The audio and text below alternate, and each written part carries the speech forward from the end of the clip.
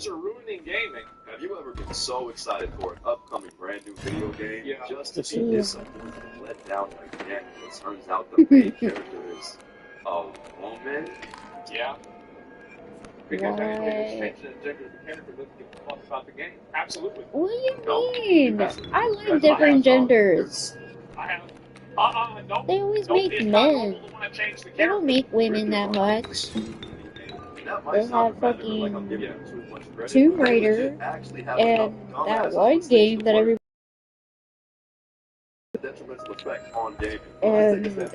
So he's crying because it works. You're crying because it works. I can't even remember all the games.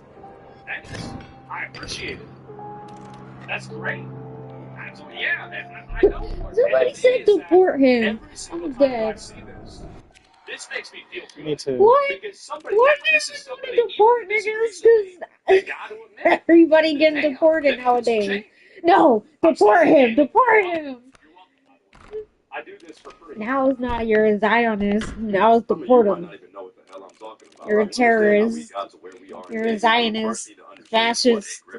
The definition of grifter that I like the most is petty. Deport that nigga. I can't lie. I can't think of a better description. Because that's what these little trolls do, bro. They just fucking they create issues out of literally thin air, Houdini, and then they convince you that you should be mad about said made-up issue. Well, aren't you doing hey, too? don't go there.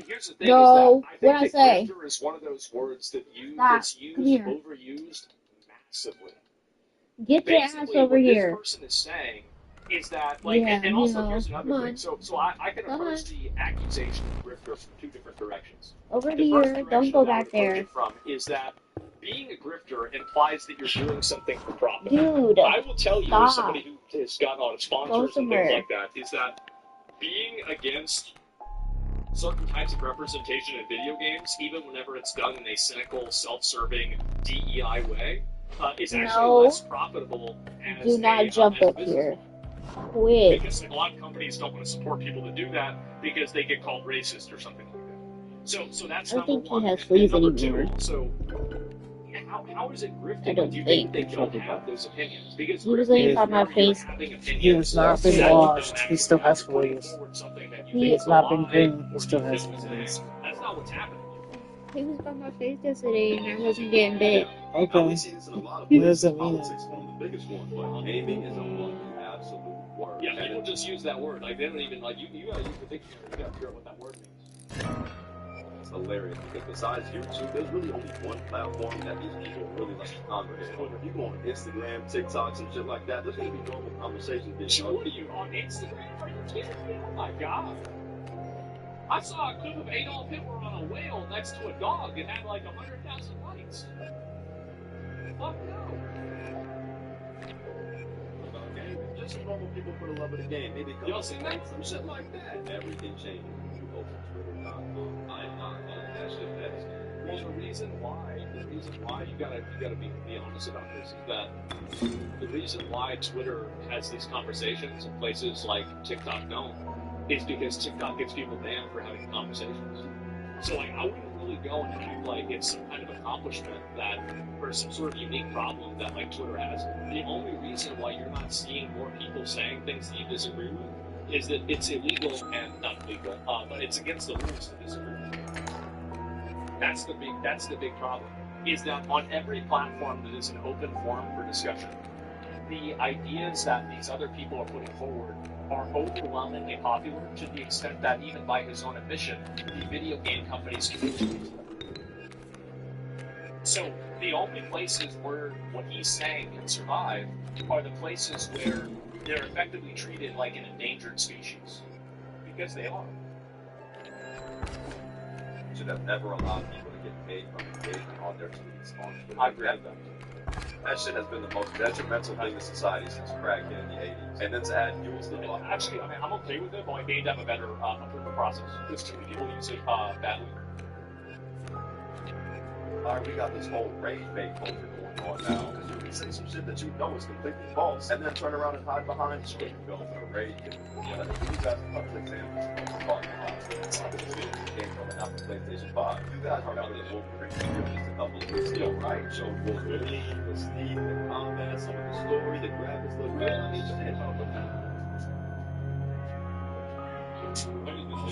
ain't good enough for these losers, for a group of people that can't even stand a woman as a main character in the game. You would think that a Wolverine video game would be their cup of tea. You think that would be exactly what they need. There's the tweet that is in the game. Okay. These people are mad that the X-Men Mystique, the blue shape-shifting mutant, is not sexy enough for them. Okay. Exactly. What's wrong with that? Someone wants a hot bitch in their game. What's the problem with that? Who decided that's a bad thing? Who decided that's something that you're not supposed to say? Yeah, and like, yeah, who decided this? That's a risk. Yeah, it's a review. Yeah, I remember back in the day, bro, Mystique was hot as fuck. Mystique and Rogue were hot as hell. What do you mean? Absolutely. I hear y'all. Bro, they're out here talking about I like it. I think it's better. And also, here's the other thing, is that I guarantee you if she's more attractive to someone else, it's undeniable that having attractive, appealing characters is better than having characters that are unattractive and unappealing. It's just that it's a reality. That's why every gotcha game has attractive characters. That's why, and if you think go look at the characters that girls cosplay. Not only do men not like these characters, but women don't even like these characters. That's why they don't pretend to be these characters. Now, they might dress up like Rouge, or like Rogue, or fucking Mystique, but not from the game like that. They're gonna be dressing up like the old versions. I've seen a whole lot more cosplays of 2B than I did of Tosh from Dragon Age. And it's not even close. It's because not even women want to look like that. They might virtue signal and say that it's okay, but no, they don't want to look like that at all.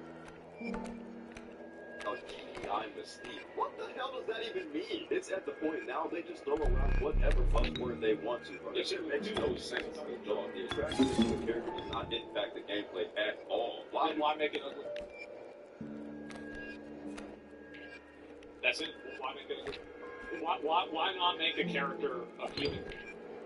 If it doesn't matter, then why intentionally make it bad? Make something. Is that the game one? Yeah, for me.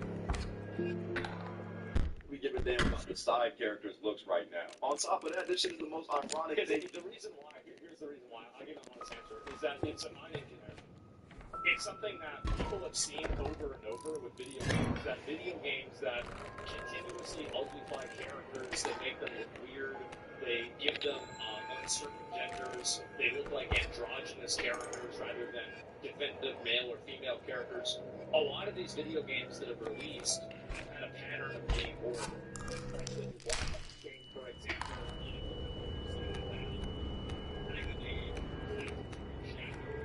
there's Stars, Outlaws, like there are so many different points on the ground that show that, desexualizing characters and the games that do that have been tremendously unsuccessful, that now people have recognized the pattern.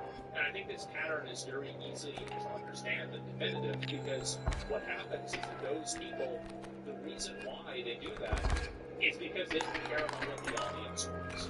They don't care about whether somebody likes this or not. They care about using this as a position to where they can push their worldview. And a person like that doesn't really respect the player, and they also don't respect the medium that they're making a game for.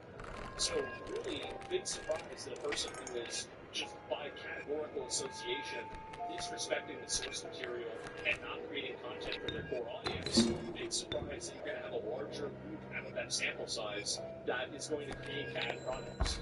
It's really just logic. And even if you disagree, all you have to do is look at the points on the ground. That's just examples. But there's a million examples. I don't know really how you can say that. Ever, have y'all seen Mystique in any other media besides Jennifer Lawrence Mystique? Besides her, hold on now. But have y'all seen Mystique in any other cartoon or any other appearance? I'm not gonna lie to y'all. She's mega charmed. Like deadass, bro. Ironically, this is one of the best looking appearances of Mystique. She looks good. Listen, okay, cool. They don't like Mystique. It's not good. Yeah, they love manly men in video games, right? So Wolverine at the very least being the main character that the main talks about this game, that should be enough for it to not be playing so well. Sure. Unhinged emotional meltdown of Insomniac invented devices. We have a fun year. This is Wolverine. Wolverine, the modern Metro Best don't even know what it is.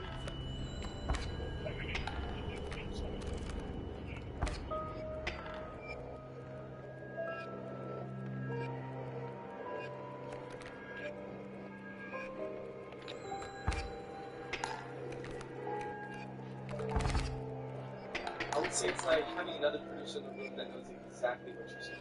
This is co-producing, but the fastest way to find samples that fit into your track. They listen to your track, they pull in samples that fit the rhythm, harmony, and key you want to be.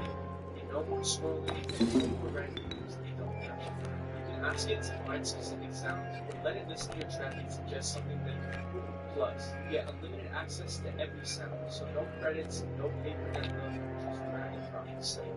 Now, to shape everything inside your DAW, stay in the game, stay engaged, and the sounds made by actual musicians. Handling the process is crazy. If your sample workflows feel stuck, this is going to be the place. Try to look for those certainty and let your track make the sounds.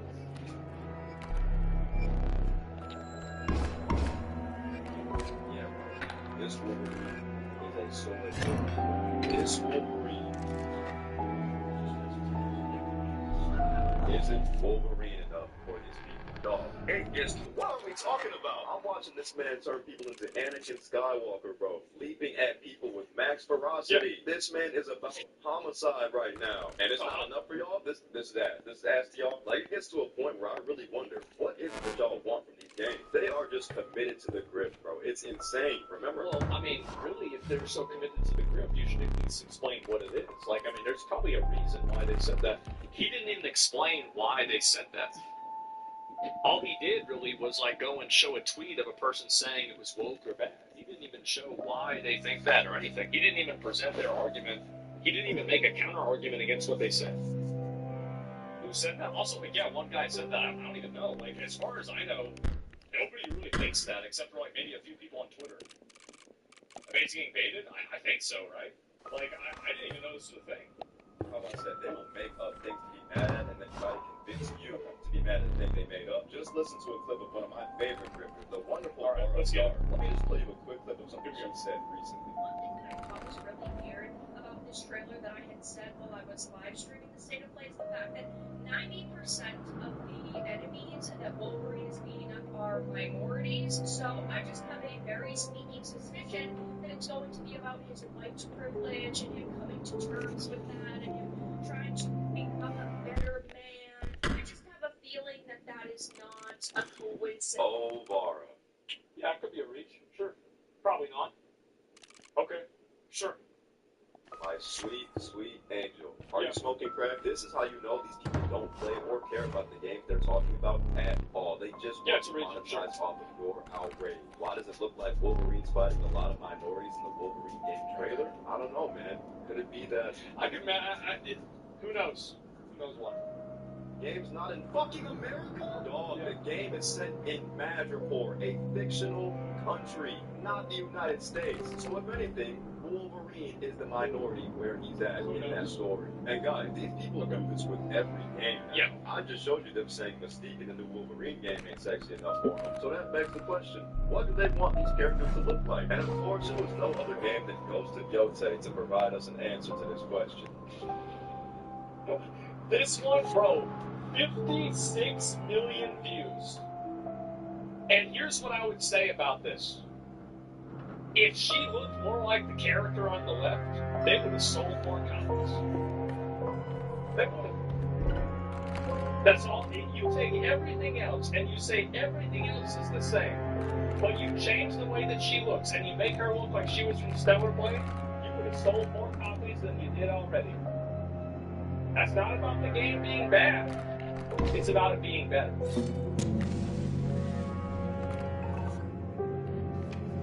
A game can be successful despite things, but it's never going to be worse because, I'll tell you that.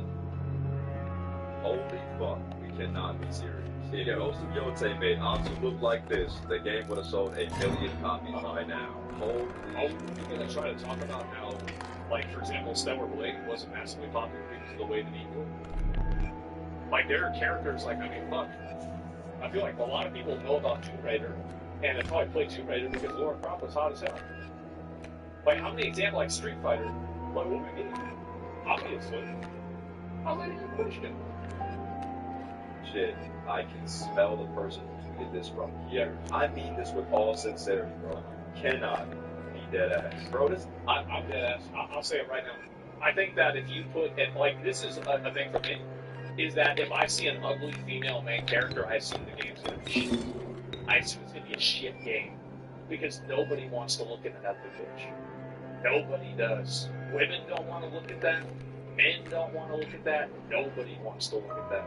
And whatever the sales numbers for the game were, they would have been higher if she was more attractive. Because here's the logic that I'm using for this. You can go and say that you don't care the way a character looks. I think that's totally justified, totally valid. But there are other people out there that do. So whenever there's a decision, and you are classifying yourself as a person who doesn't care about the decision, I think that you do care about the decision. But you want to act like you don't, so you can pretend like you're above it. The truth is that if there's a group of people that don't care, and a group of people that do care and want one thing, logically, what any developer should do is do what the group of people that do care want, so they can maintain the people that don't care, because categorically, by definition, they don't care, so it's not going to matter for them. And they also get the people that do care, and you attract them too. It's just common sense. It's common sense. I don't know how people don't see this. Oh. Game is set in the 1600s. I'm a sailor. I think my character look. Shit, nobody today is naturally looking like this, and I'm a gamer, bro. I'd much rather have my character look like this. Forget the yitties, like, bro. Well, I think that really it's the choice, right? And I think having the choice is what matters the most. Like, I don't think that you should over-sexualize a character and, like, mandate it. I think that the best option, and this is the thing that I think women want, is that there are some women that like over-sexualized characters like Bayonetta or Eve or 2B, and there's also other women that like, you know, really kind of realistic characters like Brienne and Tark. And I think that giving people the option to choose is the best option. So, like, you shouldn't be forcing some big-ass titty character with, like, every single outfit is super revealing. Like, Metroid, yeah, exactly. Like, there are people that like Samus, and, you know, like, that's a totally different thing. So, it's really about choice. And I think that giving people the opportunity to do that is what matters the most. But I do think that, in general, like, you would sell more copies if the character was more appealing. It's guaranteed. And, again, if you think that's not true, then why is it that every single gacha game has attractive female characters? Every single one has that. Like, there's basically, like, zero deviation there. Like, zero. Like, that's crazy, like, that there's zero deviation. Why is that? I mean, how many points on the graph do you need to make a line to get? It's just so obvious. Or, you know, if you're trying to see all that, you know, hit the Google one time, or hear me out. Even better, go talk to a woman. People like, I know, that's a crazy ass Well, I mean, like, this is funny. Like, you're gonna go call these people weird, but then you want them to go fuck with real life women? Wouldn't it be better they sit on a game, think that they're in a relationship with some fucking random anime girl? Wouldn't that be better for real women if these people are so fucked up and weird? So, like, I'm not sure why he's trying to put this on real women. So, I mean, I feel like you're doing, like, I mean, really, these gacha games are doing a public service, in my opinion. Hear me out. That's just way more rewarding. This is what gives gamers a bad rap. I look at tweets like this. You know, bad rap. See, you can talk about bad raps all you want and, like, opinions. See, this is, people like this really care a lot about how they're perceived. They care a lot about what other people think about them, how other people The truth is that the way that people view you isn't really relevant. It doesn't really matter. So, like, if you want to go around and be like, oh, well, people think this is bad, and, like, this is what other people's opinions are, why does that have anything to do, like, you're using an argument that, like, other people think this is bad, so it's bad. What? Like, it's like basically an approval perception argument. It's nothing. And also, by the way, it's disproven every single time in every single game. I just feel disappointment, bro. Like, this tweet really just describes everything in a nutshell, bro. Because, like, dog, what the fuck are you talking about? And the real irony of this tweet, it came out October 8th. The caption reads, if Ghost of Yotei made Azu move like this, the game would have sold 1 million copies by now. The game came out October 2nd and sold 1 million copies the first day, which means... No, it didn't. That was from a third-party website, and there's no definitive proof of that at all. PlayStation nor Sucker Punch Games, which are the developer, published anything about the game having a bunch of sales. Like, this is a third-party resource that has derived these sales numbers, but they don't actually know. There's been no... I think it probably did sell over 1 million copies. Did it sell over 1 million copies on the first day? I don't think so. Probably not. Maybe. But, like, I mean, Ghost of Tsushima was very popular. So maybe it did. I don't know. But, like, I do know that he doesn't know. And I know that I don't really know either. So it's just like, I don't even know why you say that. You're going to go, I'm not sure about that? Well, I mean, I'm sure that I'm not sure. And I'm sure also that he's not sure. I don't know why you'd say it. It sold 3.3 million copies. Steam TV? Yeah. Dumbass! Tweeted this tweet. The game. And you know what I'm saying? Is that it could have been 3.4 if she looked more attractive.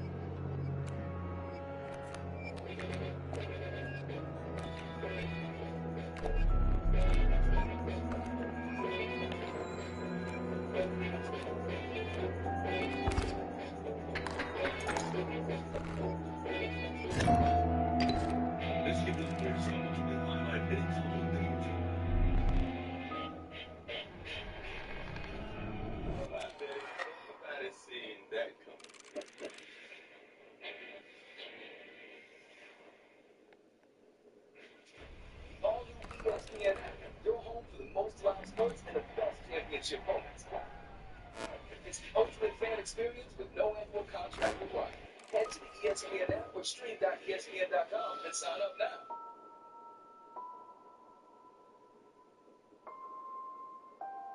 $3.3 million in a month, not a day. Yeah, no doubt. But I didn't know they released any data about it. Like, that's the first time I'm hearing about it at all. And so that's really the argument that I'm making. I'm not making an argument that you can't sell a game with an unattractive character, but I'm saying that you'll sell more games with an attractive one. That's the difference. Already sold well over. That's a weak argument? What? No, it's not. It's a fact.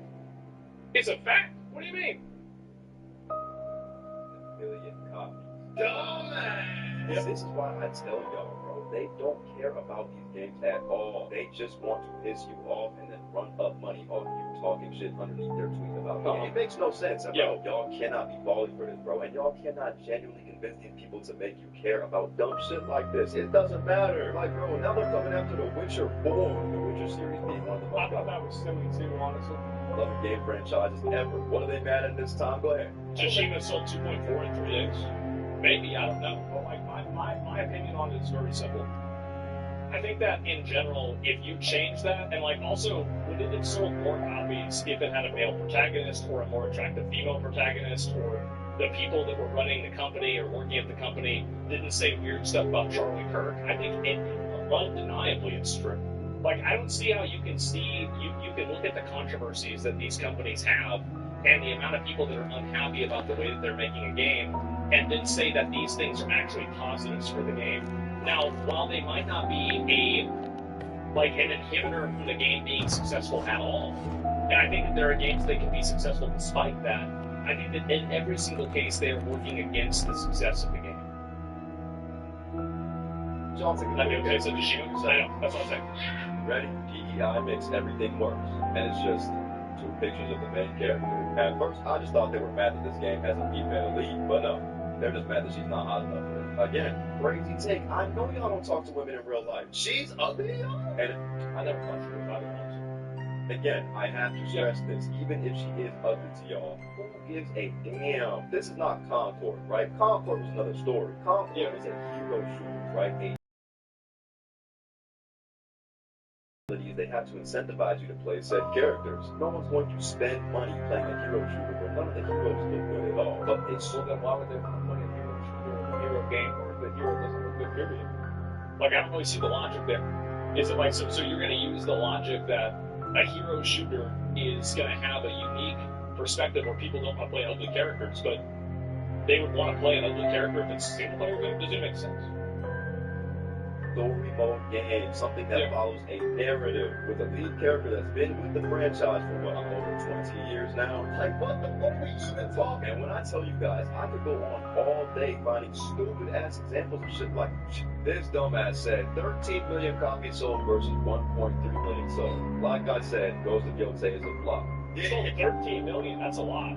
Yeah, Ghost of Tsushima came out 5 years ago, gang. 5. If you think Ghost of Tsushima sold 13 million copies in its first day, let alone its first week, let alone its first month, let alone its first year, you're smoking dick. I believe it. I don't know whether Ghost of Yotai will or not. I mean, honestly, like, I played the game, I thought it was alright. It wasn't, like, really great. In my opinion, I thought Rise of the Ronin and fucking Where Winds Meet was, like, way fucking better than those games. So, yeah, I don't know. First year sales numbers of Ghost of Tsushima was around 6.5 million copies. So that's a lot of sales. Compare the sales numbers to a game that's been out for 5 years to a game that hasn't even been out for a full month. But this is my point. These people aren't this fucking dumb. They might be, but I just can't believe that they might be. But what they do know is that there's somebody dumb enough out there to agree with them and believe this shit. Well, there's enough people that are dumb enough that that's the reason why they're changing the games. That's the reason why he was complaining at the beginning. So there are a lot of people that feel this way, and they don't like this type of stuff. So it doesn't really matter, like, whether you think that it's good or not. If there's a lot of people out there that feel that way, then it's real. It's just that simple. Like, I don't know, like, it's not really complicated. Not only that, but they also know there's people that know the truth. People that know they're bullshitting that are going to go underneath their post and call them out. And guess what? Both groups of people give them money. I really think that this is probably overstated, especially for, like, a big creator. Like, the amount of money, like, Andy Pants probably makes a good amount of money through YouTube as well. He gets sponsors, like, his views get, like, his videos get, like, 100K views, etc. Like, the reality is that the amount of money that you make from, like, a rage bait tweet on Twitter, and, like, you can just do one yourself, and, like, maybe this guy would know because maybe he's getting some money on Twitter, I have no idea. It's really pennies, right? You're making, like, maybe at most, like, maybe a couple $100s a month. The majority of people that do that aren't making any real money. Like, you have one really big viral tweet, and maybe you get $1,000 once. It's not like it's going to be happening regularly. All they need is the interaction. All they need is the engagement, and they're getting that coin, man. I'm not actually pissed. I just hate them. You know what I'm saying? Like, bro, we got this dude Grums over here talking about games like DEI, woke, he's not supporting Ghost of Yotai and games like that. For fuck's sake, man. Like, bro, this dude is a 60-something-year-old man. Hang up the jersey, Hunk. It's over. You do a lot of yapping about games you don't like for a guy that still hasn't put out the game he was supposed to put out. What's wrong with that? This 60-something-year-old man got money out of the people that supported him. He raised money to make the game and never released it. So you're talking about all these games that are woke and DEI and shit, dog. At least they came out. Seems to me you need to be spending a little bit less time on Twitter and a little bit more time getting to work with your bitch ass. He does need to make that game. Honestly, I gotta say, I can agree with this, right? Should make the game. Yotai might be woke. It might have a woman protagonist. At least it didn't fucking scam me. If the game is ass, I will be the first one to tell you. But criticize the game off real criticism points. Why are we immediately acting like a game is dead on arrival because it has a woman main character? Dog. Well, because sometimes they are. That's the reason why, and I think that a lot of the games that do that, I mean, again, Ghost of Yotai, I think, succeeded for a number of reasons, right? Number one, I think the game was relatively good. On top of that, it also was, it came out after Ghost of Tsushima, and Ghost of Tsushima was very, very well received. It also had a tremendous amount of marketing. And overall, like, it's not like the problems with the game that people had, like, oh, wow, it's woke or whatever, they weren't really manifested in the game in a big way. Like, the issue that, like, people had, oh, the development team, the lead actress said that she liked Antifa or something like that, that's not manifested inside of the game. But I don't think that doing that is a net positive. And I think that's really what needs to be discussed more, is that just because something succeeds despite having these disadvantages doesn't mean that they aren't disadvantages.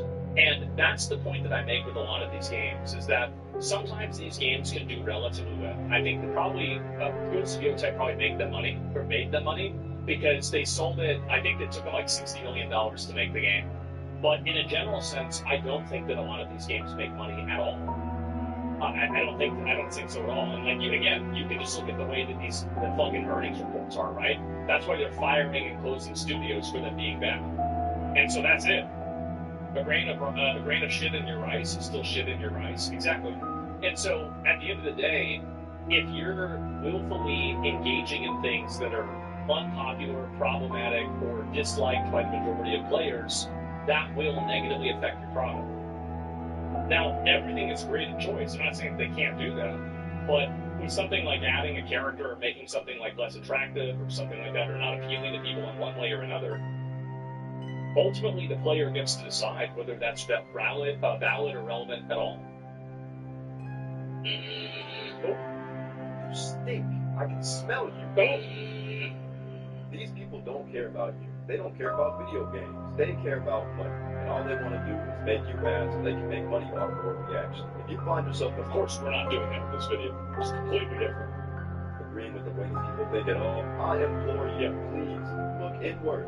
Find Jesus. It's in such bad taste, and a lot of it is just lies and bullshit. And also, one thing I want to say to my young men, fellas, just because it's coming from a woman, you feel me, doesn't mean the shit's true. I know. Some of y'all are hearing it come from a woman, and in your brain you're going, oh my gosh, I feel the same way I feel. I know I wasn't sexist. I just hate when bitches are in my game. No. Yeah, true. Oh, true. I don't know, man. I just think we're in a really weird time. It seems like nobody wants to be. It's again another, this is another instance of caring a lot about the way other people see you.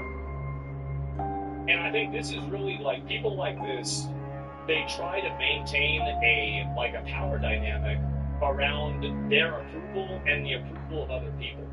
But the truth is that I think that power dynamic is waning because overall, I don't think people care as much about it. And I think that's the reason why you're seeing so many people speaking out about this, because they don't like it. It's conformity. Yeah, exactly. Be about shit these days. Game comes out with a normal ass looking woman, DEI game, woke slop. Game comes out with a more fan servicey type of art style, Gooner game. This shit is Gooner slop. What happens to the hobby I love, bro? I'm just trying to play some good games, bro. That's it. That's all I'm trying to do. Not every game is perfect, and bad games do deserve to be criticized. Trust me. Trust me. But lying and making up false things to be angry about just so you can get paid a little bit of extra money, that shit's loser activity, bro. Anyway, that's all I got. Let me know what y'all think. More videos on the way. Love y'all. Peace. What I would say is that I think, like some of the examples were kind of stupid, like the Witcher 4 one is dumb. But in a general sense, I'm not really about that. And also, it's the same thing I've said many, many times over and over and over again. If you go and you put out a game and the characters are not appealing, you're fighting an uphill battle. And if you weren't, you wouldn't have every gacha game showing that stuff. So it's a DI video. No, I definitely don't agree with it, but I think that the examples he used, I mean, to be fair, to be fair, to his credit, there are some people that use stupid fucking examples for DEI stuff. Absolutely stupid fucking examples. So Charlie's Machinelle video. I mean, I think that really some of the examples were good, some were more dishonest. Like the Wolverine example was kind of dumb because he didn't even really explain what they were talking about with it being woke. But like the other clip, like for example, like Grum's not releasing the game but then complaining about it, that I thought this is the most, and I think this is a good example, right? Where is the point on your video that gets the most people looking at it? Right there. Even your own video analytics that you can see on YouTube disproves what you're saying. I don't know what else to say other than that.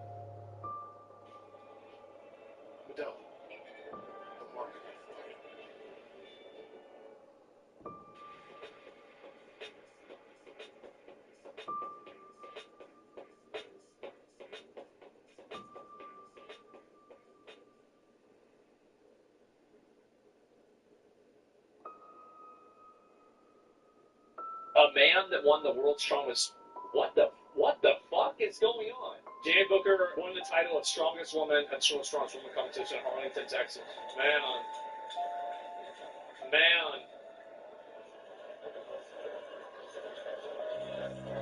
She's not having it, bro. Like, she's pissed. I'd be pissed too. Yeah, you work your fucking ass off and have that happen. That's crazy. So the weekend, the official Strongman Games happened, and this is a federation, and a lot of people go to compete to find out who is the best in the world in their weight class. So for instance, sure. Like the men's 83 kilo, the men's 90 kilo, the men's 25 kilo, the men's open, the other women's 63s, the women's 73s, etc. And it's an amazing run by some amazing people. Yep. It is also a qualifying process for Giant Slide, which in turn is a big rock. Process for the Straight Man. So there's in terms of top tier federations versus Strongman Games, we've got World's Strongest Man, we've got Giant Slide, we've got official strong games is limited. So it's like the third one down. Okay. Number 3. All the other That's pretty big. That means schools. Yeah. Adelaide. Okay. You know? So official strong games is amazing. So it's like the third tier event. And it was the strongest person on this planet. Person. One of the events hosted in this weekend was the world's strongest woman. Okay. I came across this because I saw it goes from Andrea Thompson, who was one world's strongest woman in the past age. It's good for her. Amazing. Yeah. I was just getting this vibe from this poster. Andrea was almost like retired. That's the vibe. It's like I'm doing it kind of like this is the last time that we got the person's like, yeah, sure. Get a good vibe, so I think something about that. So don't get in because he was a straight up athlete. And Jim popped up. So I went on their profile. So the bio is a pro strong woman. She got in the latest time weekend World Series 2025. North America's strongest woman. Second place. Classic first place. First thing for the inquiry. Now, face value, everything seems normal. Yeah, sure. Profiles, events from. So the thing that never happens happened. So just so I understand this, so the thing that they always say never was going to happen, and the thing literally, like, how is it possible? I'll get to it. I'll get to the salary. So she's got a coach. I'll get to it. Everything was normal. It's been the training. Yeah. It's sandbags, 225 pounds, sandbags, which is 100 kilo. Right? Yeah. That's a lot. Wow. 21. That's a lot. Last step. That's like me. It's like the size of me. It's going to be like but look at the size of this thing. Like she's got to be 6 Yeah. foot 6 foot 4. Looking at her, I don't upset anybody. 170 kilos. He's trying to be politically correct about this. He's trying to get some way. He's like, okay, don't want to make it really bad, but somewhere around there. It's got the height. Close to, it's like 3 Yeah. Yeah. That's a big girl. Yeah. If you keep getting down, she's got some feats of strength. Okay. Like deadlifting 140 kilos. That seems like a lot. Very, very easily. It's like 300 pounds. Like, Wow. Damn. Yeah, Jesus. How about that? That's 141 pound. Wow. So that's like 65 kilo. Jesus. Above the head. Like, just, this is a strong lady. Yeah, it sure So I is. asked a few of the people, like, where did this JP Ripper come from? And then I got a response was not expected. So, the response was like, But were you really not expecting it? But is that really true though? I mean, like, but really though? my God, Jamie Yeah. is a man no one knew. Entered as a lady, on a registration as a lady, did the whole competition as a lady, spoke as a lady, acted as a lady, and she turns out to be a man.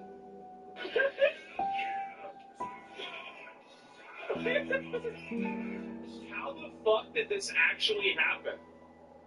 How did this actually happen? Then I get sent some OnlyFans pictures, which I won't put on. Yeah, but yeah, there is irrefutable evidence that Jamie Brooker is a man. I've seen it myself. I've seen it myself. Say no more. Say no more. For enough has already been imagined. I've seen the tackle. So it brings me onto this. Like, Yeah. geez, what the it's gone down. What the fuck? Wow. I was like, official strong. Deep down, they would not have allowed this to happen had they known, but mistakes have been made. I'm going to say, I say mistake, I'm going to say deceit. like Jamie Booker is almost like a wolf in sheep's clothing, isn't it? Just like, bro, he's just going in on it. Actually, fucking like, and this is a big deal. I really respect Eddie for coming out and saying this because, you know, like this guy, like, I mean, he's won strongman competitions before in the past, like, and so, you know, him as like one of the, like, I would say, like, you know, pinnacle athletes in this field, coming out and saying this is really necessary and really appreciated. Yeah, this is great. but in disguise, entered a man entering a women's strength contest. Now, if it was the other way around, so like, right, so let's say a woman transitioned to a man, right, to a man's strength contest, they haven't got a hell's chance, like, everybody knows it. And everybody knows it's so obvious. Of course. The British police are dragging Eddie out of his house as he speaks. Good luck with that. Is how strong that woman is. They transition to a man into a man's strength contest, they are not. Yeah, have fun. Discussion over. But for a man, like a even an amateur, like a beginner, strong man, to transition into a woman's strength contest. That's crazy. It was like, just because of the sheer strength. Because it's just the way it is. That's just the way it is. It's not. Like, I don't even know what to say about this. It's so obvious. It's just human nature. It's just the way we are. Yeah. This is like this is exactly, yeah.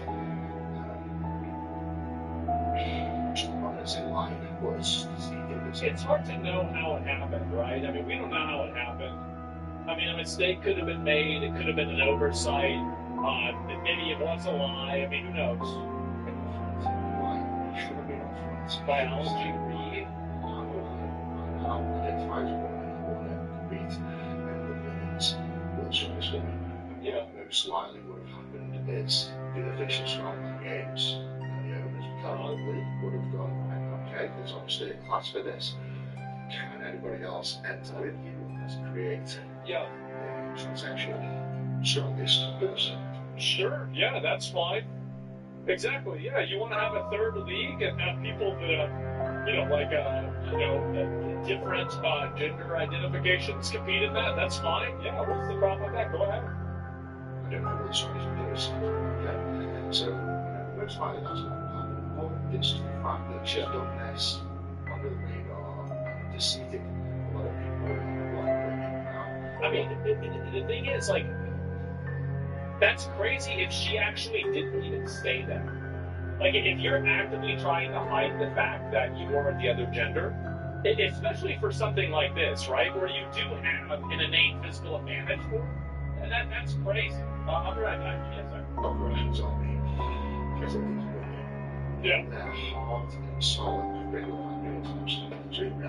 I really hope he's going to use the like, that they're putting in all the effort and he's taking advantage of it. It's like, I want to see that. She has a sport person, silverback athlete. She was an active World Champions Good for her.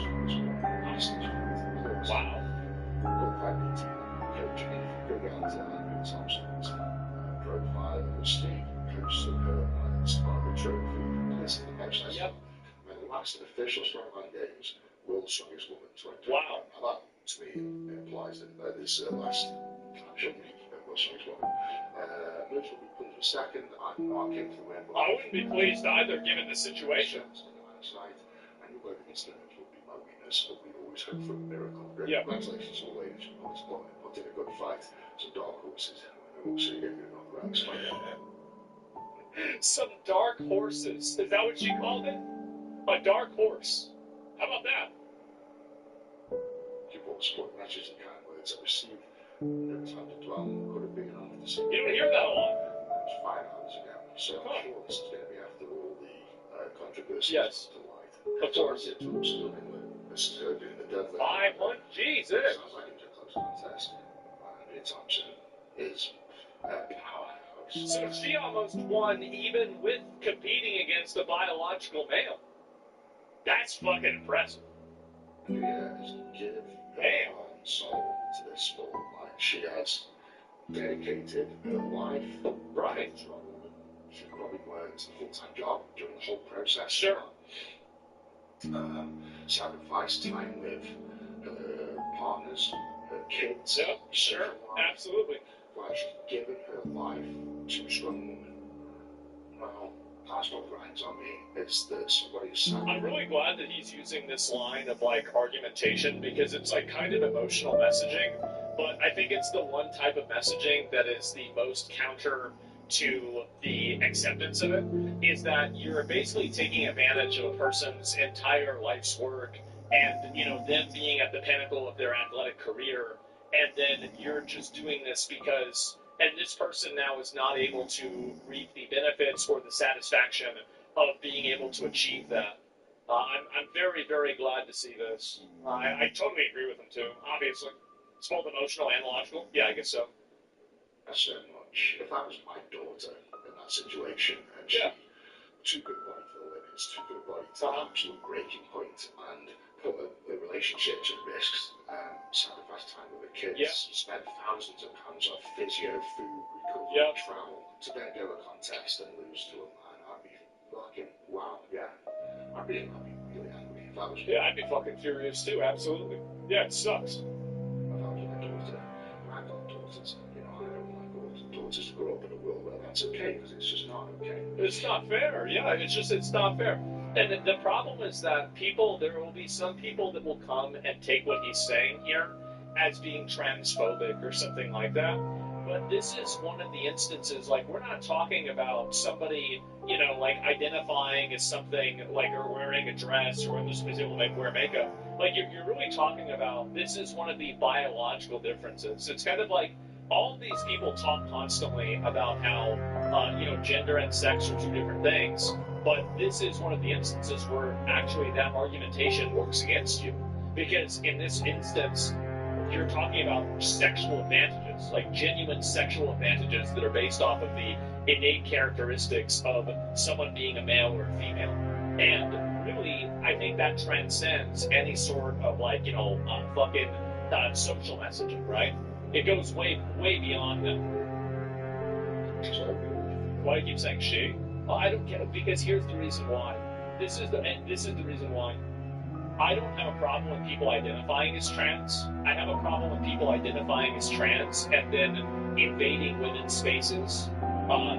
That's what I have a problem with. So, like, if you want to be trans, that's fine. I don't give a shit. Go ahead, right? You want to wear a dress, wear makeup, and call yourself a woman and get surgery for it? Have fun, right? It's your life. You're going to be able to do what you want. And also, if you don't want to respect somebody's pronouns, then don't do it. I don't care. It's not my problem. I'm your dad. But, like, I'm just telling you the way that I do things, right? Is I usually generally respect people's pronouns, but at the same time, you know, I recognize that there's a biological difference between a trans woman and a biological woman. I think this is, by the way, my perspective on this is the perspective that I think most people have. Like, they're willing to play ball and be reasonable and be polite, but at the same time, don't wear it out.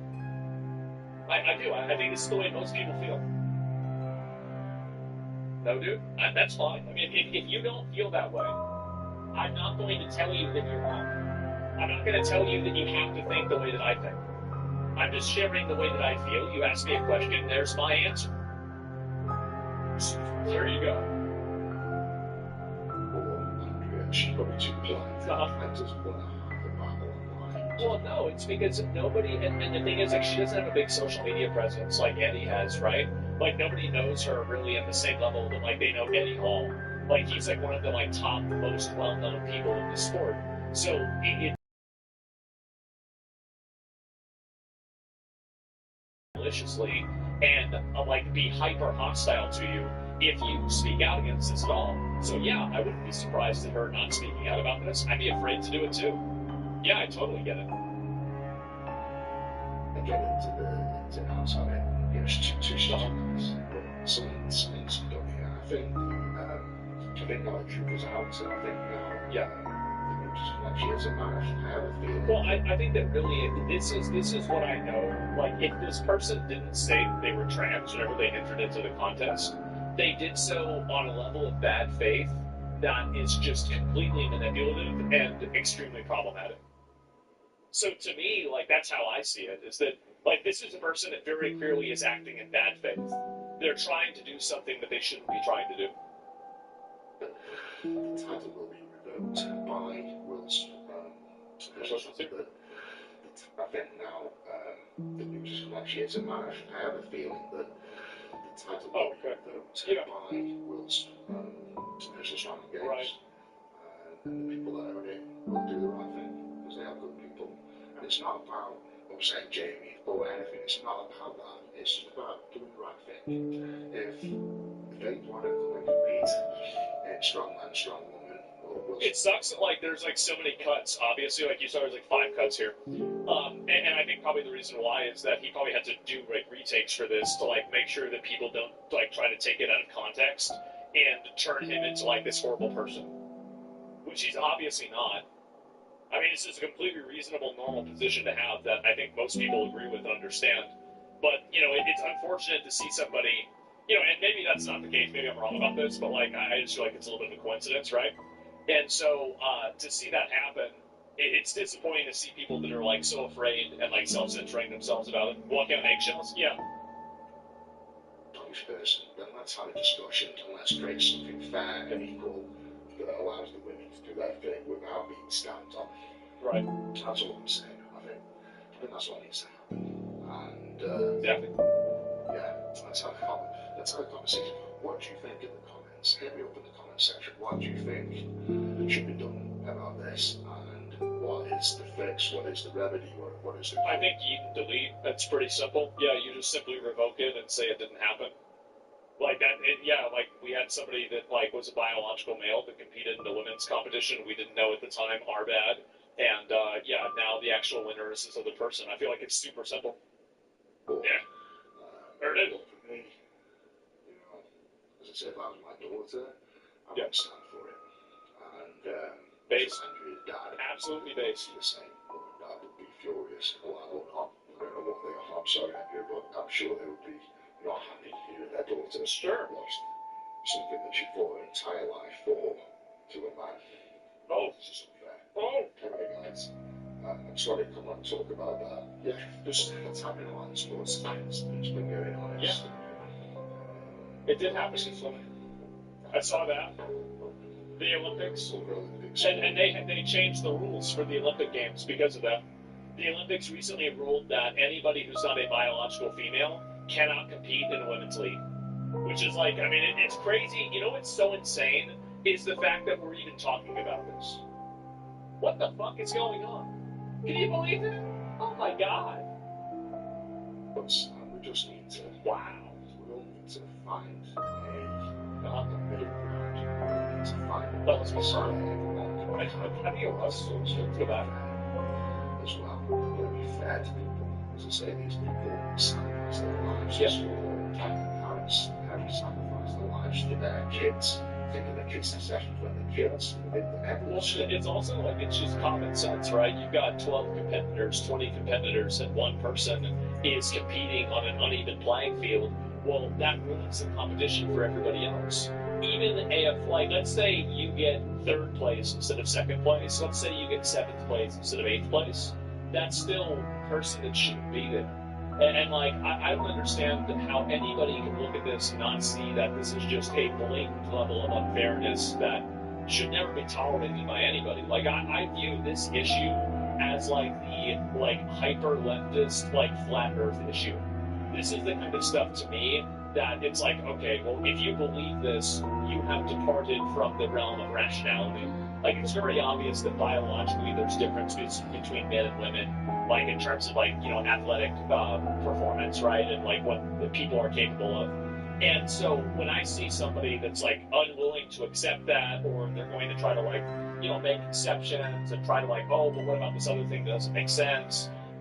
You really, like, I mean, you're talking to a retard, right? You're talking to a retard. You're talking to somebody who has been ideologically captured, and they're not thinking about this. Too much time and dedication goes into this. Just needs to be put right. So, everyone like comments, what do you think should happen? What do you think should be done? What is the answer to all this? And yeah. Jacob would, like, not give it all. I'm just going to say, just speak to people. You've got to be upfront about this shit. Exactly, yeah. I mean, like, it's fine. Like, if you want to be a trans, like, power lifter or, like, athlete, then go ahead. More power to you. The problem isn't that you're trans and you're doing this sport. The problem is you're actively trying to compete against women and take away their representation in the sport. That's the actual problem. Like, that's what people are actually mad about. And I think the problem is that, like, this one individual person is not really reflective of, like, this isn't the, like, believe it or not, all trans people don't think that this person is great, right? Like, there's obviously, like, going to be contention even inside of that community as to whether this is acceptable. I think a lot of them probably are going to think the same thing that Eddie thinks. They're probably going to think the same thing I think. Like, where it's like, okay, well, yeah, we just want to be treated this way in society, but, like, obviously in situations where it's biological, there should be a difference, of course, common sense. But the problem is that there are some people that try to interject themselves and put themselves into the conversation that are really just doing it for virtue signal points, right? They don't really care about trans issues. They don't care about trans people. They don't care about equality. They don't care about fairness. They don't care about anything, right? The only thing that they care about is inserting themselves into a space and then acting as the arbiter of what's good and what's bad, and then appointing themselves as the person who's good. That's really what they're doing, because in my opinion, I think that stuff like this and the defense of it and the obfuscation of it being bad is actually doing more damage to trans people than transphobes are. I think that it is, because the reason why is that a lot of people that hate trans people are, sometimes they can be, like, very extreme, and it can go to the points where I think sometimes it's irrational, right? It's like there's a little bit too far. It's like, you've crossed over from, like, criticism into, like, harassment and, like, hostility and just being mean. And so, but what this does, I think, is that it radicalizes a lot of average people, a lot of, like, well-meaning, good-intentioned, average, everyday people. Whenever they see something like this happen, and then they see it being defended, and I think that that's what really kind of pushes people away from supporting the cause. Being trans is irrational, but it is irrational. But people, getting tattoos, you could say, is irrational.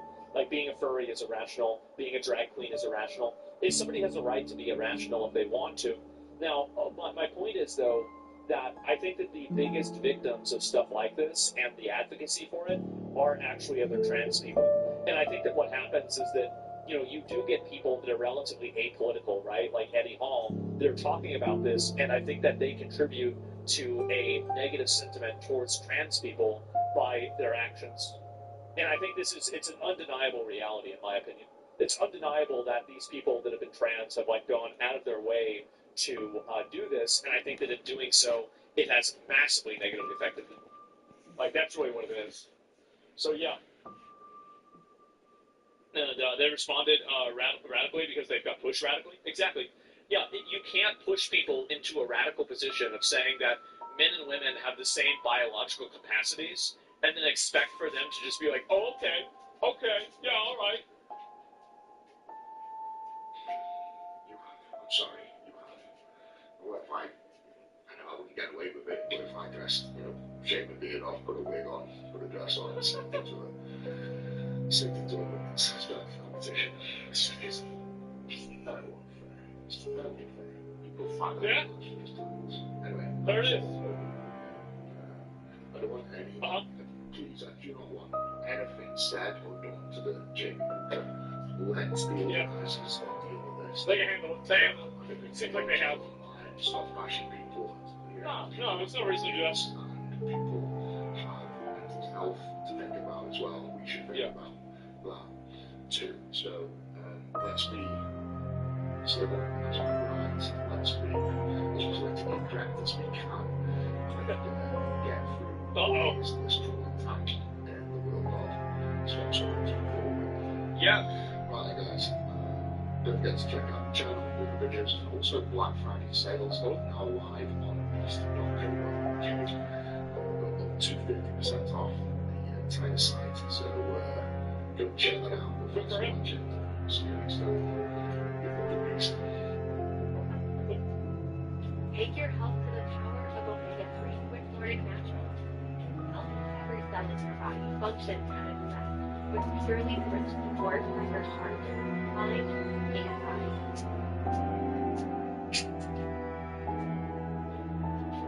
Friday has 3 flights. stronger than any other brand. You went to the pantry for sugar over 20 minutes ago, but got distracted shopping for deals on gifts. Oh, there it is.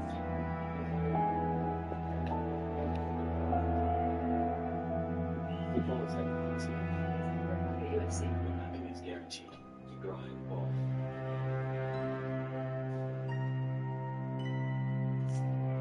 Let me exfoliate and make some shots, please. Close those.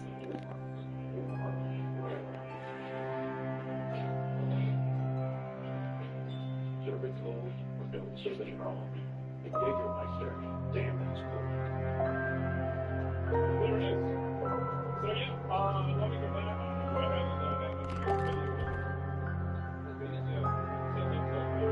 and he's trying to not go to UK jail. Yeah, right. And so anyway, this is Eddie Hall video.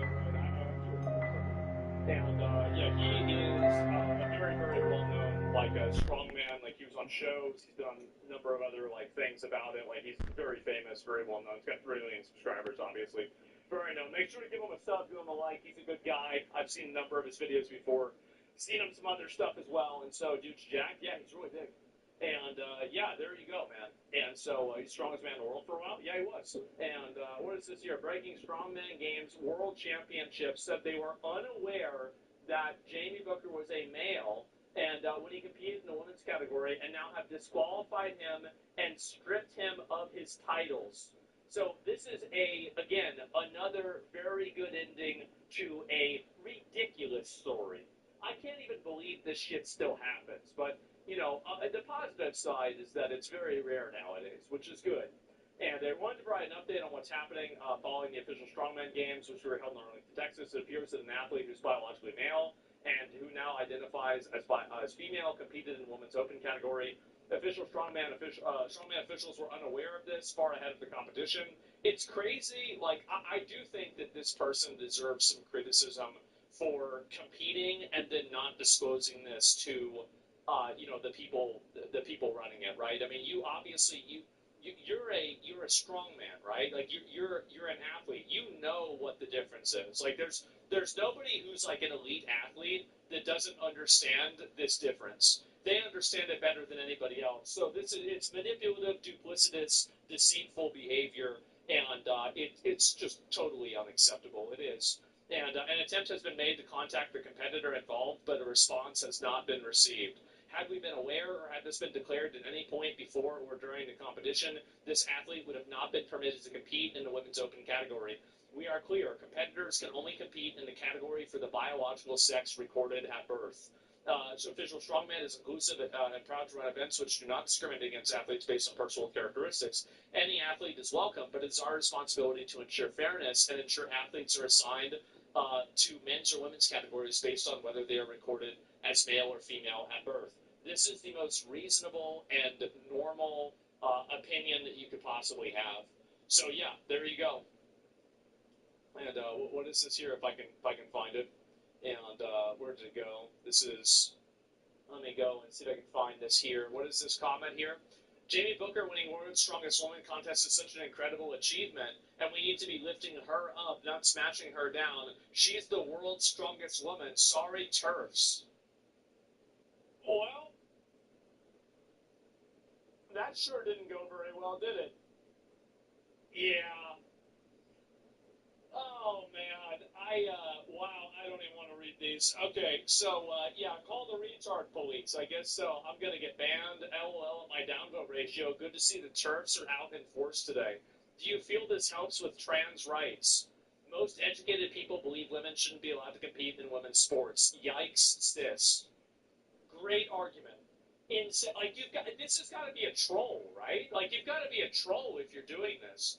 Oh, my God. A new win for the patriarchy. Yeah, I guess so. And what's a TERF? Trans-exclusionary radical feminist. It's a term that's used for women that acknowledge that somebody can be trans, but don't want to share women's spaces with people who are trans. That's like J.K. Rowling is a good example of this, right?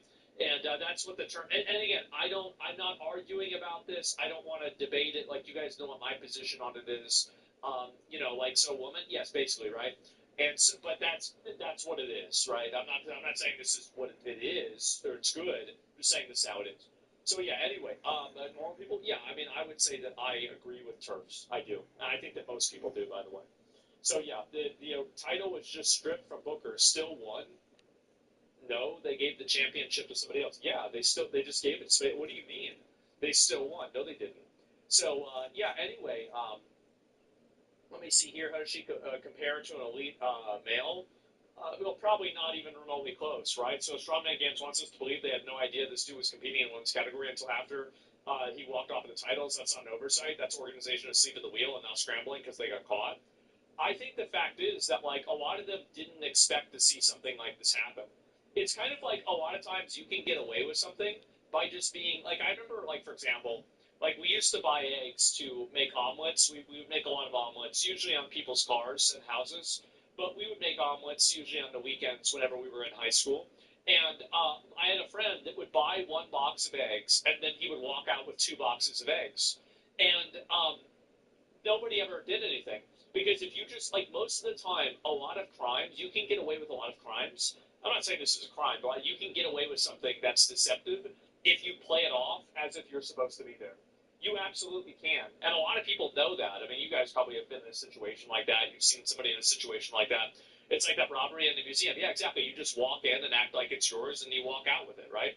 And so I don't think that they really deserve a lot of blame. I think that there's like accountability where it's like, okay, you need to make sure to know about this. They knew damn well and only yanked the title after the internet exploded. Real champs like Andrea Thompson get shafted because of this farce. Yeah, I don't know. I mean, it's just again, how did everyone else in the world seem to know that he was a man and they didn't? Because they just literally signed up and that was it. Yeah, just went and signed up and there was nothing else more to it than that. So yeah, I don't know the Bill Clinton kid. Yeah, that's a perfect example. Like, how did the Bill Clinton kid get up on the Game Awards? The fucking the speech thing. Well, the reason why is because he acted like he was supposed to be there. So I don't think that they deserve any harassment or like a lot of like strong critique. I mean, obviously, like yeah, it's not the way you're supposed to do things, but they made a mistake and that's the way it is. It's plausible deniability. Yeah, exactly. He blended it. He did. He was slippery, wasn't he?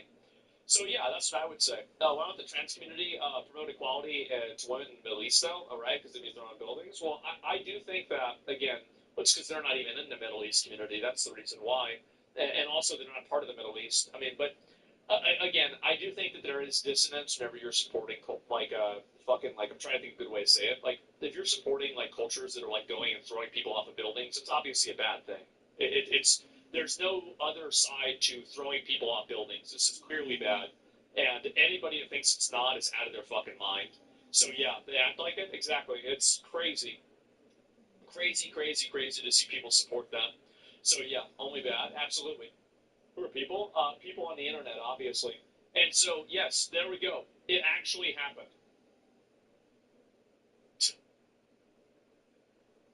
It actually happened. Holy fucking shit.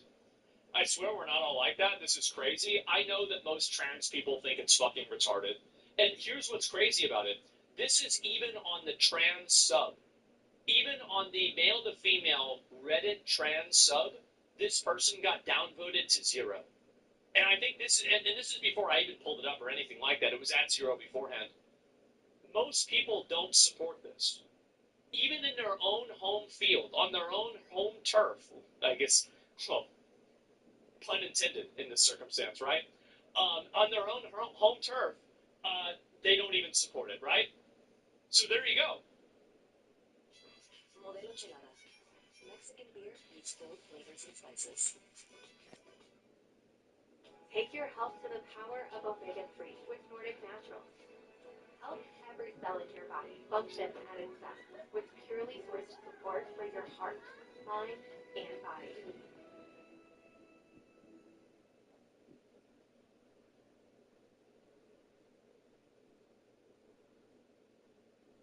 $20 years later, there is the same drama with the same items in the same game with pretty much the same people. Here we go. Don't do it? No, it's going to happen. Oh, this is a big one. A lot of people have wanted me to watch this. As somebody who's a bit of an expert in ninja looting, loot rules, and everything, People have asked for my expert analysis on this situation to get to the bottom of the matter and to see who was right and was this guy truly ninja. Here we go. Just typical streamer trash, bro. In this video, this Spaz Showbeck here, ninja. Showbeck is a streamer for classic World of Warcraft, and he is in the group, and basically he gets an item over this dude, the guy below me, and he didn't win the roll. I outrolled him. They ninja, the Loot Master ninjas him. He's about to message him. The more things change, the more they stay the same. It's all colluded. It's all willful ignorance. What you're about to see is the most shameful, shameless streamer behavior, simp, streamer worship behavior, lack of critical thinking. I wanted to debate the guy. I wanted to make my point. This is my favorite part. Is that this is the most classic WoW video I've ever seen. The quality of the webcam is garbage. The guy's recording it in him. He has his headphones on. He's wearing a hoodie, and he wants to debate the streamer about him winning the item over him. And like this kind of stuff was literally happening, guys. 20 years ago. The same things are happening now. Nothing has changed. Time is a flat circle. Deja vu, I know, I've showed it before. I wanted to redo the video. That way you guys can see the beginning of it. Just for continuity's sake, because we got fucked up by the internet and Twitch. That being said, let's continue. He wouldn't unmute, it's like a so he couldn't make my point. They kicked me because I was standing up for myself, because I won the roll. There it is. And we both rolled Ospec. Yeah. And because he rolled Bane Spec, even though he's DPS, he rolls for the shield. And you can see he's DPS, by the way. He has Mark of Salvation, or sorry, Blessing of Salvation. Actually, this is Blessing of Greater Salvation. This is a buff right here that reduces your threat.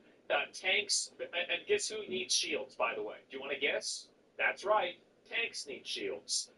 DPS don't need shields. So he has a buff on him with 9 minutes, which means that it started at 30 minutes. So he's had it for 21 minutes. So he very clearly has been, using this buff in order to do combat for a while now.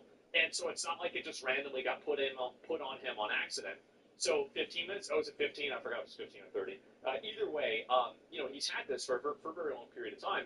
And also he is in Berserker stance. Now, which one sounds more like the tank stance?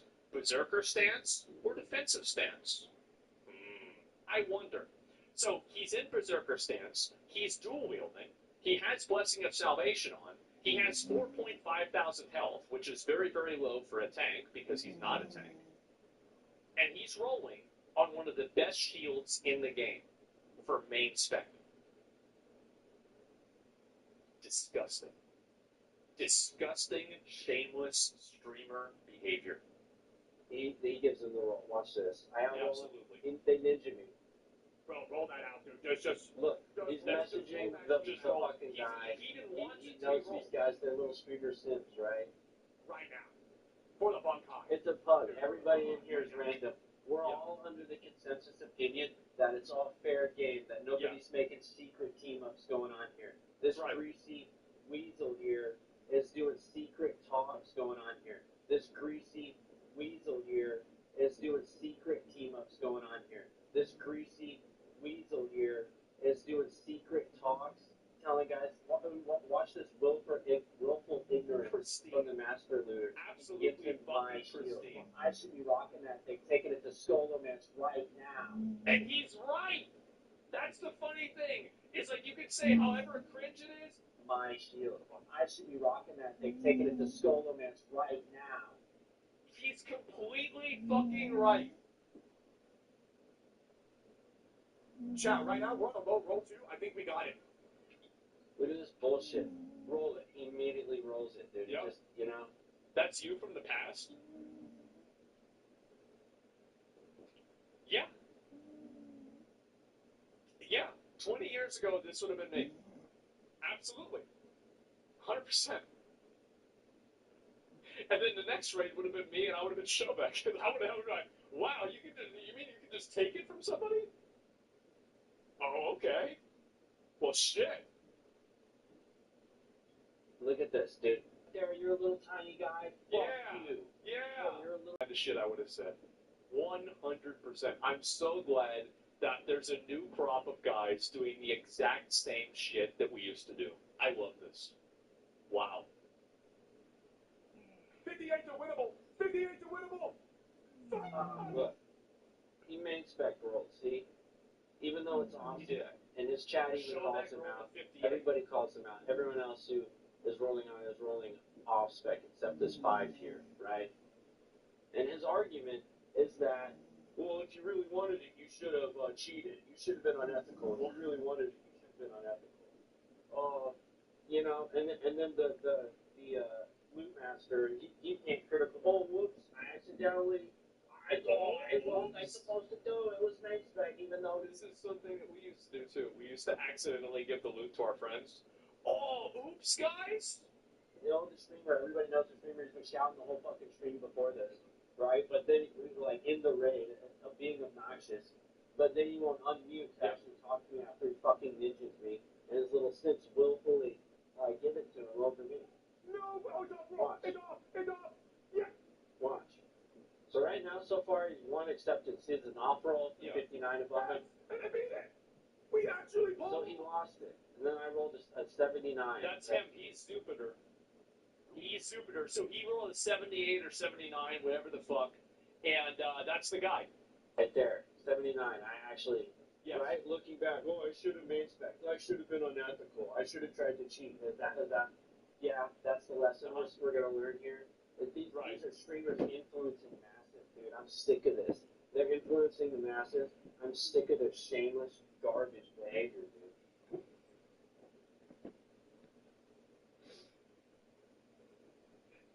This is fucking amazing. Yes, this is so fucking amazing. We're gonna learn here. These are streamers influencing masses, dude. I'm sick of this. They're influencing the masses. I'm sick of their shameless garbage. Yeah. That's right. These secret fucking cliques and these secret meetings. Meanwhile, all the rest of us are acting ethical. We're out here playing by the rules. Meanwhile, and then the little guy gets fucked, and the streamers. Okay, so this is the part right here where it stopped. So now we're into the new era.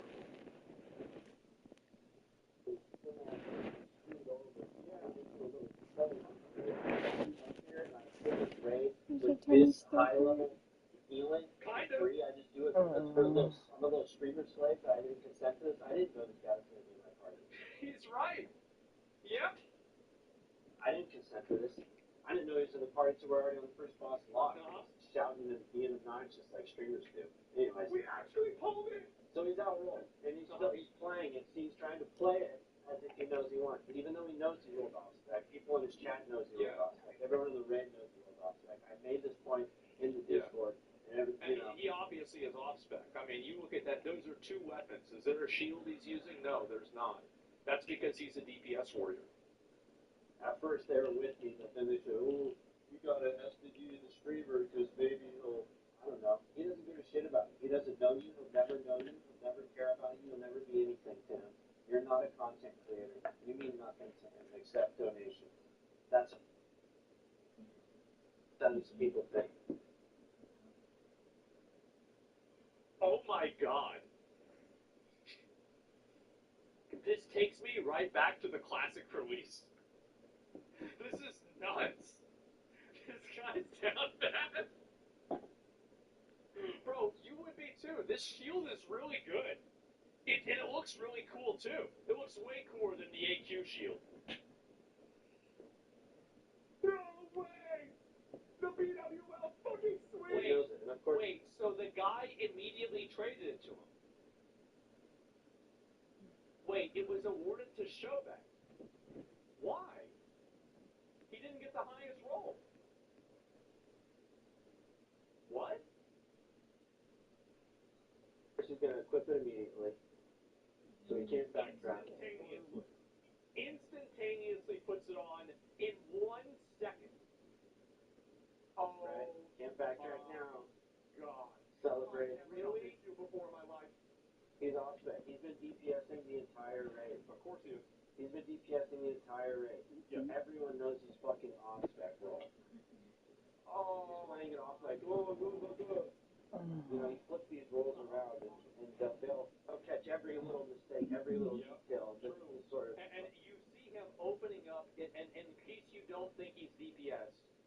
at this right here. Look at that. Look at his gear. So that helmet, that's the Lionheart helmet. That's the necklace from Onyxia. Those are the shoulders right there. Those are the Valor shoulders. That's probably the chest piece from BRD. Those are the Edgemaster's gauntlets. That's probably the Belt of Might. Those are the Devilsaur leg plates. I'm not sure what the boots are. That might be the ring from CG. I'm not sure. That's Blackhand's Breath right there. That is a DPS 2% crit trinket. You're not using that if you're DPS. I think that's the 1% crit attack power ring that you can get from like 3 other places. There's multiple versions of it. So yes, this guy has...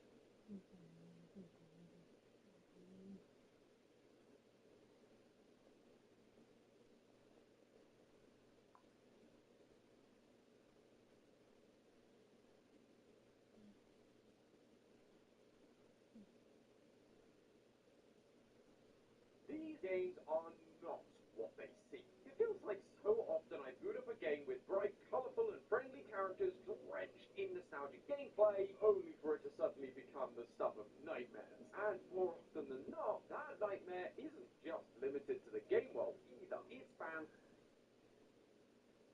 Get the Freddy Fazbear Crunch menu only at Popeyes before he gets you. Love that chicken from Popeyes.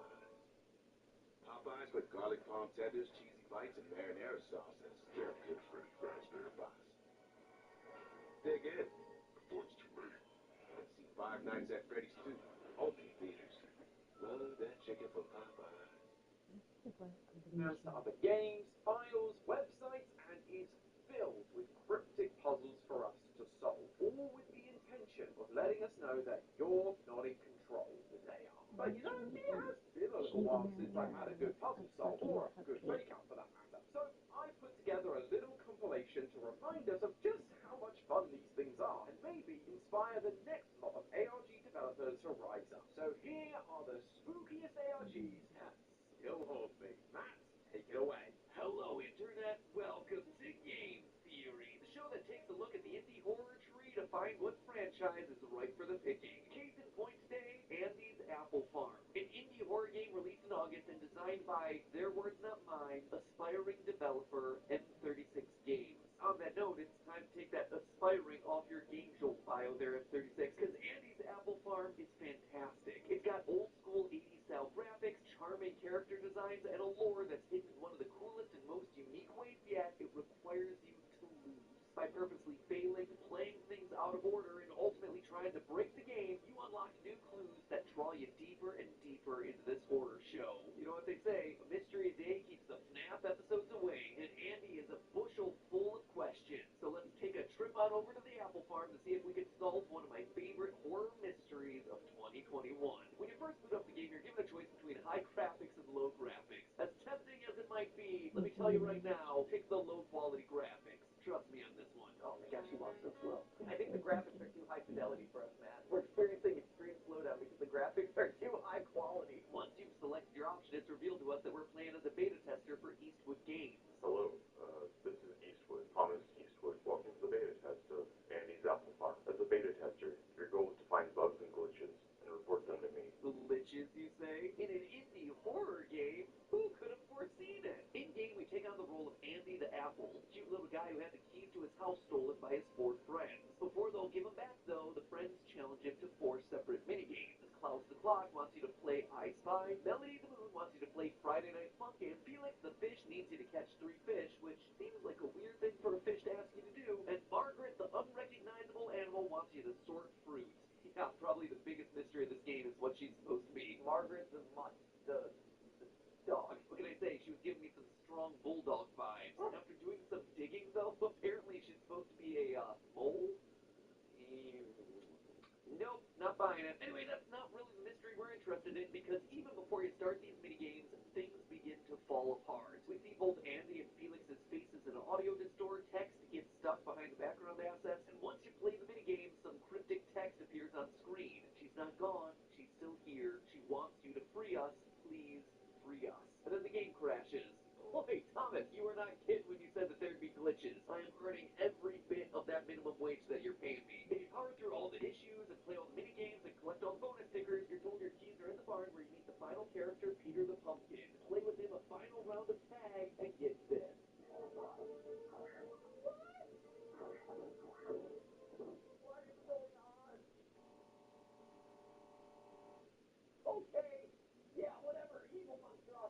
bar, Derek, one final jump scare and boom, you're at the end. That's it. 20 minutes gameplay, 5 very basic minigames. That's the whole thing. Provided you don't care about the lore. What sort of pleb doesn't care about the lore? No, confused Mad Hat needs to know what's going on in this thing. And once you start digging into it, secrets are everywhere. So what on earth is this story and what's going on with that monster with the eye? That, my friends, is what we aim to solve. Sounds great. Let's play. The first bigger hit we get is during Felix's fishing minigame. Normally you play this one first and nothing really happens. Your eyes just sort of glitch out a bit. You know, something spooky's happening when your eyes start melting. A minute or two later, the game will start to have real problems and crash, ultimately giving you this message right before it does. Quote, he drowned that day at the bottom of the lake. She didn't save him. It's not her fault. Doesn't make a lot of sense on its own, but wait, if you play this same minigame after one or two of the others, suddenly you give yourself a new ending. This time you get some new pixels appearing in the bottom left of the screen. And those aren't just any pixels, friends. The body of a dead child. Hold on here. Glitches, hidden lore, and dead children. Did we just get a bingo? Did we just get a bingo? We know that this is a child's body thanks to a police report that we received when hooking the body and bringing it towards the surface. A search is underway for a child who fell off a rowboat and never resurfaced Thursday evening. The victim, a 10-year-old male, and his sister fell off a rowboat late at night. The girl returned home safely, however. The young boy has not been found as of yet. Our 10-year-old didn't just fall out of the boat, he drowned, leaving us to pick up his body from the bottom of the lake. Now, this is normally where I just move on to the next big puzzle, but Andy's Apple Farm is different. There's even more hidden in this first minigame. We've already mentioned that the order in which you play the game can reveal different secrets, but the secrets you unlock are also dependent on how you play those minigames. In the case of this first fishing minigame, if instead of lifting the body, you drag the body across the seafloor, the game freaks out and gives you this code. Using a substitution cipher, we see that it says, but it wasn't her fault. We weren't alone that night. I don't blame her. Which is followed by a visual of a girl in a boat with a silhouetted figure appearing behind her. In fact, we can actually see this girl in the aftermath of this tragedy. Since this is an 8-bit style game, if we smash our bodies against every surface we encounter, chances are we're going to find a gap in the collision detection. And sure enough, that's exactly what happened. At the bottom left of the picnic area in the overworld is a gap which leads to a girl flying in the boat after the incident. She gives us lines like, I didn't mean to. What are mom and dad going to think? And sorry, Lewis. Followed by a reverse message in hexadecimal over an image of a boy, which translates to Lewis.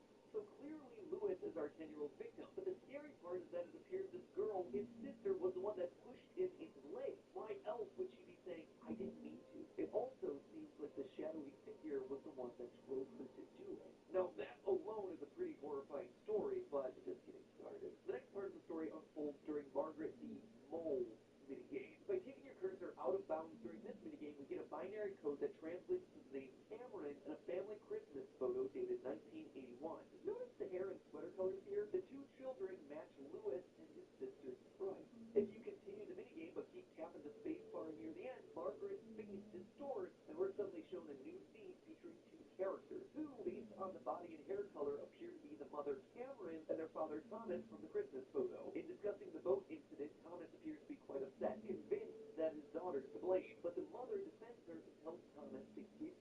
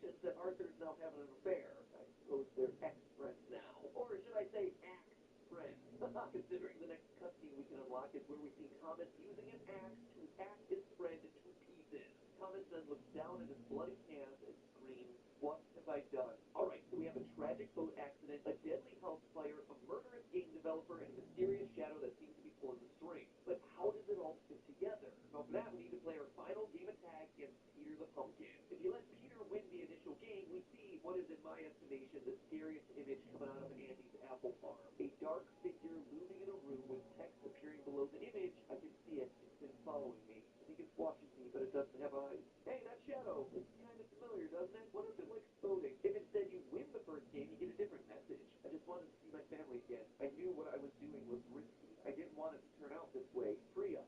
Save us. Help us. The next game is nearly impossible to win, but it can be done. Doing it gives you a cipher that translates to Thomas, don't ask for help. Nobody can save you now. We then get the garage scene with a dark entity and Thomas falling to pieces. It's worth noting that as he turns to pieces, they turn red and we see the eyes of Andy the apple appear. We can then walk across the screen to finally find Andy's missing key, with text appearing that says, "I should have known what I got myself into. My fault. You on the other side, you can help me. Save me. Goodbye." So there you have it. Pretty much the full slate of secrets coming from Andy's apple farm. Now let's start putting them together because clearly there's still a number of other clues and loose threads that we have to tie up. First, the house fire. Who started it? Thomas accuses Arthur of doing it during the axe scene, but I don't think that's true. Instead, I think it's Thomas who started the fire. Andy the apple appears to be Thomas trapped inside the game. Klaus the clock, meanwhile, is the stand-in for Arthur. Before the cutscene in the woods where we see Thomas kill Arthur, we actually see Thomas's car at the burned house before Klaus's arrival, implying that Thomas was there to start the fire and then Arthur arrived after the fact. But all of this raises the question then, why would Thomas accuse Arthur of killing his family if he did it himself? Well, the reason lies in another area of the game that we've yet to explore, and that's the game's loading screen. Even when you boot up the game for the first time, there's already a second save file that's loaded up. And hey, they've got themselves 8 badges, not just the 4 that we're limited to unlocking. So hopefully there's some answers in this other save file. Is this real? Did my PC really die? Nope, Cat, it did not. And if you're a lore hunting expert like me, you too will have probably noticed not just the creepy face hidden there in the blue, but also the QR code on the screen, which means that this just became an ARG. Bingo! Definitely bingo this time. What's strange, though, is that this QR code just takes you back to the game's itch.io page, which you would have been to anyway to download this thing in the first place, which means there's more to this page than it first seems. Browsing the page line by line, I noticed this little exclamation point here with hyperlinks, so I clicked it and found a YouTube page by someone called Logan Eastwood, the great nephew of Thomas Eastwood. This guy only has 3 videos, mainly just playing this old game that he found at his great uncle's house. But it's the latest video that's the most interesting. Titled Andy's Apple Farm Secret, this video shows us a brand new cutscene from the game. One where Thomas looks at an axe and argues with a voice inside his head saying, "I don't want to kill him, I don't want to kill anybody." And the voice responding, "When did I give you a choice?" I suppose you could say Thomas here is a, wait for it, reluctant follower. Get it? It's a snap thing, you know? Don't let your vacation rental and your hammock be invisible. Get paid, get booked. OneBooking.com.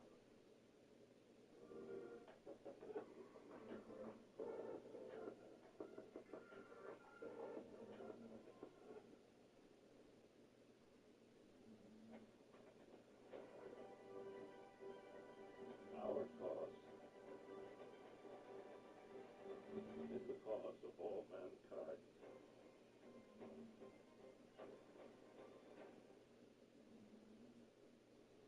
Glitch trap, possessing Vanny and all that. Look, it's not like I'm seeking this stuff out. It just comes to me, okay? Anyway, all of it seems to be tied back to this dark entity. In the boat, in Thomas's house, at the end of the game, it keeps possessing people and causing them to kill others. But why? What is the goal? Well, I think that it's getting stronger. Think about it this way. We see the entity for the first time in the boat with Isabella, but at that point in the story, it has no facial features. Moving forward in the timeline, though, we see this entity again in Thomas's bedroom, and it still has no eyes. They explicitly tell us it has no eyes, but now it has a mouth. By the end of the game, once everyone else has died, we see it has many eyes and a massive form, capable of killing Thomas. It's been getting stronger with each death. But Thomas wasn't completely destroyed. We saw him transform into Andy the Apple.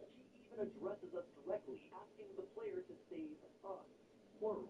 He's not the only one trapped inside this thing. Klaus is Arthur, Margaret is Cameron, Melody unlocks the events leading to Isabella's Christmas Eve scene, and Felix is fishing for Lewis's dead body. These characters, these dead characters,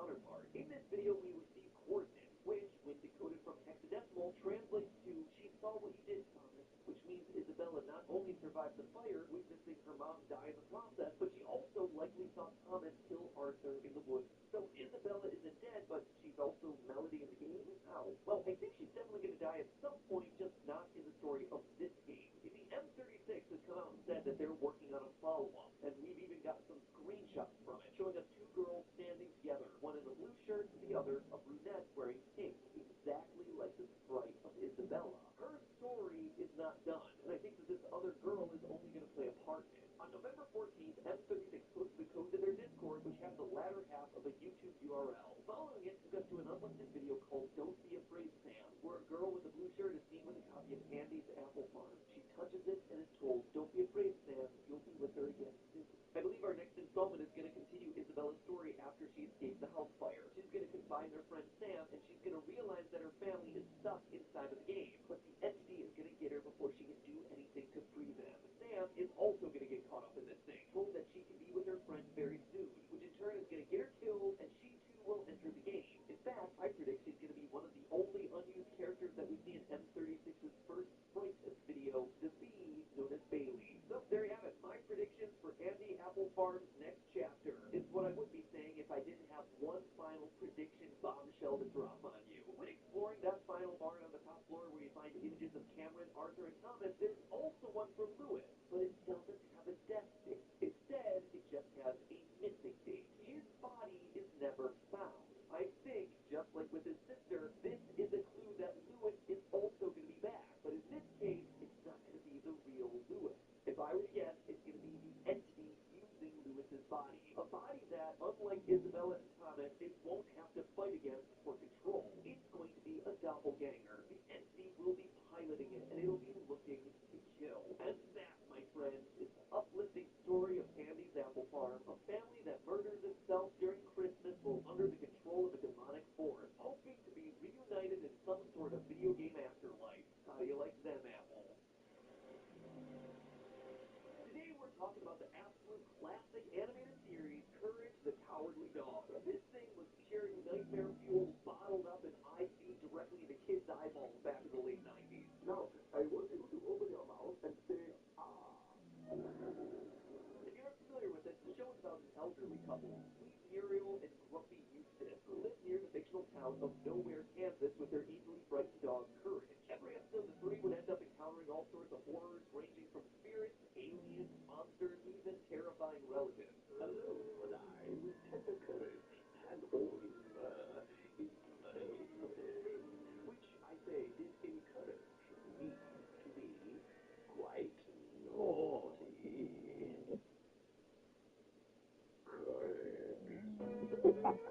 Honestly, if you've never had a chance to check this one out, I highly recommend it. There's a reason it holds the record for the highest rated premiere on Cartoon Network. And even though it ended years ago, it's still kicking around. It got a Scooby-Doo crossover movie last year, which at first I'm like, what?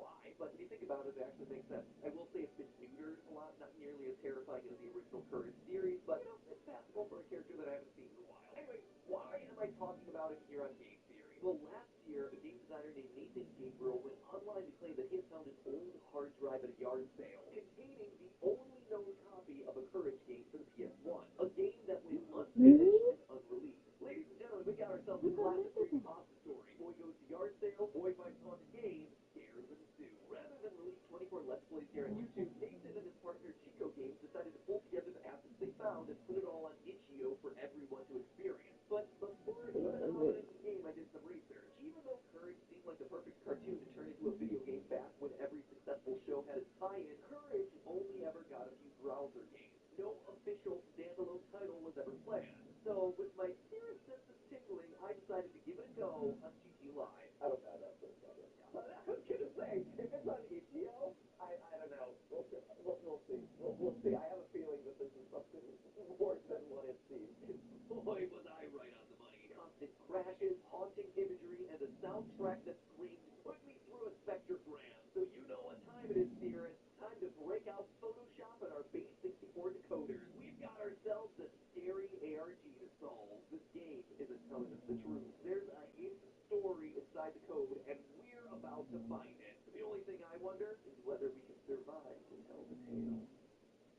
Firing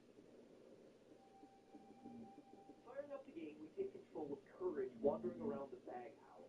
And that's basically it. Not a lot to interact with other than a few question marks that basically do nothing. However, after exploring the second floor, when you go back downstairs, the living room is bathed in red. Uh-oh.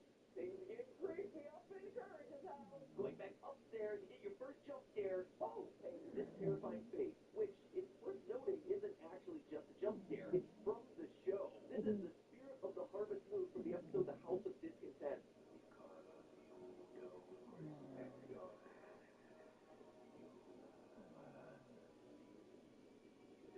I ain't going nowhere.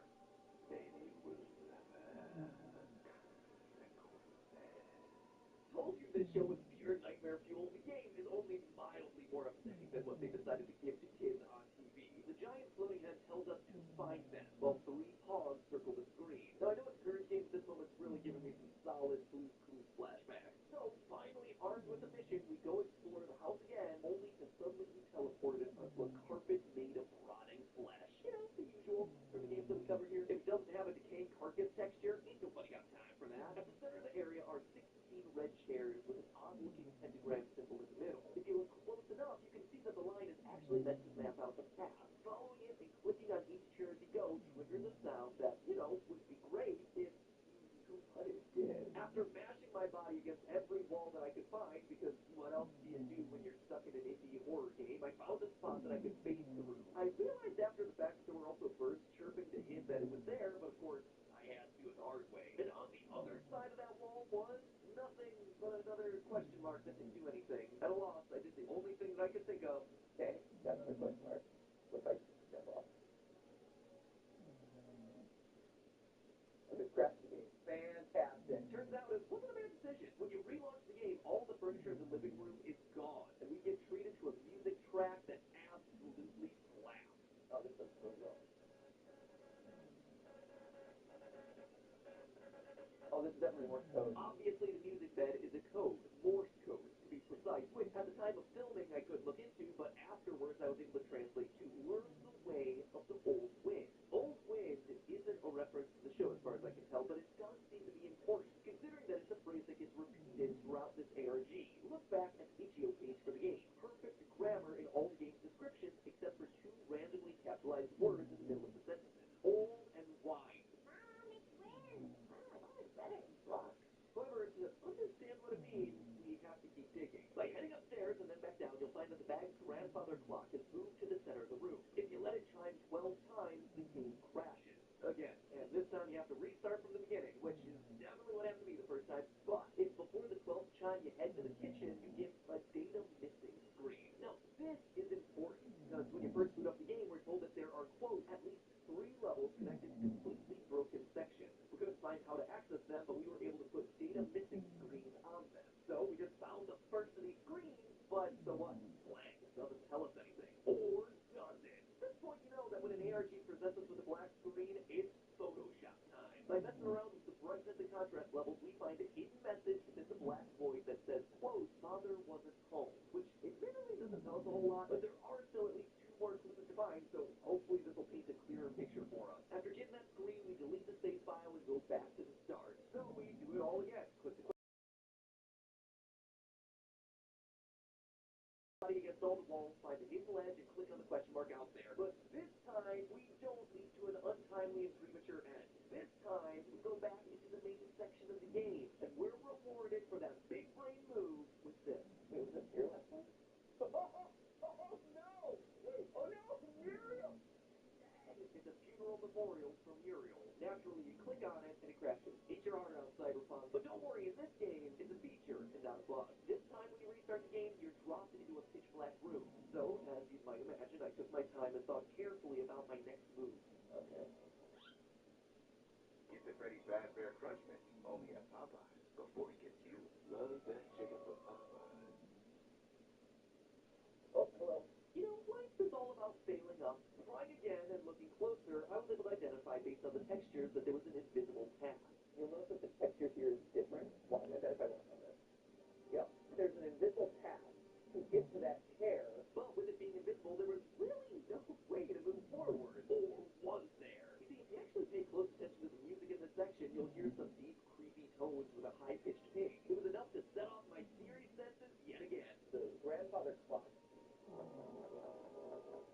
that sound are very reminiscent of like the sounds that you hear if you put something visually into a spectrogram, or if you were to do it, the audio file in some way would give us something like that. And I was right. Tossing this audio into a spectrogram gives you something that looks a lot like a map. Gotta give it to Twiddle Maker. It's an awesome clue if it actually works. I tried really hard to do this level legitimately, but I just couldn't. Without any sort of landmark to tell how far you've gone, it's really difficult to estimate exactly where you need to turn and stop. Luckily, there's actually a far easier solution to this, and that's messing with your computer's rendering settings. Twitch streamer The Beer Suit had the idea to use a program called Reshade, which made the path visible and possible to navigate. It's also worth pointing out that while I was installing Reshade, I noticed a text document among the game's files that read, "She followed the rule, she broke the rule, the OW was all the way to the right," with the words being censored there. Thanks to the Morse code from earlier, though, I think we have a pretty good idea of what that's trying to say. The OW is obviously the old wind, but what is it saying about being all the way to the right? Well, going back to our invisible maze, we actually get a choice in our path, going left or right. So, to learn the ways of the old wind, I started by heading right. At the end of the path, you're teleported to a dark corridor with a house. Behind the house, you find a second memorial picture, this time featuring a man named Robert W. Half burned and without any of the decorations that we saw around Muriel. Clicking on it will, surprise, surprise, crash the game. This time when we reload, we're back in the bag's house, only now it's dark and eerily quiet. However, things take a turn when you go upstairs. Suddenly the game locks you into place and we're forced to confront Robert W. His realistic face stapled onto a wisp-like body that slowly floats towards us with a digital whale. Thanks! I hate it. But what I don't hate is that it gives us our second data missing screen. Adjusting the brightness and contrast of the screen reveals the phrase, "Mr. Wheeler was there to greet me." So our storyteller's father wasn't home. Instead, he was met by a Mr. Wheeler. Considering that this floating entity is a Robert W., not much of a leap to assume that the W stands for Wheeler. But to absolutely confirm, I went to match the font. Times New Roman. Wasn't too hard. And sure enough, it turns out that Wheeler is a perfect fit for the rest of that third image. Also worth noting that the asset name for the horrifying creature is the real Wheeler. Seems pretty confirmed. Robert is Mr. Wheeler, but what are we trying to say about it? Well, there's still at least one more data missing page to find, and hopefully that'll start giving us some answers. Last time we went right, so this time at the Spotlight Maze, we're actually going to go to the left, away from the old wind. After a long walk, we make our way to a single chair. Clicking on the chair does what you'd expect at this point, crashes the game, and we end up back in the bag house. This time, though, it's full of coins. Notice that the pattern on the coins actually matches the earlier chair puzzle. As you collect the coins, the player 2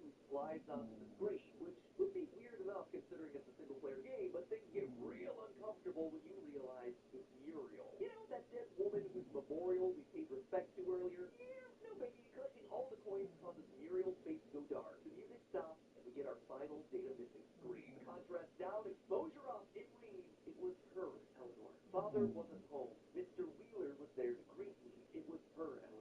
Okay, so we found all our data missing screens, but what's it all mean? Well, based on the evidence we've collected so far, I think I've got a decent idea of what the story's about. Our story has 5 people: Eleanor, Mr. Wheeler, Father, Muriel, and us, the storyteller, who is clearly the son of Father. We know that we call out the fact that Father wasn't home, which to me suggests that Father probably should have been home. His absence was unexpected, leading us to ask the question of why. Why was he there? Mr. Wheeler was there to greet me implies that Mr. Wheeler wasn't part of or close enough to the family to be on a first-name basis with our storyteller, like maybe a neighbor or co-worker or some other trusted adult. The phrase, "it was her, Eleanor," implies that Eleanor was closer to the family than Mr. Wheeler, hence why she's referred to on a first-name basis. She's also not the mother of our storyteller, as most children would call their mother just mom, just like father was called father. All of this would suggest that Eleanor was maybe a neighbor or a stepmother or a sister, but that's not all we're working with here. Each time we rebooted the game to start down different paths, we were forced to delete the save file. This to me felt like it could hide a clue, like we were intentionally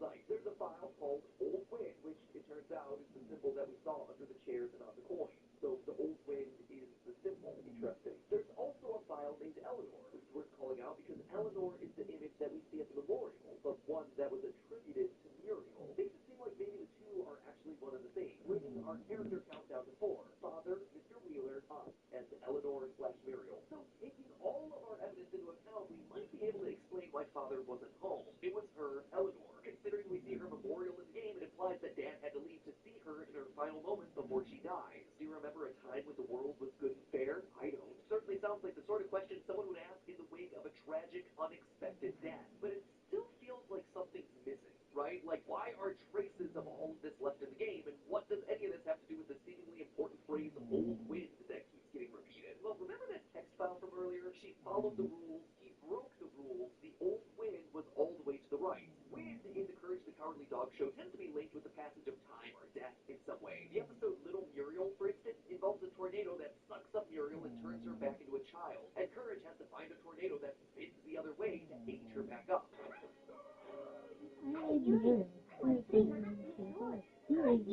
Another episode titled Windmill Vandals has a windmill that stops things rising from the dead. The Old Wind, I suspect, operates similar to these. It's a wind that makes you grow either younger or older. Eleanor followed the rules, so by dying, she followed the rules of nature. But upon seeing this, Robert Wheeler begins to realize his own mortality and looks for ways to become immortal, breaking the rules of nature and refusing to die by being involved in some sort of ritual or cult. I mean, look at that symbol and tell me there isn't something cultish about that. The lack of memorials we find Robert's first picture seems to suggest that he isn't dead. This is actually backed up by the game's itch.io page. On the day that Courage was created, there was also a user profile created, R. Wheeler 1998. And for now, that's as much as I can piece together about the Courage game. A PS1 era game riffing on mascot-themed platformers back in the day that hides a family tragedy under the surface. Maybe having to do with a death or cult rituals attempting to be immortal. And see, this is why Courage was such a clever choice for the game. The occult demons, Courage has faced them all. Much like the windmills in the show, which stop the dead from rising, the Old Wind will ultimately be our key to stopping the immortal monster that tries to cheat death. And there does seem like there will be more added to this story, as Nathan, the guy who quote-unquote found the game, tweeted that he's been able to locate another mysterious hard drive with more Courage content on it. In the meantime, is this a perfect solution? No, obviously not. There are plenty of holes here in the story. But as a wise show once said, There's no such thing as perfect. You're beautiful as you are, Courage. With all your imperfections, you can do anything.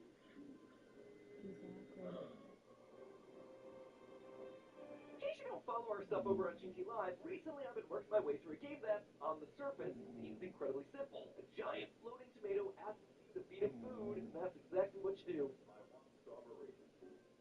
Okay. I want a donut. Good solid way to finish.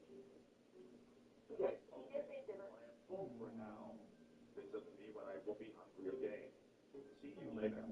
Welcome to my game. Yeah! Nailed it. Simple, like I said. Sure, bit by bit things get more complicated as the lights go out and food items get hidden in bags, but overall there didn't seem to be much there. Oh, how wrong I was. Oh my god! Little did I suspect that by playing this game, I was starting down an impossible path. One made up of 2 games that conspire against you. 2 games with multiple endings and nearly infinite routes between them to explore. Each one full of unforgiving challenges required to unlock a treasure trove of secrets. And waiting at the end, a secret program downloaded onto your computer with every install of the game and a single warning. You got one shot, one chance. Attempt to open this thing early, and it's Would I be in trouble if I say what she says? No, you be honest with me. That she never wanted me in this world. They were here for a poo. And she does do. And she does smoke green eagles.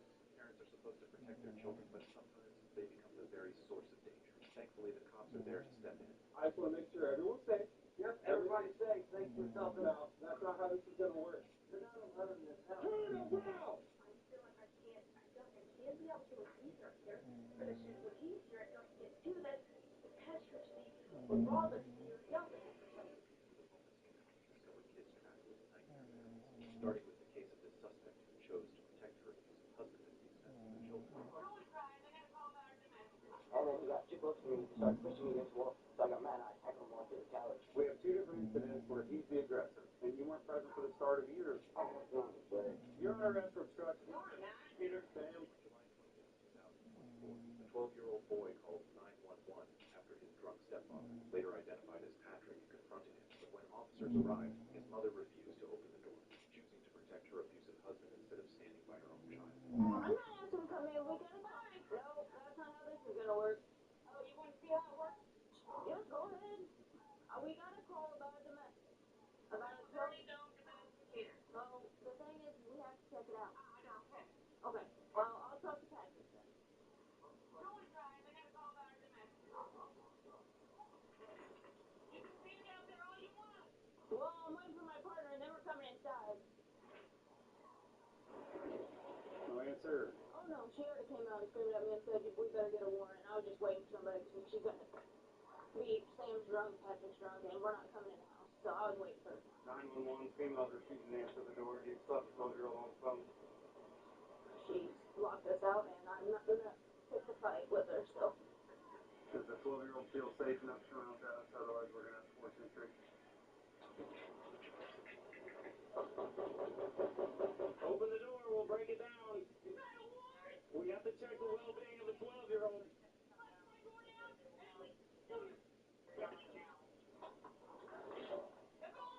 The 12-year-old needs to come talk to me, or we will break it down. You ain't got a warrant. They're not gonna let him come down. They can hear her screaming on the phone.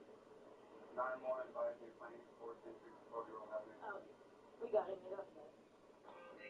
Oh, yeah. So, Patrick is stupid and drunk every night, and he tries to pick on me. He tries to pick fights against him. He tries to pick Get your house. No. Get it away. You can shut the fuck up. This is my house.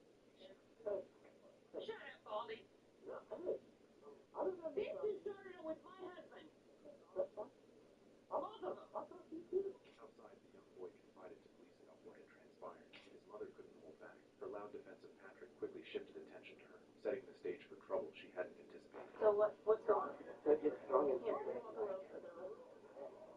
He gets drunk and stupid and he tries to argue with everyone. And he was arguing with my mom. I don't know why. But she went with your mom, right?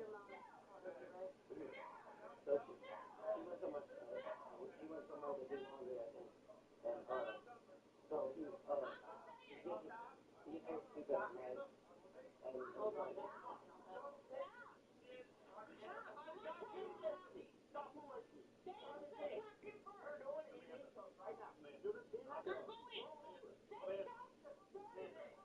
Calm down. Secretary, hold on.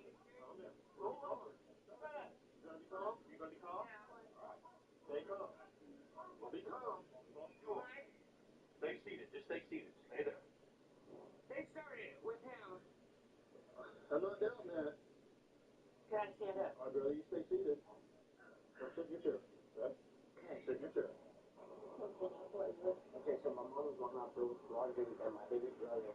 And then when she got outside, me and Katie, my uncle, were trying to like hold him back from the door. So he went like, because he gets real close to the personal. And so Patrick. So we got him away and we wait by his bed at your door. So he didn't do anything because he would just randomly start yelling at people. And then he got too close to me. He started pushing me against the wall. So I got mad. I tackled him onto the couch. And he wouldn't let me get up. So he grabbed my hair and tried to pull me.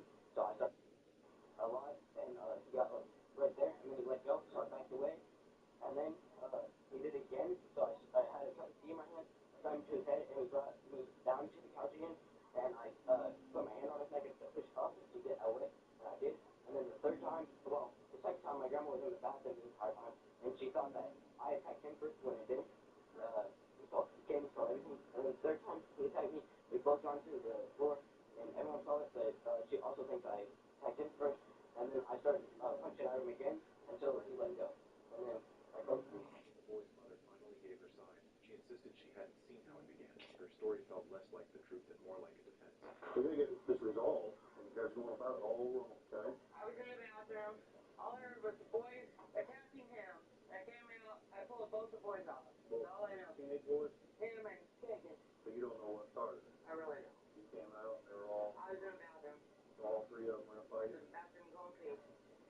penetration of 2 boys? Oh, I know. I heard it in the living room, and I came out of the bathroom, and both boys were on top of him. You don't know what started it. I really don't. Has there been anything going on prior to you going to the bathroom? Any arguing, anything like that? Me and Patrick were sitting on the couch, watching TV. I have something to say. Okay. No, absolutely. You know it's ain't the right way to handle things. Why did you let us go through this? Because he's not at fault. We don't know that or not. But you guys automatically arrested him. Because of when you guys didn't answer the door and kept the kid and Oh, I didn't keep him in there. I didn't keep him in there. The boys were in the bedroom. Sam, we know how you guys get when you guys get drinking. Okay? So just for everybody's safety, we can contain them until we figure out what's going on. So what happened to you? You got some bruises on you and some scrapes. Where? Well, you got scrapes down here under your arm. Oh, that's from my dog. So you didn't get in the middle of that? I pulled the boys off to him, but no, those are from my dog.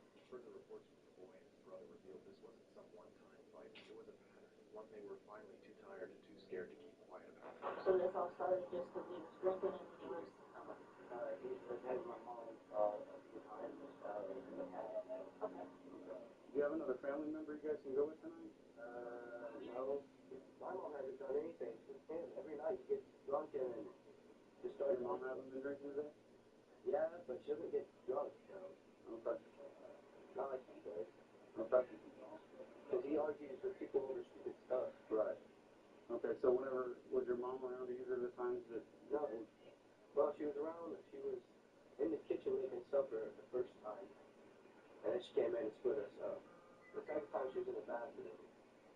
And then she came out and split us up again. So she wasn't around that started just for the end of it? No, not the end of it. Well, yeah. She was around the end of it, not the start of it, for both times? Yeah.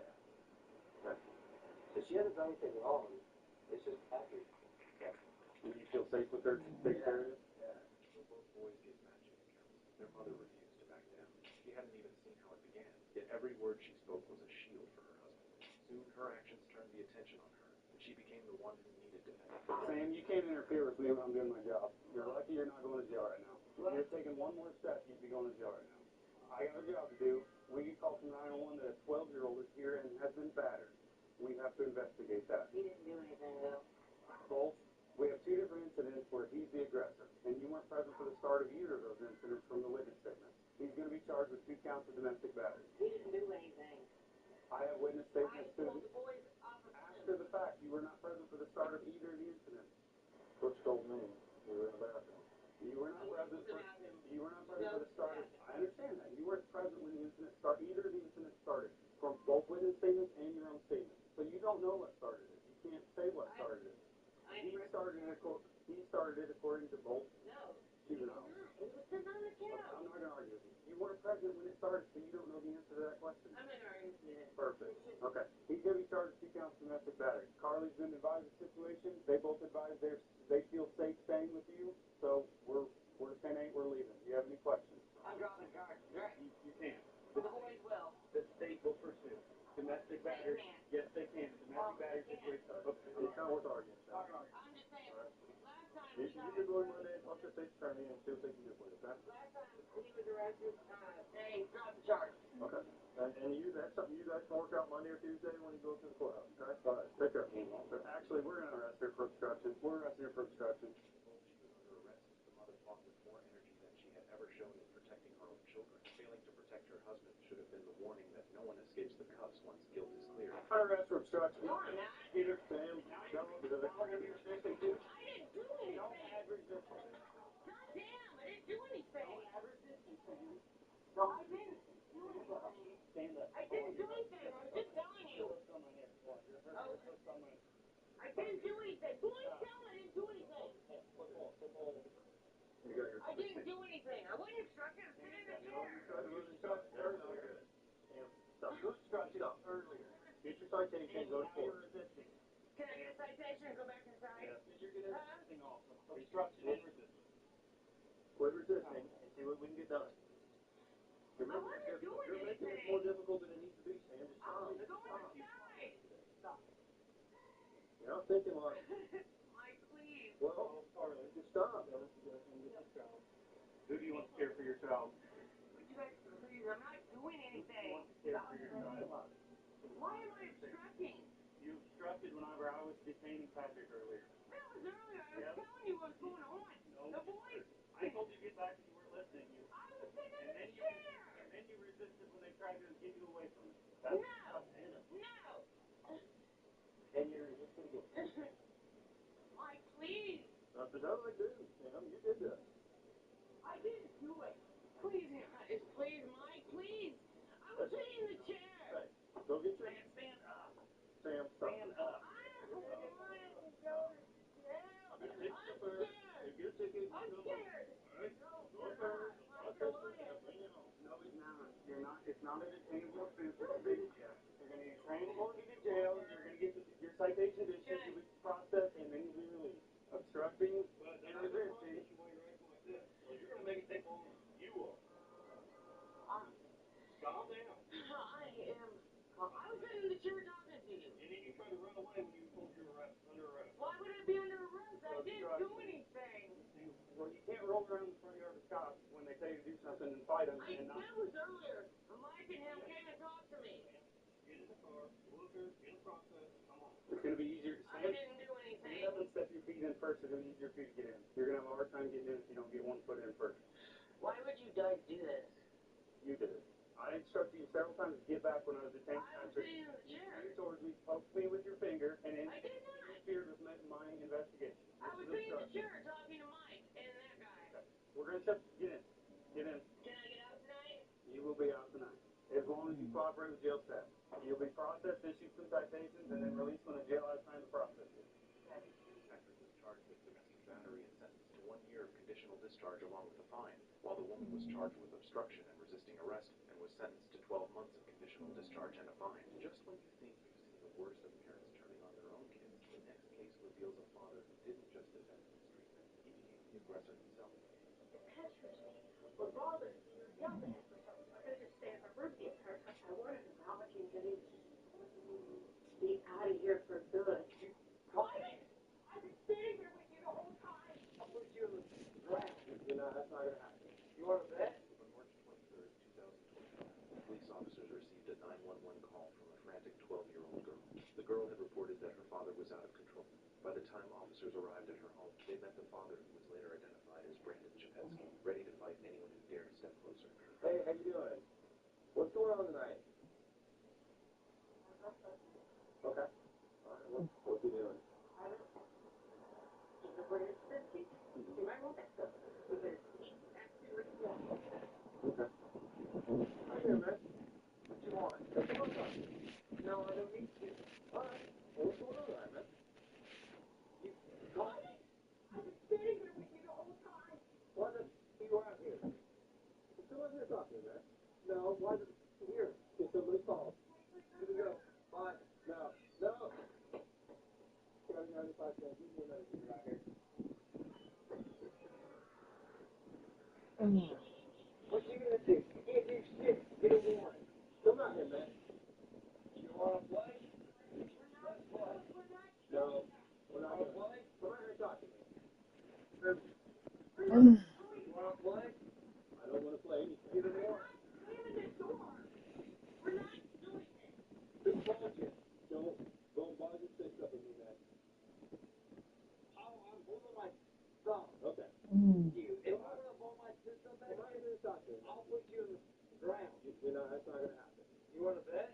Man, I'm just trying to see if someone is concerned. Somebody can do. It doesn't matter, man. Yeah, now who? It doesn't matter. It's called. It doesn't matter, man. I just want to make sure everyone's safe.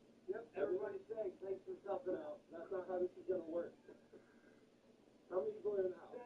Step up here and threaten me one more time.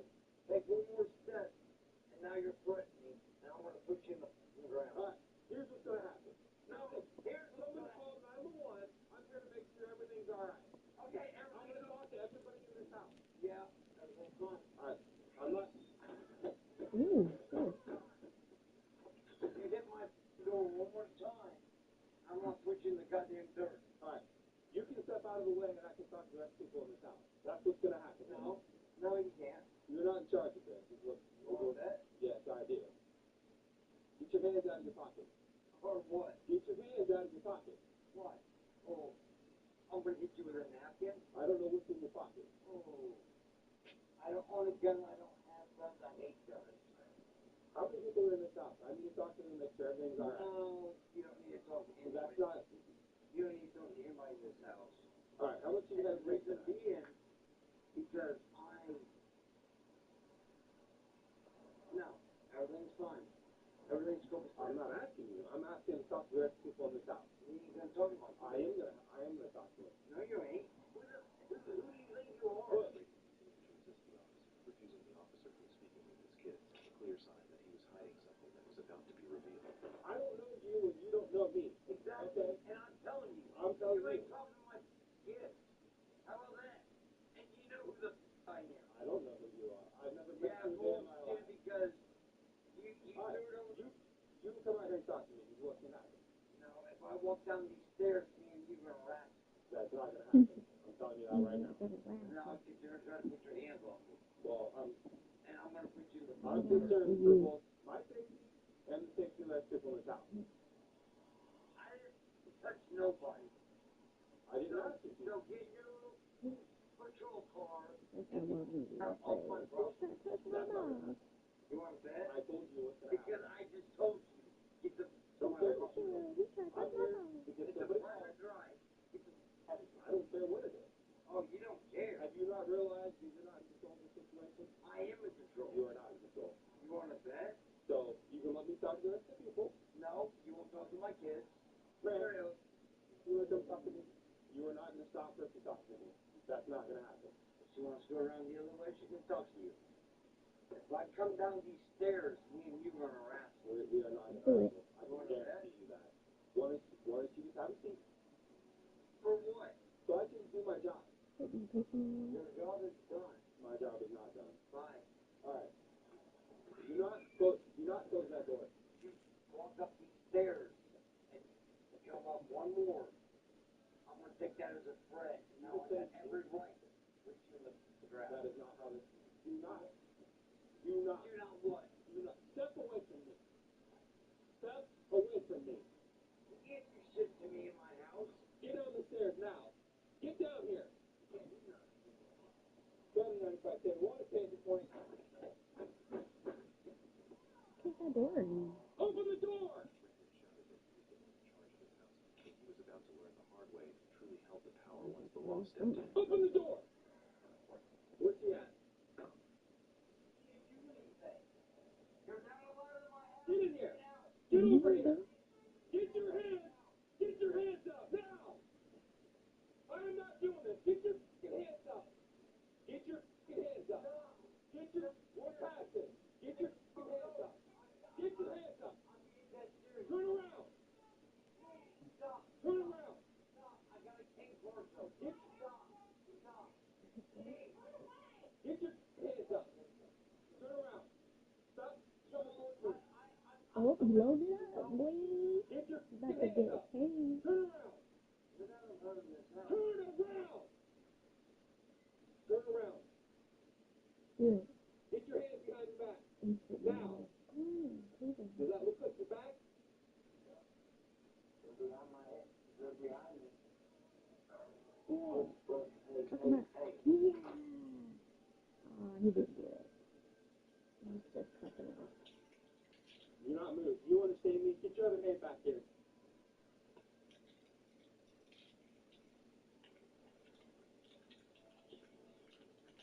I didn't tell you to move. Look out. Hey, I'm being serious. I don't care what you are. This was simple. What you had to do, what you had to do. No, what was simple is I shut my door. I told you I didn't leave. I didn't care. Hey, he walked in my house unwalked. Do not move your hands. You understand me? Shut. You get off your power trip real quick, bud. You need to stop or you're getting ready to go back on the ground. Enough. Would have been simple had you just sat down. Get your hands off me, please. I haven't given any kind of trouble. Is that way everyone stays at you? Oh, what? When he walked in my house unlawful? We're here for a disturbance. Let's play that game. Sit down. No. Oh my.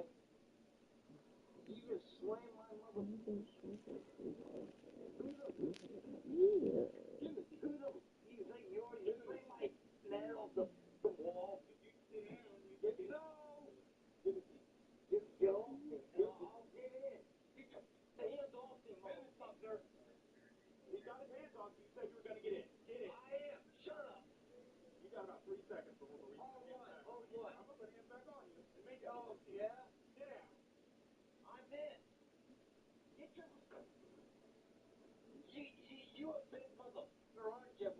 When Papa Johnson was back. How you been? How you been, big guy? Alright. How's it going? He's like that all the time when you drink. Yeah. Man. I imagine you probably. Yeah. Yeah, I know him too well. Endless destruction every time he lost control. His daughter backed her up with her own story, and in the end, their statement made one thing clear: they were safer with him in cuffs. Hey, are you okay? All right. I'm not upset that he's going. I'm very grateful. But he's gonna get released and come right back to his person. It's so good. Just hold in our all. Fireball. And finally, he's going at my daughter.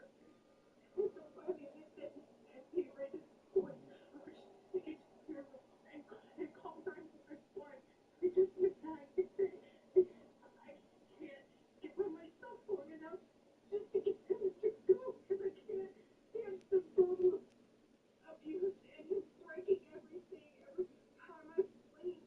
We have one son together, but I have 4 other children. My children are biracial. Those 4.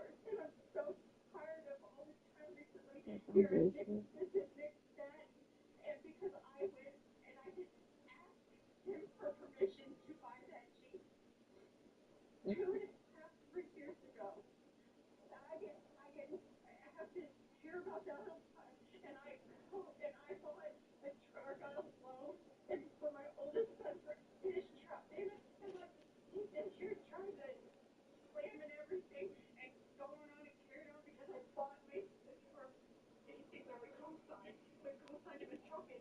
And when he wants something, I should be able to co-sign for him. Nothing yet. Okay. We're just slamming everything around. It's getting ready to. You think it's done? Get the tools when he stops taking them and shit. I can't even use my stove because he threw shit across the kitchen a couple weeks ago and shot at the glass of the stove. Okay. I feel like I can be able to eat right here. When he's not here and I'm up here, I can just like sit here and chill with my mom and everyone else and I'm fine. But as soon as he's here, I don't get to do that because it pesters me or bothers me or yells at me. So I'm going to just stay in my room the entire time.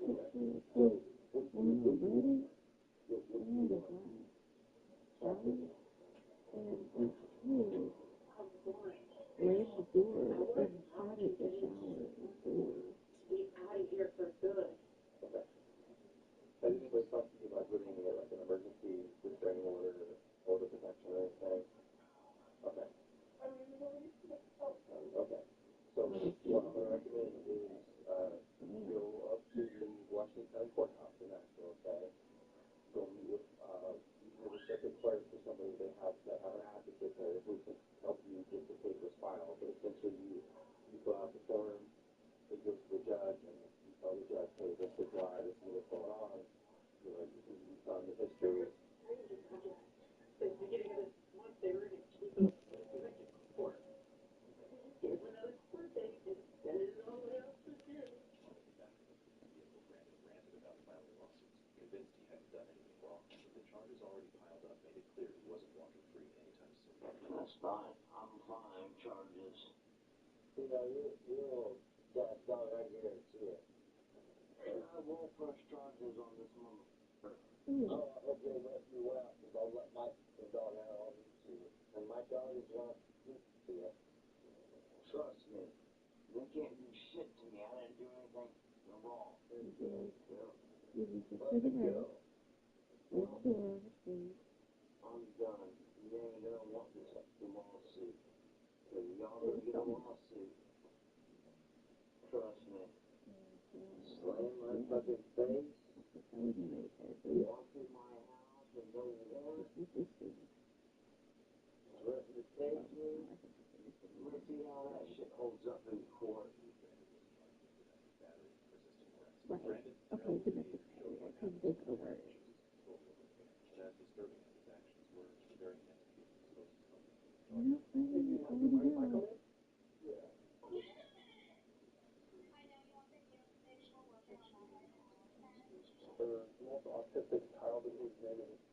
is basically caged into the downstairs living area. And when I say caged, he's naked.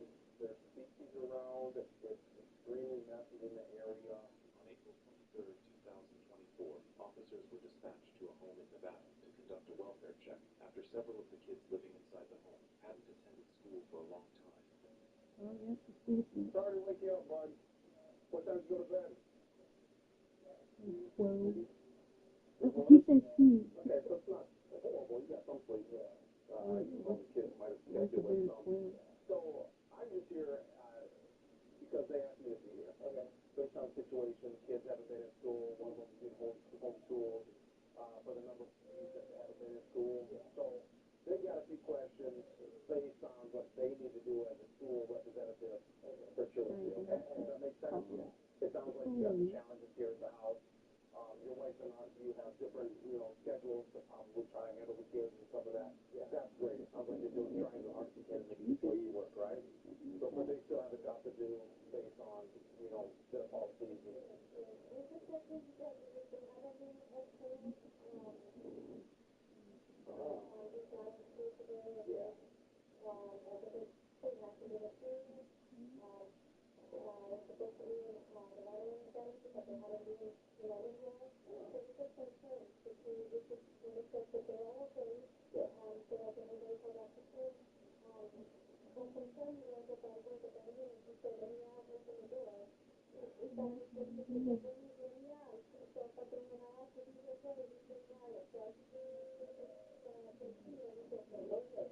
And a kid like that, it makes sense that they let The man who eventually opened the door was identified as 41-year-old Jeffrey Scanlon. Initially, it was just a school official who knocked, but when no one answered and she heard screaming from inside, she immediately called the police. The old, child, just kind of like, hey, you mind if I come in? Yeah. I can come in? Yeah. Okay.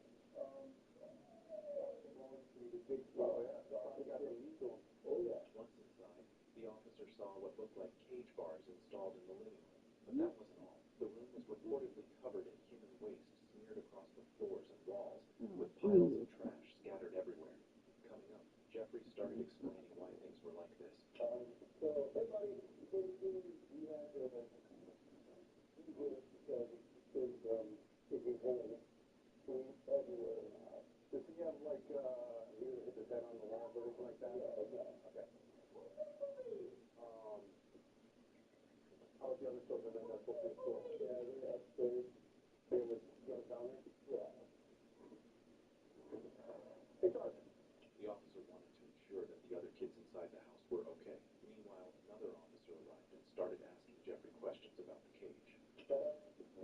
Yeah. Does he part of Simone? Yeah, Simone is very strong. He just turned 11, but he's just strong, yeah. Just off cabinet. Just going in.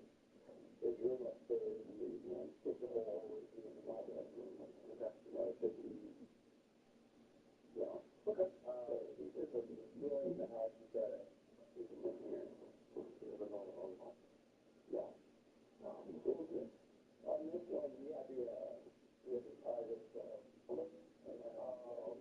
On the other door, yeah, okay. So, yeah, someone is very observant. And if they are smart enough that we don't expect them. Oh, they're so sharp. And then my daughter's a door button. So my concern as safety officer is what happens in case of a fire. That piece right there is just tied up. So that door is tied up. And the other one goes along. So he could open it and yank it. No, it's just tied up right now. Right. But, okay. Okay. Yeah. Yeah, they got that and installed it. Yeah. Yeah. Did you want to go over this? Jeffrey explained that he had 2 children living with autism, but kept only the older 11-year-old boy shielded from the rest of the house, claiming it was due to the boy's strength and alleged destructive behavior. Moments later, the father of 4 offered an explanation for the children's absences from school.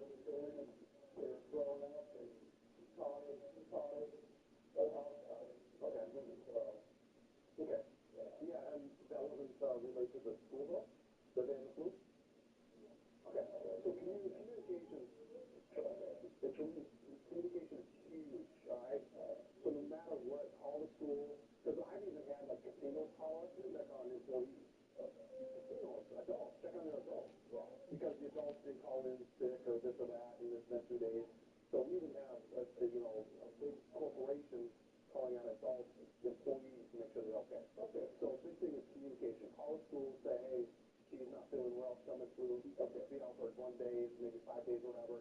Same with whatever other children. So that way they have an understanding what's taking place. Jeffrey told police that the family had been sick with the flu, but that excuse didn't get him off the hook so easily. So they both share cars or work together or something, you know? So, yeah, it's passed out and getting up to it. Right. Pounding or not. Yeah. So his speech isn't very good right now, right? Okay.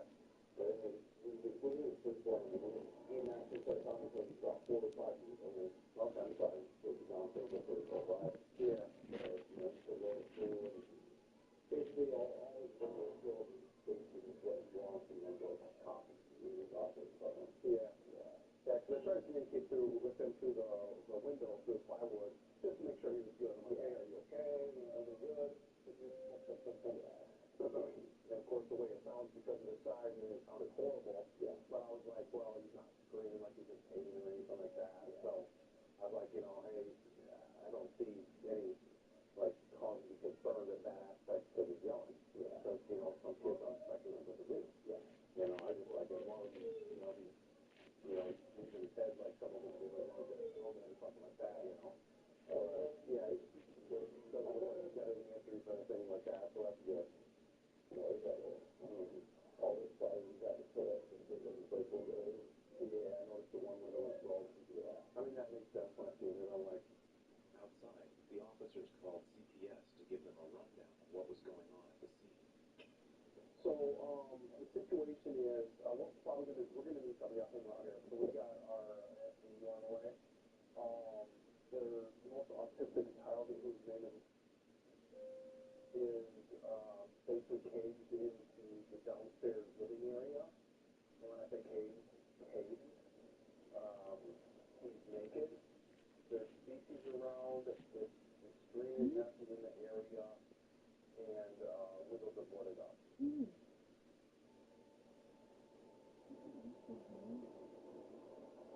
So when our SAU gets here, I don't know what children may need to go with you guys, but this is extremely autistic, very strong, young boy.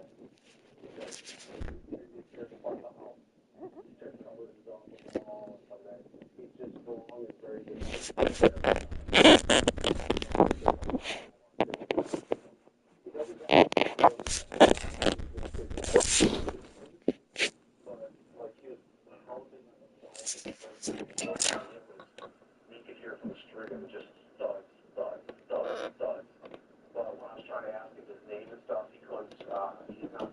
Cognitively able to answer questions. So with that, I mean, he's been out of school for a while, I guess, so I can understand why, in a sense. You almost have to have a specialist come into the house and leave with him. If it's sick, though, I'll say that it doesn't appear that the kid looks sick right now, but there was some sickness around last week that's throwing off some kind of stuff. Coming up, the children's moms arrived at the scene, giving the officers an opportunity to talk to her for the first time. Hey, so we got called here. My name's Officer Bowlby. We got called here because the Clark County School District, truancy officers were tasked to come out here to try to make contact, make sure the kids were okay. All right. So that's why we came out here to assist them. Based on them not making contact, they could hear some screaming from the inside. So that's where we went ahead and they called us to assist and try to figure out what the situation was, okay? So we came here, and their job was to make sure that the kids were okay because they haven't been in school, right? And they called the school to give an update. So they weren't aware that the children were sick. So your husband was talking to them right now. He informed us that they were sick and that was one reason why they were in school. But there was also concerns based on we heard the yelling from the inside, the pounding on the inside, what was the situation. Police identified the mom as 46-year-old Misty Scan. Does that make sense? So that's what brought up. Yeah, we see that. Now we know that's a challenge. So based on that, going in there, talking, your husband was asleep, so it's hard to get him up. Trying to do the good work, so we're talking to him, trying to get him the whole situation. Does that make sense? So based on that, we're here, we're going to look at the film, and we'll go from there. And go from there. Does that make sense? Did you leave it early? Alright, well, thank Thanks for coming out further. Seconds in. Another officer asked Jeffrey a few final questions before Child Protective Services arrived to help rescue the child from the cage. When did you have it yourself?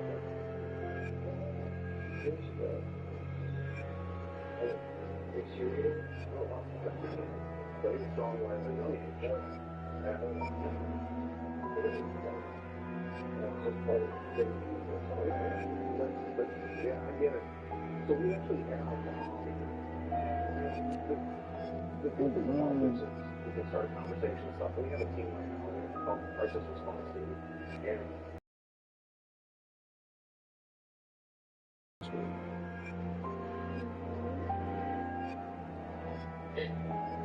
And to tell all of us, I see, like you're telling all of us, I see you, I'm judging you.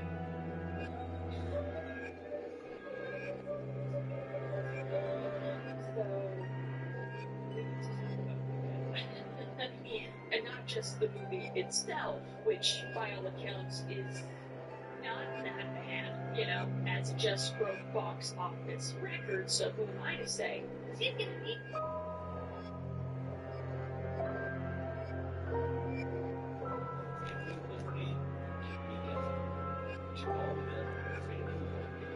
There's simply no American in Virginia.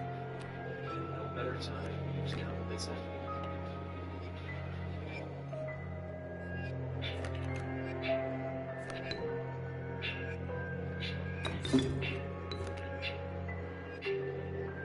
Every day, you have to learn a little more yourself. I've lost my teammates, my parents, even my brothers. Sometimes we do bad things. Try to find them again.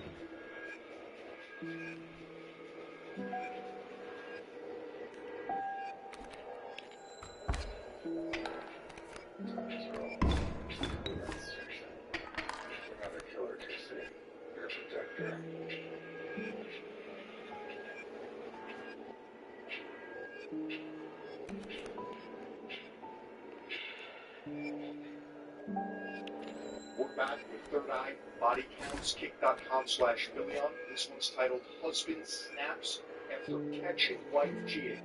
Now, I haven't seen this yet, but I know how all these videos end. Usually a bang film. This one's really important because there's a lesson here.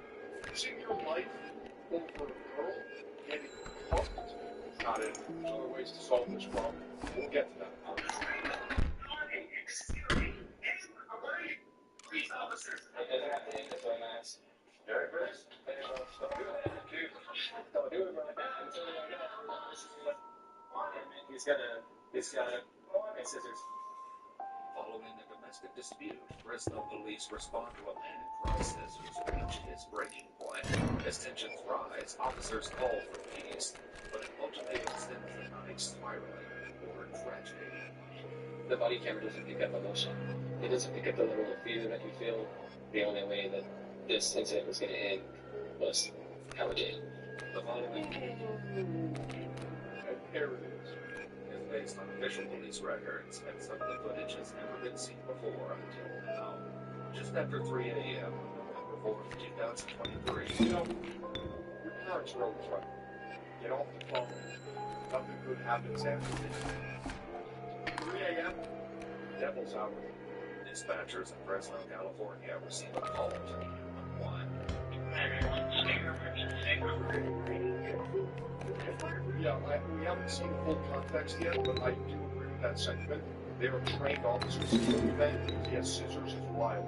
Just slap the shit out of him. You're never gonna win with these fuck around, find out dudes, right? Fuck around, find out. Yeah, I don't know. Maybe don't fix up to its any sort of restoration. Maybe a jab to the face. Hello? So you have like body armor. I don't know. Like fucking leg kicks. Anything? It's 3 dudes against a couple with a pair of safety scissors. Fucking word separate hands over here. I just think that. Why don't they equip officers with like a spear or something? Like a long cane, a javelin, a jousting mechanism to create distance. Why do you need that? We can just fucking shoot them. Like, I'm just trying to save lives. Speaking. Just shoot him, bro. And he doesn't have any fun. Maybe a cattle prod? Aren't those things electric? Let's try that. No. With all the funding to these police departments, we could figure out other tools. It just seems like we really like guns in general. Do you trust for mine? Do you trust? We just walk out of my apartment. Yeah, that's really Tesla run autopilot. It's got to go speed 60 at 2.5.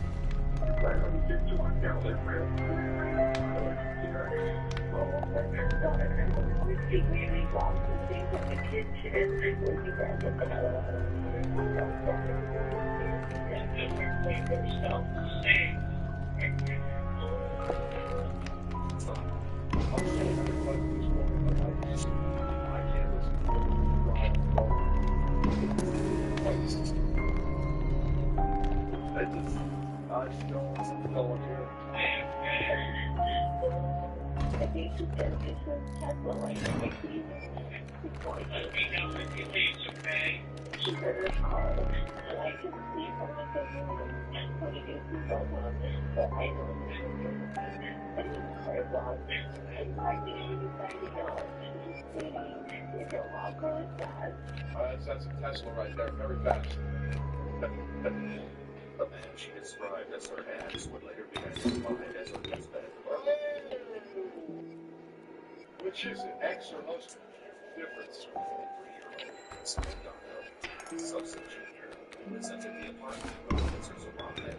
She explains the two had a heated argument. Hold on a second. Enhance. Hold on. Just before he left. We've been separated since January to February. Okay.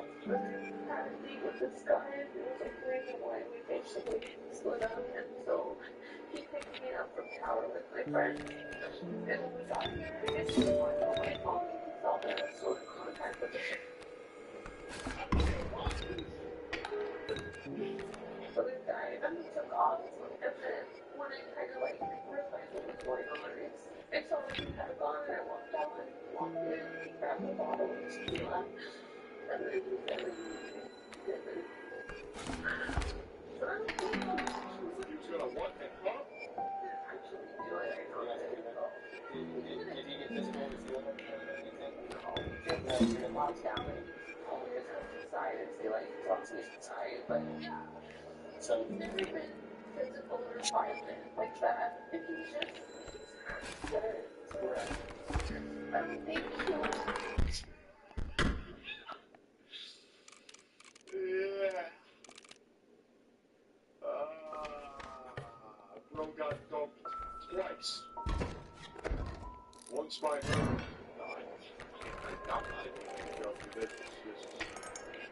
going to help. You know where the guy lives, but he came back and said he was looking at the guy's place, like his gate was locked. Oh, I didn't see me involved. I didn't have nothing to do with it. As they began to canvass the parking lot for signs of his car, and suddenly refused to warning, catching everyone off guard.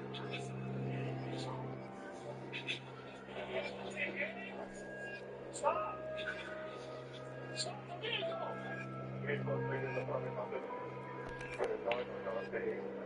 I just want to know why officers never are nasty with the shot. Why do they never shoot out a tire or hit a guy in the toenail and incapacitate them? It's always a kill shot.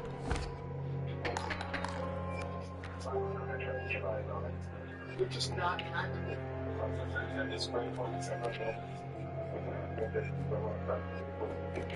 While patrol units continue searching for Max, Officer Ayers quickly returns to the apartment.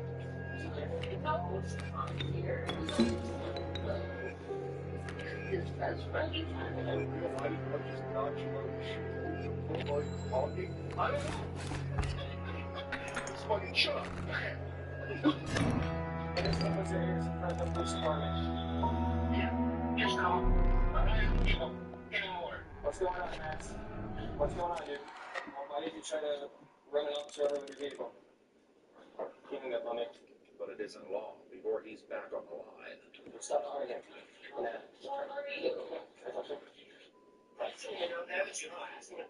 Come over. Yep. What's wrong with me? Hey, Max, Officer Ayers again. Nope. Yourself, officer. Honestly, that's valid. Hey, I'm just trying to come to a peaceful resolution here. Okay, you calling him is not helping. It's gonna keep getting him mad in an angry mood, okay? Rather than try to call Max again, she instead reaches out to one of his friends. They only have kill mode? Seems like it, dude. That's honestly why I don't like watching these body cams. Because there's a faction of people out there that are actually gleeful when people get murdered, killed. Fuck around, find out. It just doesn't sit right with me, no matter what. Like, even if it's justified, whatever, dude. It's still a loss of life. It's respectful and scared he's gonna do something that's gonna get himself hurt or killed. Sorry, this is how It's illegal to shoot for maim. Yeah, I don't know if I agree with that. your responsibility is behind. I was hoping maybe you would be able to get through to him. Without him being awesome. Yes, I gotta go. Okay. Fine. Has he ever tried to do anything like this before? No. Has he been arrested for anything? Officer Ayers reaches out to Max once again by phone. You can meet up somewhere with us when you You're not allowed to shoot someone unless you're shooting to kill because your life is in danger. Why not just say I fucking missed? I kneecapped them. Listen, I fundamentally disagree with the law of the land. I don't care. You could call me wrong. I just think a lot of lives could be saved with some training, some proper shooting etiquette. You don't understand what can go through? I don't know who you are, who you think you are. You don't understand the struggle that I've been through, and I don't understand the struggle that you've been through. So I'm not judging you, so you don't get to judge me. I'm for a solution. I don't want anybody else to get hurt. I understand that, Max, and I'm sorry that you felt the extent that you do to be doing what you're doing right now. But I really think we come to a peaceful resolution if you're willing to meet us somewhere. See, if the officer was like, listen, bro, I'm going to buy you some clippers, we're going to shave your head, nag your stay in 2 to 3 years, TRT protocol, we're going to find you a wife. Really going to help them out. If you ever is, let me find him and fight him face to face, or you're going to kill me. You can at least give us a chance. He actually wants to duel the man. And what's crazy is back in the day, you would be entitled to do that. Finding a suitor with your woman was your calling. Right now, pussy, you can have it. If you kill me, budget for training went to the paycheck budget, but we're covering a problem. True. Yeah, my thing is steal. You want to know why? Because I already seen my death before this night. I'm sorry. I'm sorry. Why not just give her your drink, go get a drink? Another actual option. Maybe play some video games. Maybe put a jelly sesh, I don't know. There is the true Lord. And people don't understand. Yeah, but if you challenge people and win, you should still be with him. But at least he has a capability.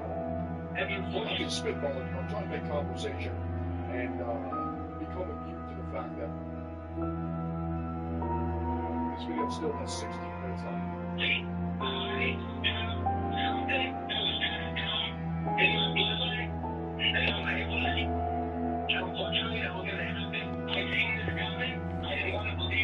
I understand that. He's operating on pre-nut delusion. With post-nut clarity, it's a different animal. Different man.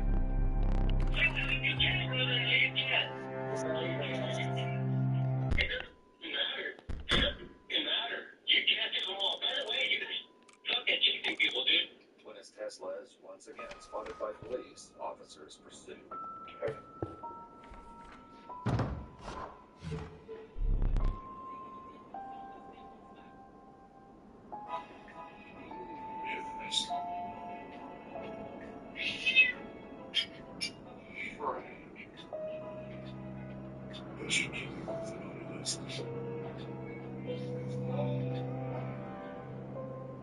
Last year, when I made that call, you answered. You found me the extra support that I needed. You kept checking in with me, encouraging me, and lighting a way through a very dark time in my journey. Honestly, you helped save my life. I feel there would have been a significant shift in my life if I didn't make that call. I've grown emotionally stronger in all areas of my life. Today, I'm still doing that work that we did together and giving myself space and energy to express my emotions. You gave me a lantern and I let go. At 14 months sober, I can confidently say, if not for you, that lantern wouldn't still be lit. Thank you for giving me a voice. I know I had, but I just couldn't find it. I can't describe how appreciative I am that you let me to where I am now.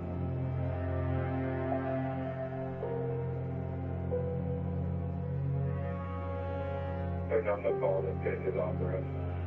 It's authorized. Yeah, I found that from everybody. No longer beneficial.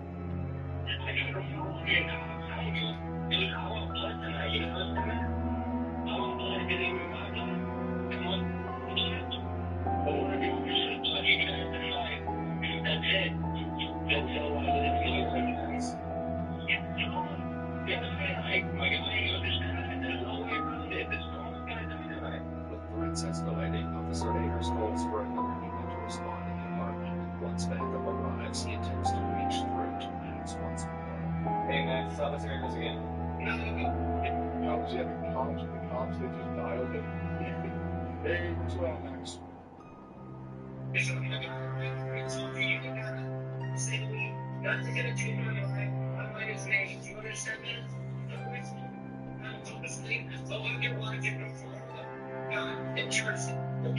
Max, I'm just trying to help you, buddy.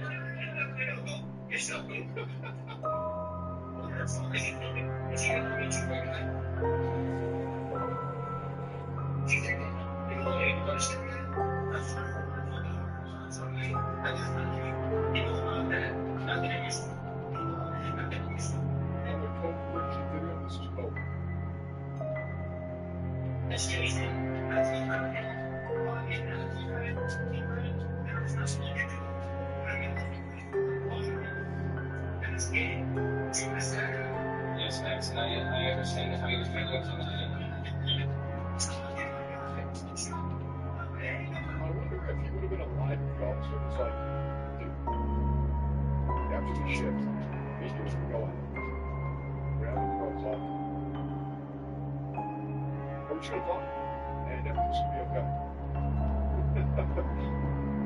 I'm just trying to think of like what dialogue option to get him to calm down. I get it, okay? It's Jose Boyle. Which is trifling assholes. Everybody will laugh at this on me. Okay. Shut up.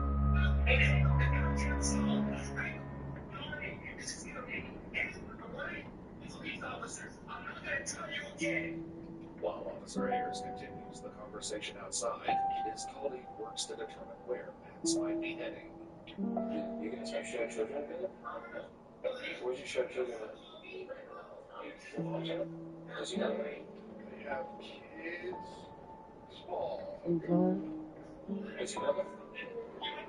He knows that? Yeah,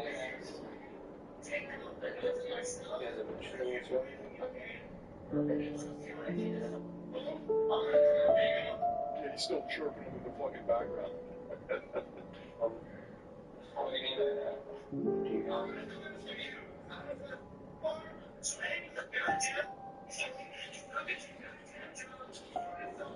You fucking suck at your job, dude. Yeah, we keep losing them. We keep losing. How long? I don't even want to think about that, bro. That's crazy.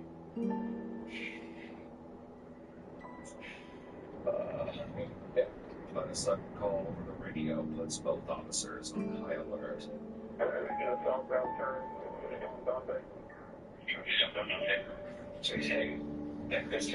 Yeah. So Balloon's over here. Southbound Dante. So we probably best right by. Why don't they bring dogs in these situations? These dudes lie down real quick.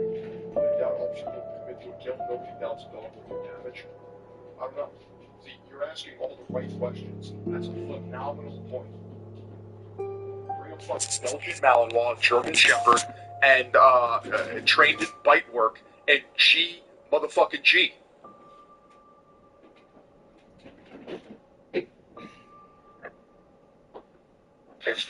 Just for ambulance. Dogs are also lethal, though. You still would have died. That's not true. They can be lethal, but a dog that's trained in bite training, in bite work, will literally just go for limbs and incapacitate.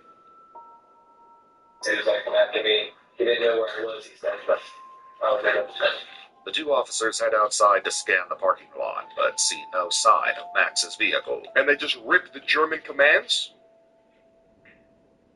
Pretty sure it's Packen. When they return, they notice that he's back on the phone with his wife. please tell me where you're at. Should put him on speaker. Hey,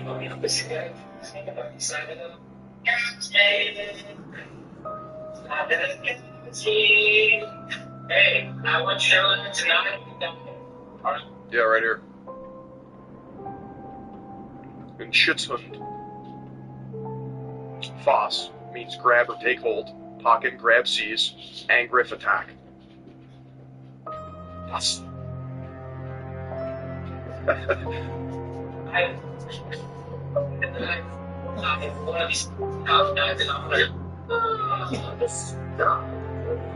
Well, you know that you ruined me. Congratulations, you won. Let's not do that. Yeah. In an instant, the search for Max comes to an abrupt end. Who are you? You ready for this? Hey, bro, don't do that, dude. Don't do it, bro. Who are you? Bro spawns out of nowhere, dude. He just fucking...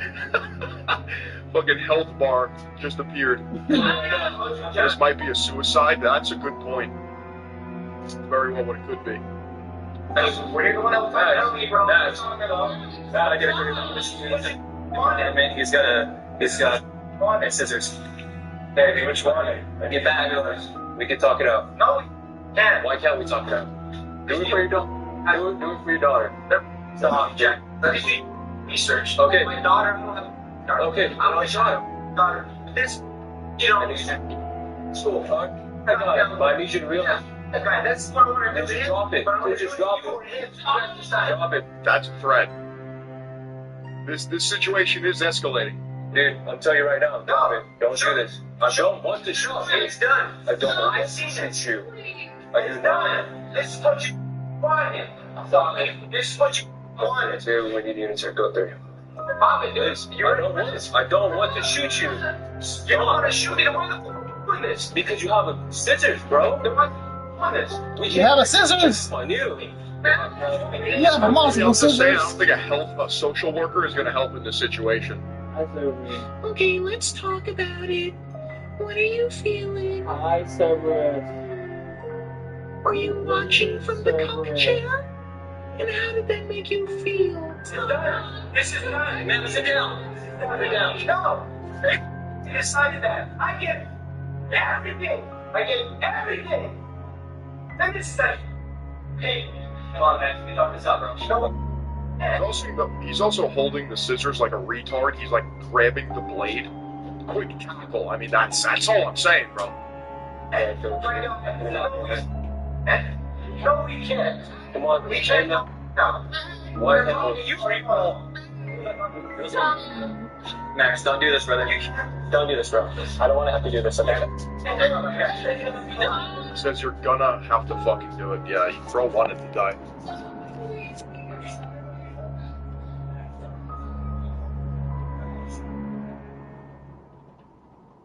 Drops. Fucking anvil, piano. This motherfucker. I get that. Let me go out? Yeah, let's go with me though. Okay. Okay, shoot you. That's a thing. That's a thing. Please don't hurt anyone. Dude, grab the fire hydrant and spray his ass. But the taser's deployed and fails to subdue him. 3 officers discharge their weapons, and Max falls forward onto the Oh my god, they triple teamed him, bro?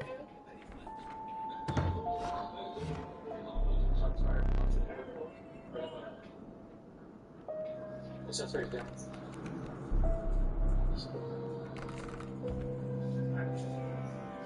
Dude, they tased him, right? And he's falling over. Literally, just flopping. Just a deep kick. Just like simple Muay Thai. I'm talking like 3 classes max. So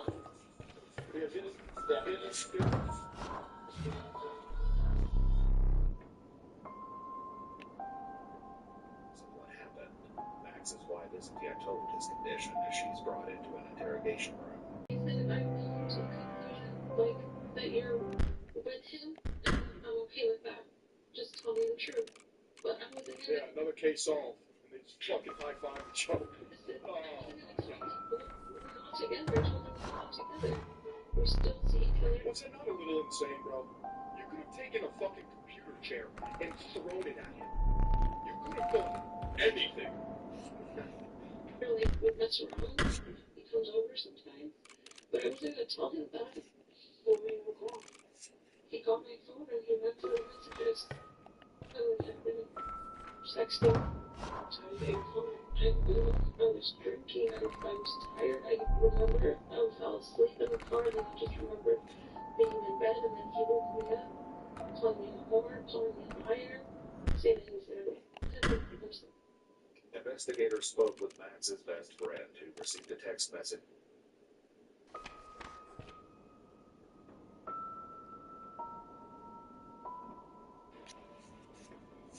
You can't deflect my attacks forever.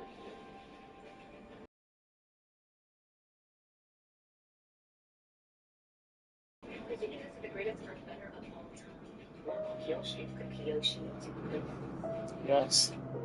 So, Chapter 13 of JJK sequel Mutual has officially leaked, and I know I usually post this video a whole day earlier, but I just had to. It was Thanksgiving, so I'm working off Black Friday, and I'm working again. And my God, this is the best chapter of Mutual yet. See, not only in this chapter do we finally get to understand just how ridiculously powerful Dabura is, being talked about as a calamity that cannot be rated in the great system, but we are also finally beginning to see diplomacy crumble between humanity and the Sumerians. See, because with Cross fatally injured by a human sorcerer's gun-based jutsu, and Dabura ripping off that human's arm and crippling Kusami after he tried to use curse speech on him, things have gotten a bit hairy between the Japanese government and their newfound upstairs neighbors. So hairy, in fact, that the Japanese government is scrambling to find Yuji, and they're so desperate to find him, they're calling up some of his oldest, closest friends. Not to mention that an Escute-style duel has now been set up between the Sumerians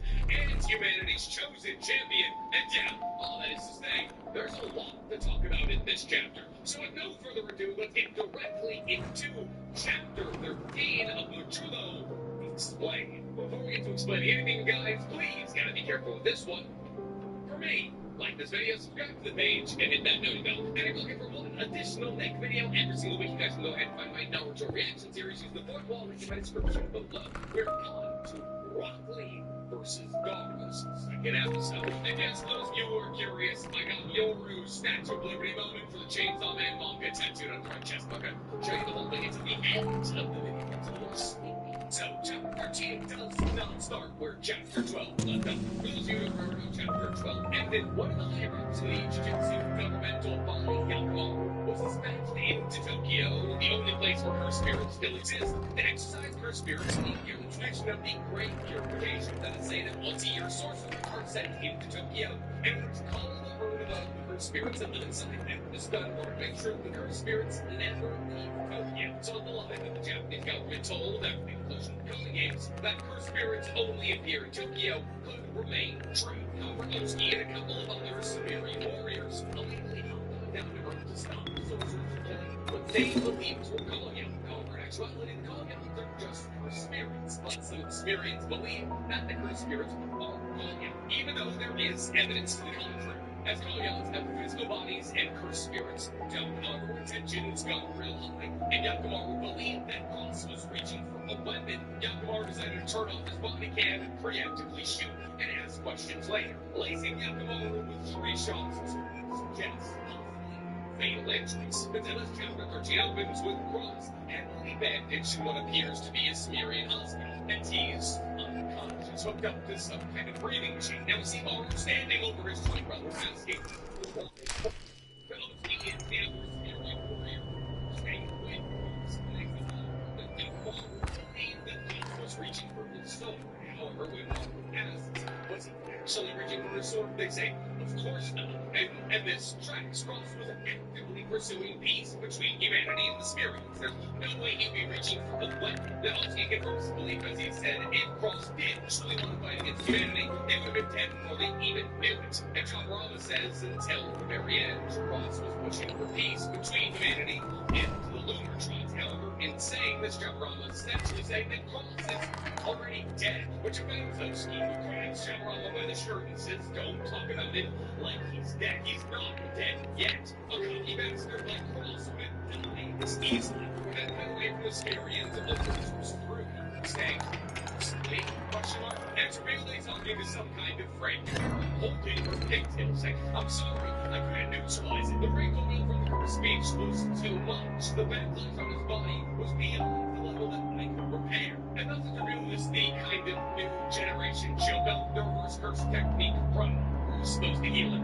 But after we see the beginning of this conversation between this girl and Tsurugi, we flash to Usagi, who appears to be in a worse situation than even Cross, also hooked up to a breathing apparatus with a cloth across his eyes. And while we're not explicitly told as whether or not he's dead, and he's not dead, he's real close to it. However, Tsurugi can't believe this news. He said there's no way Usagi would go down like that. He's a grade 1 sorcerer after all. And at this point, that the girl with the bodies that also sits on the Jujutsu Governmental Council walks up behind Tsurugi and says, well, you know, I'm a grade 1 sorcerer as well, but if I ever had to face him as an enemy, I'd run, and depending on his disposition, I'd maybe even take my own life. He's not somebody you can measure through sorcerer grades. He is a walking calamity. Now, obviously, this is all in reference to Gamera, and before we get into exactly what happened between Usami and Gamera, I want to focus on a couple of these hockey points real quick. See, a lot of people, myself very much included, have compared Gamera to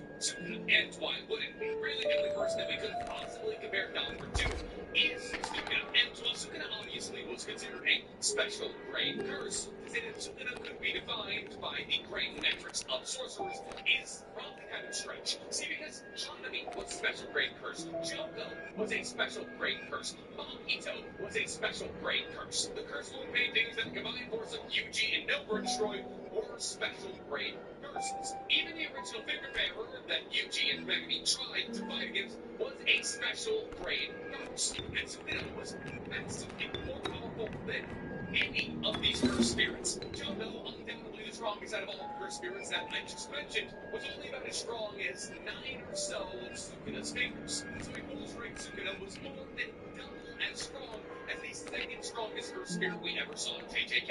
So what Gamera is talked about as an entity that can't be defined by jiu-jitsu grades. That doesn't necessarily mean that he's far beyond the strength level of Sukuna, as the same line of logic can also probably be applied to Sukuna. On top of this much grade 1 sorcerer standing next to no chance against Gabra also doesn't necessarily mean that he's stronger than Sukuna. A litany of grade 1 sorcerers tried their hands against Sukuna, and it did not pan out for them. Take, for example, Sukuna's battle against Kusukawa. However, I'm also not saying that there is an order where Gabra is revealed to be stronger than that of Sukuna. That's just sequence work. Here we have the scale of the bad guys. And consider the fact that Yuji has now had 86 years to practice his jujutsu, that Yuji was shown in the battle against Sukuna to be strong enough to defeat Sukuna, albeit with a lot of help. But still, then consider the fact that we are currently moving towards what I believe will end up being a fight between Dabura and Yuji. I do think there is a fair to decent chance that Dabura does end up stronger than Sukuna. But for the moment, we can't really say. Anyways, after it's revealed that Dabura is a calamity through and through, we come back to what happened in Tokyo as Dabura walks into the scene of Cross bleeding out on the street, and all of the Sumerians turn to Dabura and say, "What are you doing here?" And Kusami tells all of the sorcerers gathered behind him to not move, but then he thinks to himself, as if I honestly need to say that who could move in the face of this ridiculous amount of power? Dabura then walks up to the bleeding out Cross and says, "I'm asking you, what you're doing."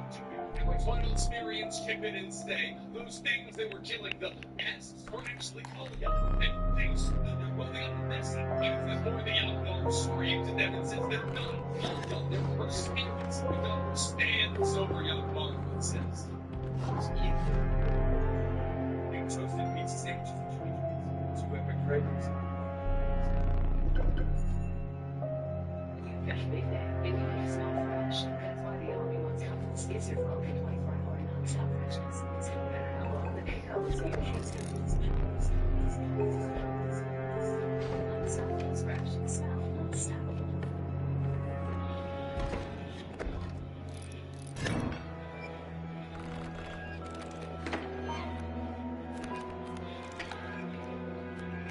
Make this holiday season special.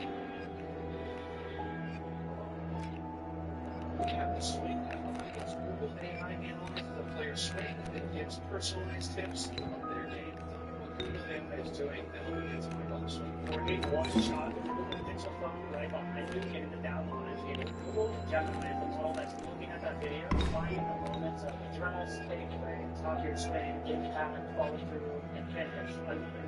Immediately. That's getting all of your body parts, landmarks. That's when we're getting metrics like your spine angle tilt. Pretty much is tracking every metric possible using an optical camera system on Pixel. It's a full swing, it measures your whole entire body, it sees what your golf swing's doing, it gives you feedback based on your swing faster. I think that information allows you to play the best golf because it gives you this sense of clarity of what's actually going on in my golf swing. Shot across. But hopefully before Dabura is able to dispatch Yakumaru forever, Usami flies into action with his hand over his mouth and says, "Don't move," trying to use his curse speech technique. But in the next panel, we see Yakumaru's right arm, the one he used to shoot Cross, has been torn off completely. Yakumaru falls to the ground screaming as Sharaha begs Dabura to be calm, and Usami begins to feel the backlash and trying to use curse speech on such a ridiculously powerful foe. And it's at this moment that things begin to get kind of interesting when you're trying to compare exactly how strong Dabura is in comparison to Sukuna. See, because not only does Usami begin to feel incredible backlash just from saying, "Don't move," to Dabura, which, if you remember the rules of curse speech, is not that powerful a command. And the backlash of using curse speech is relative to how powerful the command you give is. That is, say that if Usami had tried to say, "Kill yourself" or something to Dabura, the backlash would have been substantially more dire than telling Dabura to simply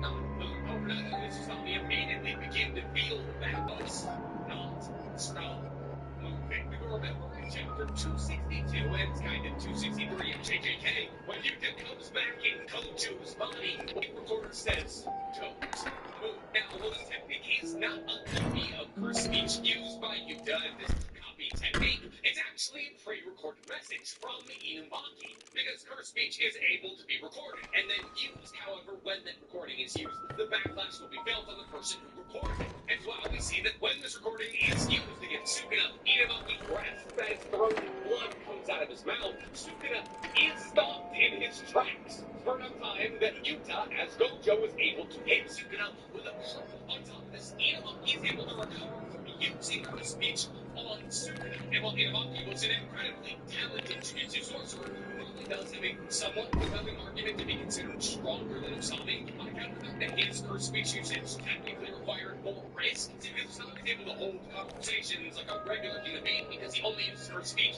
when his hand is over his mouth. However, there is also a fair amount of risk associated with how Usami uses his curse speech, because it requires for him to tie up one of his hands to being over his mouth. On top of this, everybody always knows exactly when he's going to use curse speech, because he has to take a whole glove off and put a hand in front of his mouth. Also, Usami is a grade 1 sorcerer, and seemingly amongst all the sorcerers at the top of the Jujutsu world right now, talked about as the strongest they got. So it's probably safe to assume that Usami is a better curse speech user than Inamaki was in the battle against Sukuna. And, well, yes, it was a lot going on in the battle against Sukuna. There's a possibility that Inamaki was able to free Sukuna because he wasn't at full strength. Because by that moment in time, his heart had already been destroyed by Maki and a myriad of other things. He was also mid-domain expansion class with Yuta/Gojo. So, he was clearly not feeling terrible. So to me, the fact that Dapper was able to completely ignore the exact same command from probably a stronger speech user means that there's a fair shot that Dapper is stronger than Sukuna. I mean, immediately after being hit by this first speech,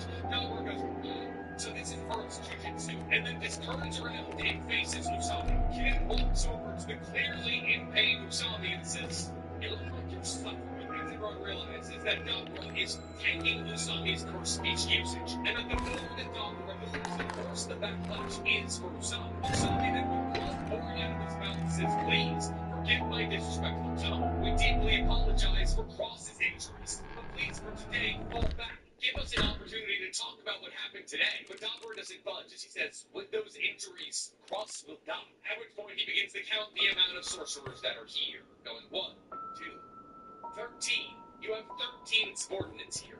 Taking all of their lives will not be enough for the loss of Cross. And yet still, I will take the lives of your subordinates as payment before all 13 of them can be dispatched by Dapper. Usami pleads with Dapper and says, "Please, take only me. Spare them." And it's in this moment that Dapper, while looking at Usami, sees the face of Dura, his long-lost friend. And as he turns to Jabrama and says, "Come on, Jabrama. Leave. Taking no lives as retribution for the possible loss of Cross." And as he walks away, he says, "Yeah, Kalayan, is it?" And it's this point that it's important to remember that what Dapper is referring to is that the reason that the Lunar tribe was driven off Samaria is because the Scoopes said that Kalayan killed the Dapper, the chief, demanding a battle between the Lunar tribe and the Scoopes, which Dura was elected to battle in, which obviously led to Dapper having to kill Dura. And thus Dapper is identifying a pattern where the Lunar tribe keeps leading them into precarious situation, whether it's their need to protect the Kalayan or the Kalayan being used against them. Time and time again, the Kalayan seem less like a blessing and more a hindrance. And Dapper and Jabrama and the rest of the Sumerians begin to walk away. Usami collapses. And the next thing that we see is a kind of news-style update that says, and I quote, "The Sumerian representatives formally requested that the Japanese government protect all cursed spirits and prohibit any further exercising or disposal of them." And thus it appears as though cooler heads have not prevailed. Even though Usami was able to show to all the Sumerians that the cursed spirits were not Kalayan, the Sumerians still mandate for the cursed spirits not be hit. Because the sorcerers on the ground understand that cursed spirits need to be called, because otherwise they would break out from Tokyo and flood through Japan. We see the grade 1 sorcerer with the buns say, "Yeah, no, that's never happened." And at this point, they learn about how the cursed spirits have been kept to just Tokyo for all these years. See, we learned all the way back in JJK about every single one of the barriers that was erected all across Japan. And one of the strongest barriers that's been propped up in Japan for a very long time is the barrier around the Imperial Palace. Where the Emperor of Japan lives. However, apparently after the death of Tengen and kind of the destruction of all these barriers around Japan, this barrier around the palace was beefed up and expanded all the way to the professional borders of Tokyo. However, this barrier, because it had to be extended so far, doesn't technically keep the cursed spirits in. There's no wall they fly into and can't break out from. Rather, the barrier actually turns their consciousness in, and as it pulls them into the center of the area, which is why cursed spirits get stronger the deeper into the center of Tokyo you get. And therefore, all of the Jujutsu higher-ups talking about what would happen even if they start exercising her spirits from this area. And the consensus is that if low-level her spirits began to break out of this barrier, that would be okay, because they could take care of it. However, trained spirits or higher, deep within the monster zone, as they refer to it, began to slip out, problems would arise. And in the case where this did happen, they believe as though they might have a repeat of the Shibuya incident on their hands. And thus they began to try and search for answers, and it was pulled out of crisis. As one of the old men from Royal Council says, well, shouldn't we start by healing Cross? Once again with hand to the very panicked first technique user. As she says that sorcerers are usually incredibly tough, so unless something extreme happens, she's usually able to get them back up on their feet. She then establishes that something extreme is something like losing an arm or internal organ damage. And thus she hypothesizes that she would be able to help Cross and account for the fact that he probably sustained internal organ damage, which makes sense when you consider the fact that he gets shot pretty squarely in the chest, like around the area the heart is. Others the council realizes that if they were to take Cross in and not be able to heal him, that'd be really bad, especially when they consider the fact that he might have some kind of Sumerian anatomy that this reverse curse technique user doesn't know how to mend. And even if she was able to heal him, humanity were the people who put him on the brink of death in the first place. Unless they kind of just be fixing a problem that they created. Now, this conversation is rather interesting because while we don't know exactly how powerful of a reverse curse technique user Shoko was, we do know that she was able to put a bisected body of Gojo back together. And while bringing Gojo back to life in any capacity was more about putting Yuta's brain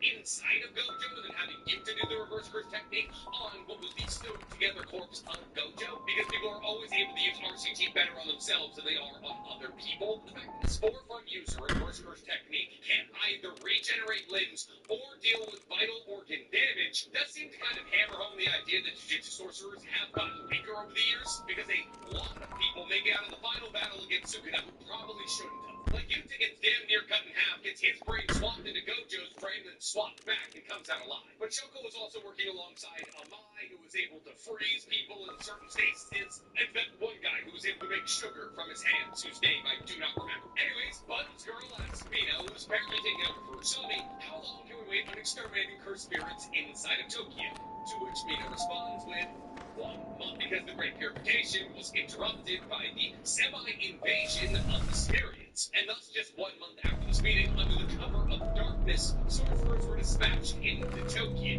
However, they didn't want to be, because hunting cursed spirits at night is incredibly dangerous. And thus, it's revealed that this is a desperation play by humanity because they're trying to make sure that the Sumerians can't see them exterminating cursed spirits. However, even though they're hunting under cover of night, we see Osuke and his goons sitting in their mothership, trying to project their consciousness down to Tokyo to hear the voices of the cursed spirits. And thus, as tears flow out from the third eye, they can feel the cursed spirits being exterminated inside of Tokyo. And thus, we get another news style update that reads, and I quote, "We condemn Japan's slaughter of cursed spirits as an international violation and demand the Japanese government be held internationally accountable. The extermination of cursed spirits was an act of force majeure? I don't know that word. I'm going to look it up real quick. Force majeure, which apparently means an event or effects that cannot be reasonably anticipated or controlled. I don't know why we're just tossing it in French, but apparently we are. But anyways, continues on by saying it should not be considered an unlawful state conduct. Now, basically what we're seeing here is in one panel we're getting a note from the Sumerians, and the other we're getting a note from humanity. The Sumerians are saying that the Japanese government needs to be held accountable for the eradication of the cursed spirits. But the Japanese government is saying we had to exterminate the cursed spirits, and nobody should be held liable for that. But then see that all this self-tweeting is unfortunately not making relations between humanity and the Sumerians any better. As we see down on Earth inside of a hospital, the entire society is scrambling because Tokyo is being overrun by cursed spirits. They're popping up like crazy because of the amount of negative energy flowing out of the situation, but also because they haven't been able to do a great purification, and because the sorcerers are trying to go into Tokyo at night, which is causing a lot of them to be injured or killed. But more than this, up in the Sumerian mothership, Osuke has been trying to project his consciousness down to Tokyo to hear the cries of cursed spirits, but because there's a massive strain on his brain, and while his friends begging him to stop, Osuke demands that he has to do this. He has to hear their cries. It's the bare minimum he can do as a warrior of the lower tribe. Osuke screams, why do they have to kill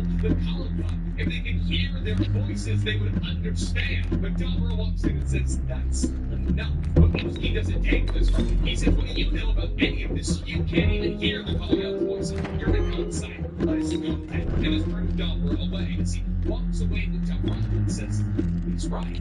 I am innocent. What could I possibly know about the situation? We're going to get another news-style update from the Sumerian side here that reads, Sumerian representative. They confirm the continuation of cursed spirit extermination as a new government and a new nation aimed at protecting cursed spirits. The lunar nation will be established inside of Tokyo. If this is rejected, they request an education through endoscopic style. Need help figuring out the style you should be applying. Just desperate over ideas that match both space and space. 250 square feet, not so spacious. Chipotle just dropped Jojo's Chipotle.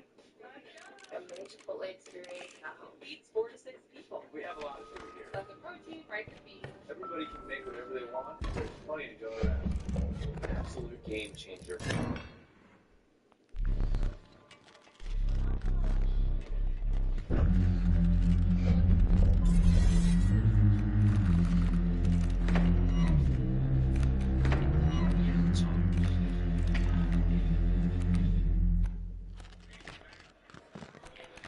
Running late?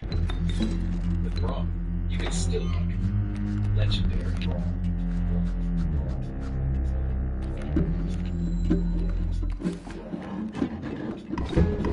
Wrong size 9 blocks.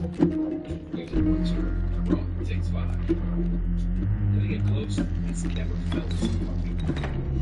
Even on a 7-day beard.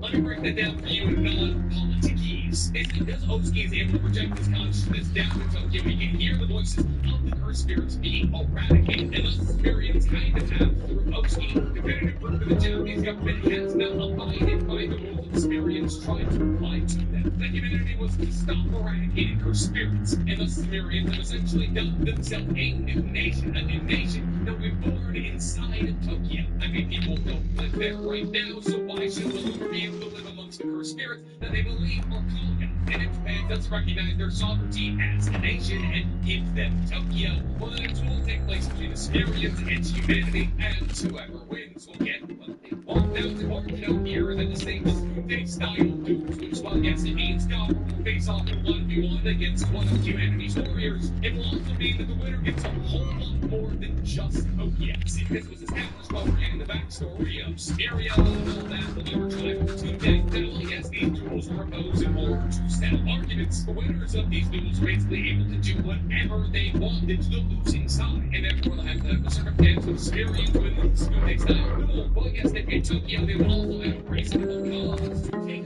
all of Japan, and thus humanity begins Japan. As not only is it revealed that Sumerians have discovered that they've been exterminating cursed spirits at night, and therefore the risk that they've been engaging in order to exterminate cursed spirits at night so the Sumerians wouldn't notice, was basically completely not justified, but also there's many amongst them who believe that handing over Tokyo to them was not the worst thing they could do, as the members of the Lunar tribe absolutely wouldn't kill the cursed spirits, and therefore cursed spirits would simply need to overflow on Tokyo and leach out the surrounding areas. On top of this would technically just be isolation of the Lunar tribe to one of the most central areas in all of Japan, and therefore while it might be fine right now, cause problems down the line as the Lunar tribe grows and wants to grow outside of Tokyo. As the entire Ninja Council argues with each other, but for all whose name I really should learn, I just don't believe the sentence. It says quiet. The only person we can choose to fight against Dahmer in a duel is Yuji. Has anybody been able to contact him? But Mino was running down his face says, no. We have no leads at all, and it's this point that we got somebody referred to as Misaki, aka No Entertains, as we see her sitting in a black robe in what appears to be a very nice apartment. She says, last time I saw Yuji was at Hana's funeral. He said then and there that he wouldn't be attending any more funeral rites. Now, for those of you who don't remember, Hana was Angel, and Angel was Hana. You know, the girl was in a somewhat similar situation to both Megami and Yuji, and the fact that she was a host for a previous sorcerer. However, instead of that sorcerer being incredibly evil, like Sukuna, the sorcerer that she shared a body with was Angel. wanted to kill Sukuna. And because Hana maintained control of her body, she also got access to angel abilities like Jacob's Ladder. And Yuji and Hana, after the couple games, were very close to each other because they had to work with each other in order to get rid of all the awakened or reincarnated sorcerer. Because Hana's Jacob's Ladder and Yuji's updates in Dismantle were the best ways that the ship's society had to separate people from the earth objects that Kinjara put inside of them to either awaken them or reincarnate them into different sorcerers. Hana is also most likely who Megami ended up with. Number continues on by saying, you see, he looks like a musclehead, but surprisingly sensitive. He just couldn't bear to see anybody off, and he probably never imagined that his grandfather's wishes would go unfulfilled. Now, those you don't know what Yuji's grandfather's wishes were, it's essentially that his grandfather told Yuji on his deathbed that Yuji should use his strong body to protect those that matter to him. Now, Yuji absolutely did that and has done that for like 6 decades now. Actually, closer to 7. Basically, what Nova is saying here is that Yuji is taking it personal that all of his friends are dying, and he's upset that he can't do anything to protect them from old age. Nova continues on by saying, you see, even I am getting kind of tired of attending my friends' funerals. But you see that guy? He never ages. Every time I see Yuji, I'm painfully reminded that I'm getting old, and it wouldn't be a big deal, but he looks so apologetic about it, and I can't handle that. If you do get the chance to see him, tell him, don't underestimate me yet. Idiot. Now, that's all we get from Nobru, but it is good to know that she's still alive, and it does confirm a couple of theories that have been floating around. That the reason that Yuji still looks young is because, well, he doesn't age. Now, as to why he doesn't age, well, I mean, there's a couple of pretty established theories. I mean, after all, he is a Death Bloom painting. He and Sukuna living inside of him for like a year, so he's bathed in Sukuna's chakra, and therefore nowadays he's probably more her spirit than he is human. However, this does raise the semi-important question of, like, sure, let's say that because it's a Death Bloom painting, he's not going to age on account of the fact that his biology is basically half her spirit. How did he age to 17 in the first place? Does he still look 17? Is that the age her spirit stopped aging? I know this is an important question, but it's one I have. Because there's a big difference between ages slower and doesn't age, and it seems like he just doesn't age anymore. And as her spirits are immortal and will exercise, that would make sense. But still, looking at 17, I think still, you know, that's how the brain works. Anyways, Mino was shocked in his face, asks as well, it's all of loss? And with point Buns Girl says, no. There's still some. It all depends on her. And at this point, then we get our final news-like update that tells us, and I quote, January 2087, from Samaria, the brutal representative Gabra Karama says, a tool is requested for the purpose of protecting cursed spirits and seeding Tokyo. At this point that we see on a full-page panel, the Earth representative, Japan, in response, nominates somebody who personally put themselves forward to enter into this fight. Yuka Kotsu. In the page we get of her, she looks so much like Yuta. And I believe this page is specifically meant to reference when we see that Yuta has been elected as the executioner of Yuji at the beginning of the Culling Games. Now this is interesting, because while we have seen Yuka in a couple of fights, Yuka and Tsurugi are considered to be pretty much neck and neck in terms of combat ability. And Yuka and Tsurugi in a 1v1 capacity stood no chance against Old Man Stowing Evil Sorcerer, who mind you was dispatched by Usami, who stood no chance in battle against Namura, and Tsurugi, who's equal in strength to Yuka, or at least we're assuming, stood no chance in battle against a cross-controlled Maru. And thus, knowing what we know about Yuka's current level of strength, she stands no chance in combat against Namura. So why would she be elected? Well, if I had to venture a guess, I'm gonna say it has something to do with Yuka's rank. See, we understand that a big talking point surrounding Yuka and Tsurugi's relationship is that Yuka wants Yuta's rank and Tsurugi doesn't. But Tsurugi has Yuta's rank, and Tsurugi wants to get to a level of power where the Gojo clan acknowledges that he doesn't need this rank, and Yuka wants to get to a level of power where the Gojo clan acknowledges that she is the strongest amongst the Gojo clan, and therefore deserves a rank. And as Yuka wants to be Yuta, it only makes sense that eventually she does get Yuta's rank. And therefore I believe the edge Yuka might have in this battle is Rika, the queen of cursed spirits, that can possibly give Yuka a level of power that would allow her to go toe-to-toe with the likes of Dabra. However, if Dabra is stronger than Sukuna, well, then Rika may not be enough, because Rika wasn't enough to allow Yuta to overcome Sukuna. Well, yes, Yuta did the hang in combat against Sukuna for a little bit. Yuta was fighting with the full strength of Rika alongside Yuji and Tana, and technically Maki was waiting outside of Yuta's domain expansion, and he still basically got cut in half. So Dabra is actually weaker than Sukuna just by a little bit. Authors still apparently suggest that Yinka stands no chance. Now, could Yinka make some kind of binding vow that gives up the remainder of her life to access a ridiculous amount of power to beat Dabura? Maybe. It was established, after all, in the last couple of chapters that she has some kind of inoperable brain cancer that's going to kill her in the next 6 months. But if she was to gain access to Rika, and therefore the ridiculous reverse curse technique that comes along with it, who's to say that she would be able to get rid of that cancer in the first place? So does Yuka stand a chance in this battle against Dabura? Who's to say? We can't know. But what we do know is that the next 2 chapters of Majula are going to be full color. Yeah, you heard me right. The last note we get from this chapter, chapter 15, is thanks for the huge support. The first of a 2-issue consecutive color spec.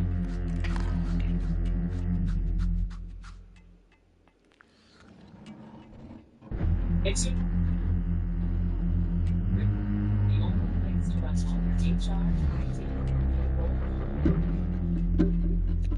to bring up gayness. Wait, there's like nothing about dudes at all in any of the conversation that we're having, and then you just bring up being gay.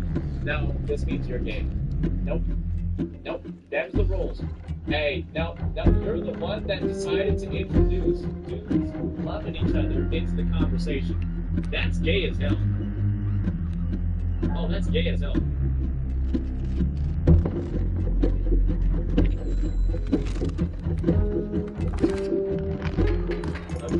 Okay, so like, you're super gay. Are you trying to make everyone else gay too? That's like not how it works, by the way. You can't just like you're not allowed to just go up as a gay dude and then like try to convert other people to being gay. That's like I'm pretty sure that's illegal. No, I just think you seem a little homophobic.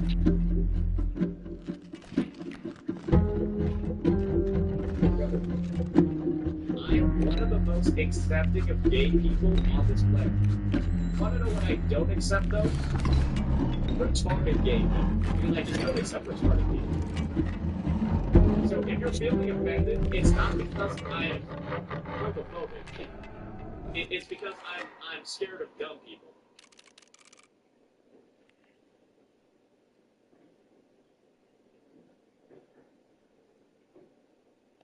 That's right. There is an update. Here we go. Boy, howdy, do I have a wacky update for you. If you're standing up, you're going to want to take a seat. This is big. This will wake your grandma. I posted a video earlier today giving you the aftermath of the r/art Reddit mod meltdown and how apparently the entire mod team had resigned, basically turning in their badge and gun, saying, you know what? We're done here, bucko. All because you gotta fend for yourself now. You're gonna have people posting all kinds of pictures on this subreddit. Nothing you can do about it. Ungreasy rule on the moderation team to let his ego spiral out of control because of that small club of power he was given as a moderator on the subreddit. And he just went ballistic. He lost his mind, lost his marbles, but could never lose his virginity, and it was just pure pandemonium. He got called out, couldn't handle the criticism, and then it seems like the entire mod team disbanded because of it. But I just learned, because I was reading the comments on the video, that Dolan Darkest had posted an update to the story that actually paints a very different, even more pathetic picture than what we thought happened. It's like a Russian nesting doll of retardation. Like every Reddit moderator team, you think it's this bad, but actually it's even worse. Because their poster says, we out, you win, we all resign. Yeah, sure. What if I told you that's not the whole story? What if I told you that was a big fat lie? The calls coming from inside the house. It turns out that the real scoop here is more degenerate than you could possibly imagine. Like, I don't even think fanfic writers would have come up with something this embarrassingly pathetic. That's so, Reddit, big thanks to Dolan Darkest for uncovering this, because it is unbelievably comical. This is a truly special crash out that undoes 15 years of professional Redditing. It's incredible. And I use the word professional Redditing in jest. That's not really a thing. Yeah, it's not, because they don't get paid. The moderators aren't even making any money. Who calls himself a professional Redditor? That is someone that needs to be locked inside of Arkham Asylum ASAP.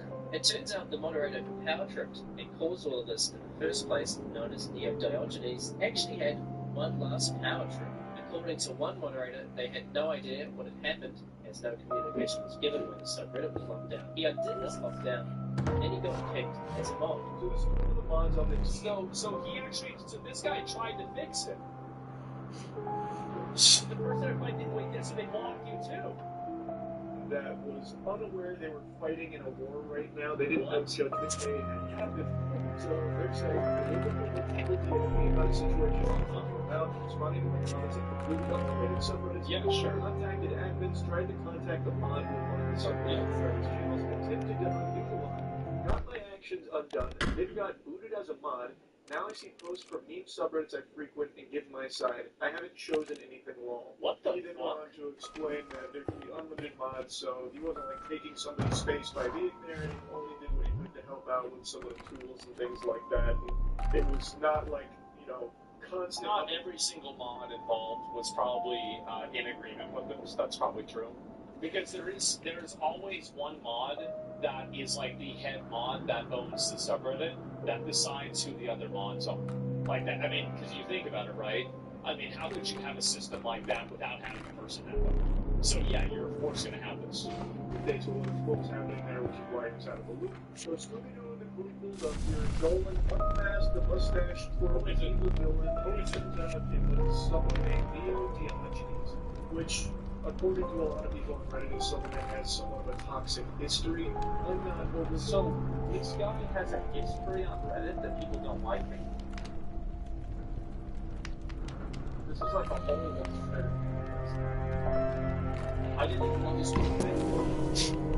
You familiar with Neo Diogenes and his reign of tyranny and terror? I have no idea. But that was this wacky culture. And this mod here is saying that they actually tried to lift the lockdown, which, tried to get them out of depth, ended up doing their own asshole with the crosshairs of superstar sniper Neo Diogenes. So they tried to undo what they did. So this means that the guy who was crashing out had to have been Neo Diogenes, right?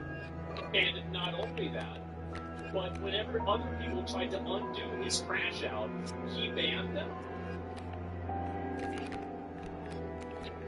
What the fuck? And we enacted revenge.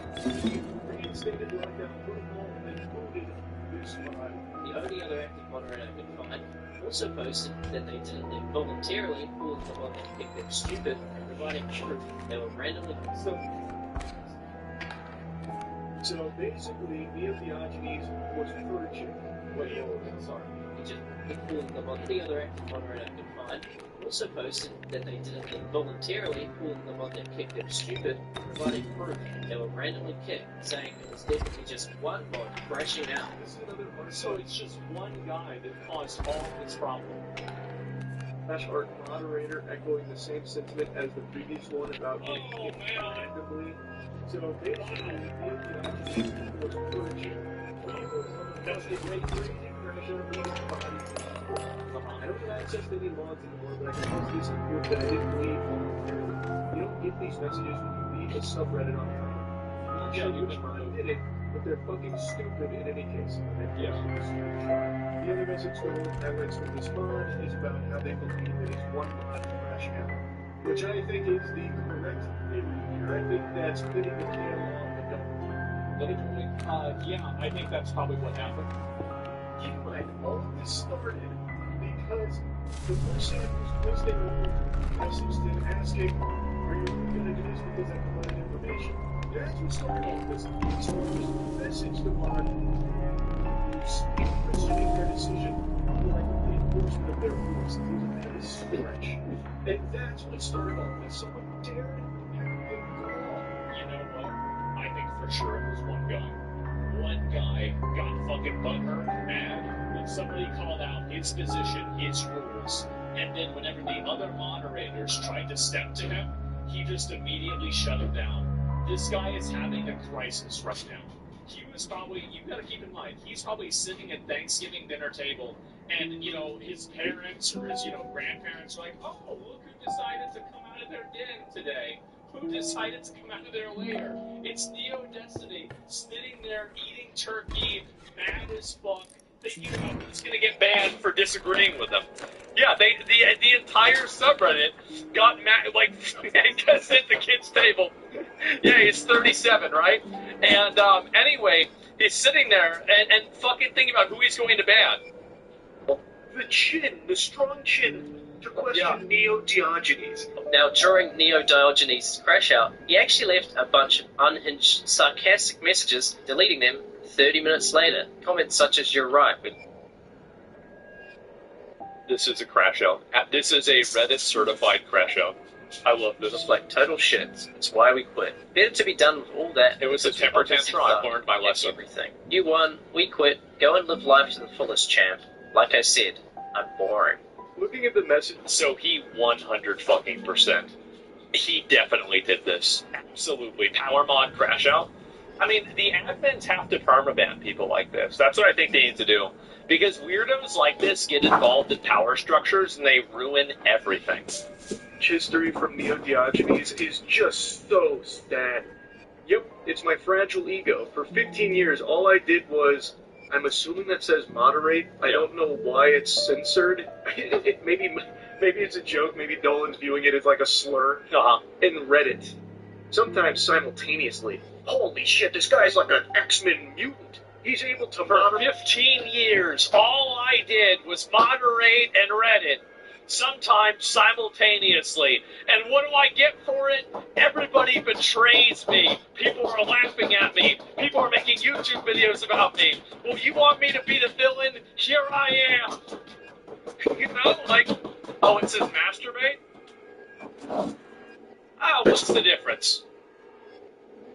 And Reddit at the same time? What the fuck? I didn't know anyone could be so powerful. I was blissfully unaware that superhumans like this existed amongst us mere mortals. 15 years. Wow, that's crazy talent. God, the tone of his messages is truly insufferable.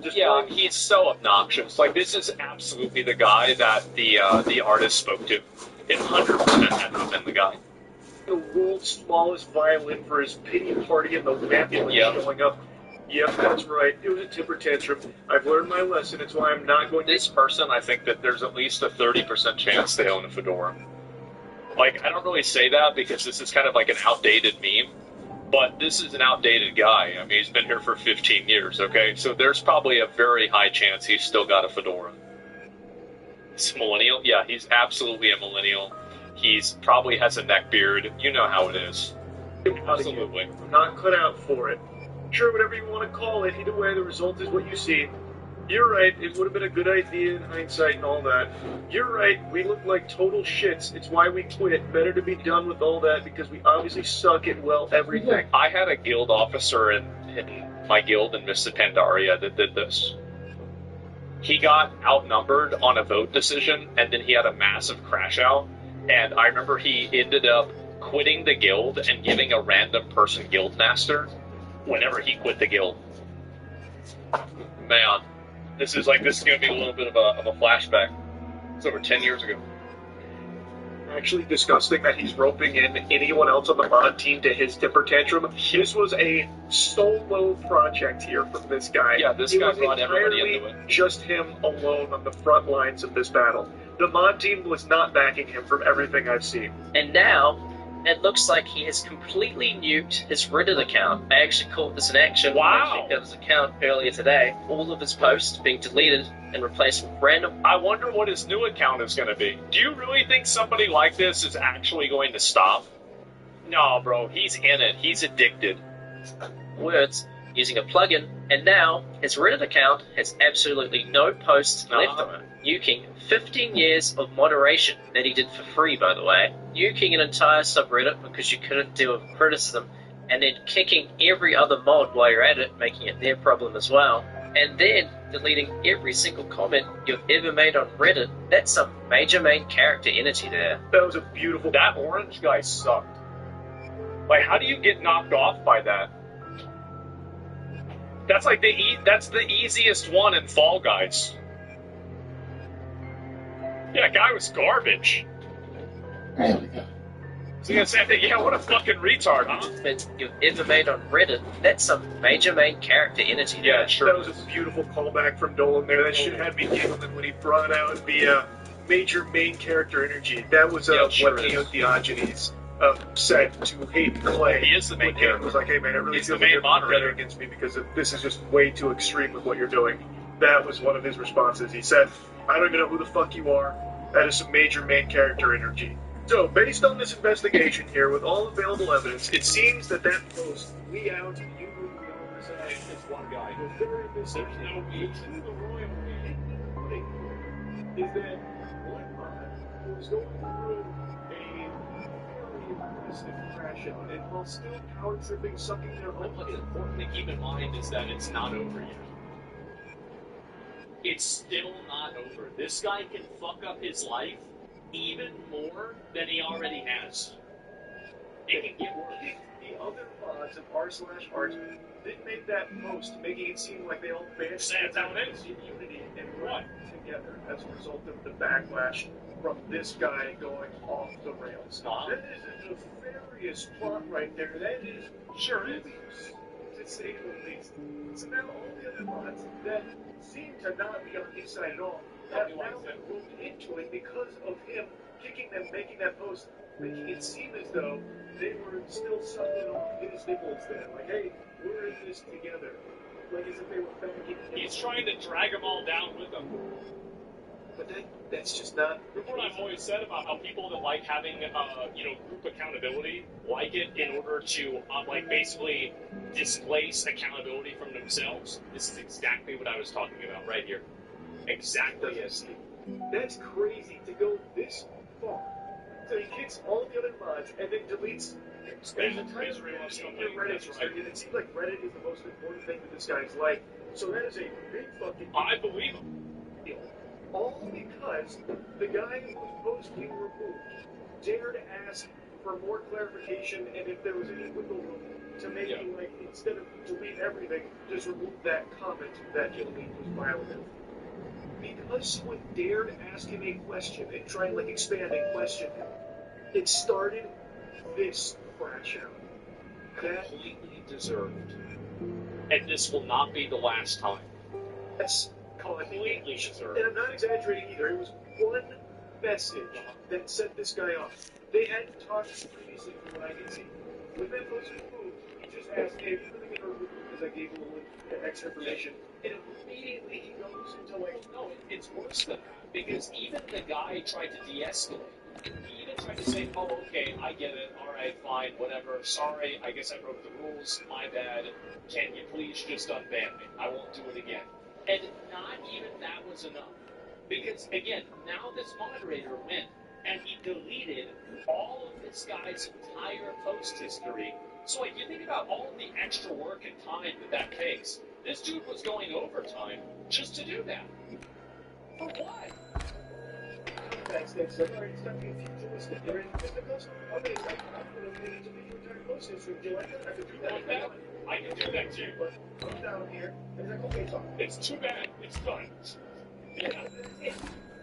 He took the smallest, most trivial nothing burger and put it into this. It's embarrassing. It is a very special crash out. And then also, my apologies to the blood team. I had no idea that he was in his game here. He was the chess master for pawns on his square. I didn't know, and I apologize for, I guess, making the assumption that you're slandering their good name, assuming that they're as fucking deranged as this one guy. Yeah. Playing together here based on these posts saying that guy's fucking nuts. This movie here, sports fans, it's hard for me to be mad at this ball anymore. It is because it's so at this point, it's the whole pettiness. I didn't know somebody could be so petty. No, he's right. This is the kind of stuff that you hear in, stereotype joke videos. Or, you see this, Adult Swim of them, making fun of, or, some sort of skit on, Saturday Night Live of, some mod bidder or some guy that works in a comic book shop getting super mad about, somebody, mispronouncing a superhero's name. Yeah, it's like a beanie. Yeah, the guy's like a cartoon character. That was impossible. And the way it's allocated, as a result, this has got a ton of support, so that's really neat to see. Yeah. And it has just been a pretty incredible series of events. So not only is he getting an incredible amount of support, but I don't know if I can still find this here. He apparently is selling the prints. Where is it? Yes, so now he's selling the prints of the image of the subreddit of them leaving on his website now. It's gotten that meta. These much unfold here in the last 24 hours. Anyway, just I had to give the phone once I watched the regardless video. It's unreal. That's about it. Yeah. Absolutely fucking embarrassing. Insanely fucking embarrassing. What if it's all PR or something the W's catchers and fans? Yeah, I mean, I don't know how anybody can go and do this. Like, and I wonder, I mean, he's gonna have to delete his account and make a new account and then just do the same thing again. It's like, I mean, if you spent, here, I'll link you guys the video. If you spent this many years crashing out on Reddit and being a moderator on Reddit, nobody likes you, and this is just what's been going on for such a long time, do you really think this guy is just going to say, you know what, guys? I think after my recent crash out, I'm going to go seek mental health, and then I'm actually going to improve my life? Absolutely not. He's going to make a new account. He's going to make a new account. He's going to build back up from zero. And the next time that he gets back up to the top of the pyramid, he's going to be even worse, even more annoying, even more obnoxious every single time. There you go. Jeez, dude, I'm telling you, that's what it's going to be, guys. Yeah, it's like a mad scientist. Yeah, like, because now he's got a chip on his shoulder. Now he's out, and now he's out for revenge. I'll tell you that. Special game. Monster of the legs. Fruit Loops. Disfrútalo bien. Como te guste, Galaxy. Surfside has made us a $100 million like a nationwide brand. Surfside is our partner. It's been able to make us look like a company because we're using the new technology. We're using it as we're the version of doing the needs of. And we've set this bar for trades in general, and it's now everybody else is under that bar. And it's all because the service type and the system we have. Before service type, I was tied down to ask for money. If I was gone, I couldn't track anything, I couldn't keep things in check. And service type provides me that freedom. It's just smooth. I don't have to worry about it as much. I can relax.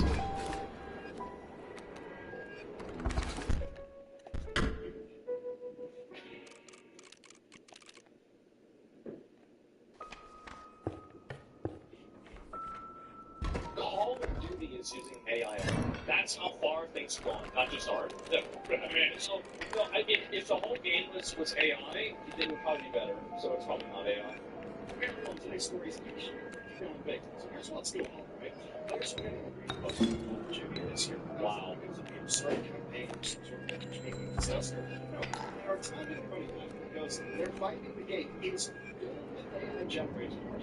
And those who never mention it in marketing, what matters there is they're actually getting refunds. But it's not just Call of Duty, because Ubisoft is also under fire. That's because what a surprise. They are slow. So we've got Activision and Ubisoft, two of the you talk about gold standards of gaming. Well, these are the brown standards of gaming. Right? It's necessary. It's necessary. It's the people say. Really, we should start looking at what people actually do, and we should look at the process. Because in reality, it's the management of these companies that have been just as flawed as the games. Alright, so this year's Call of Duty is once again full of slow. Because unfortunately, I think of this. Jason, this is one business. It's so obvious that it's AI generated too. They do not give a fuck. They totally phoned this in. They ran out of time making the art for it, and they just straight up AI generated the frames for the achievement things. This is in Call of Duty. Yeah, it's not even good AI art. Yeah, you can make good AI art, but this isn't even it. Like, you did a violent Yeah, that's Call of Duty, all right. Oh, yeah. The images you're seeing right now are basically those of... And also, why is it that they're in, like, a fantasy universe? Like, these are, like, peasants in, like, a medieval era with a knight's helmet. Why is this in Call of Duty if it's in a future with machine guns? What is this?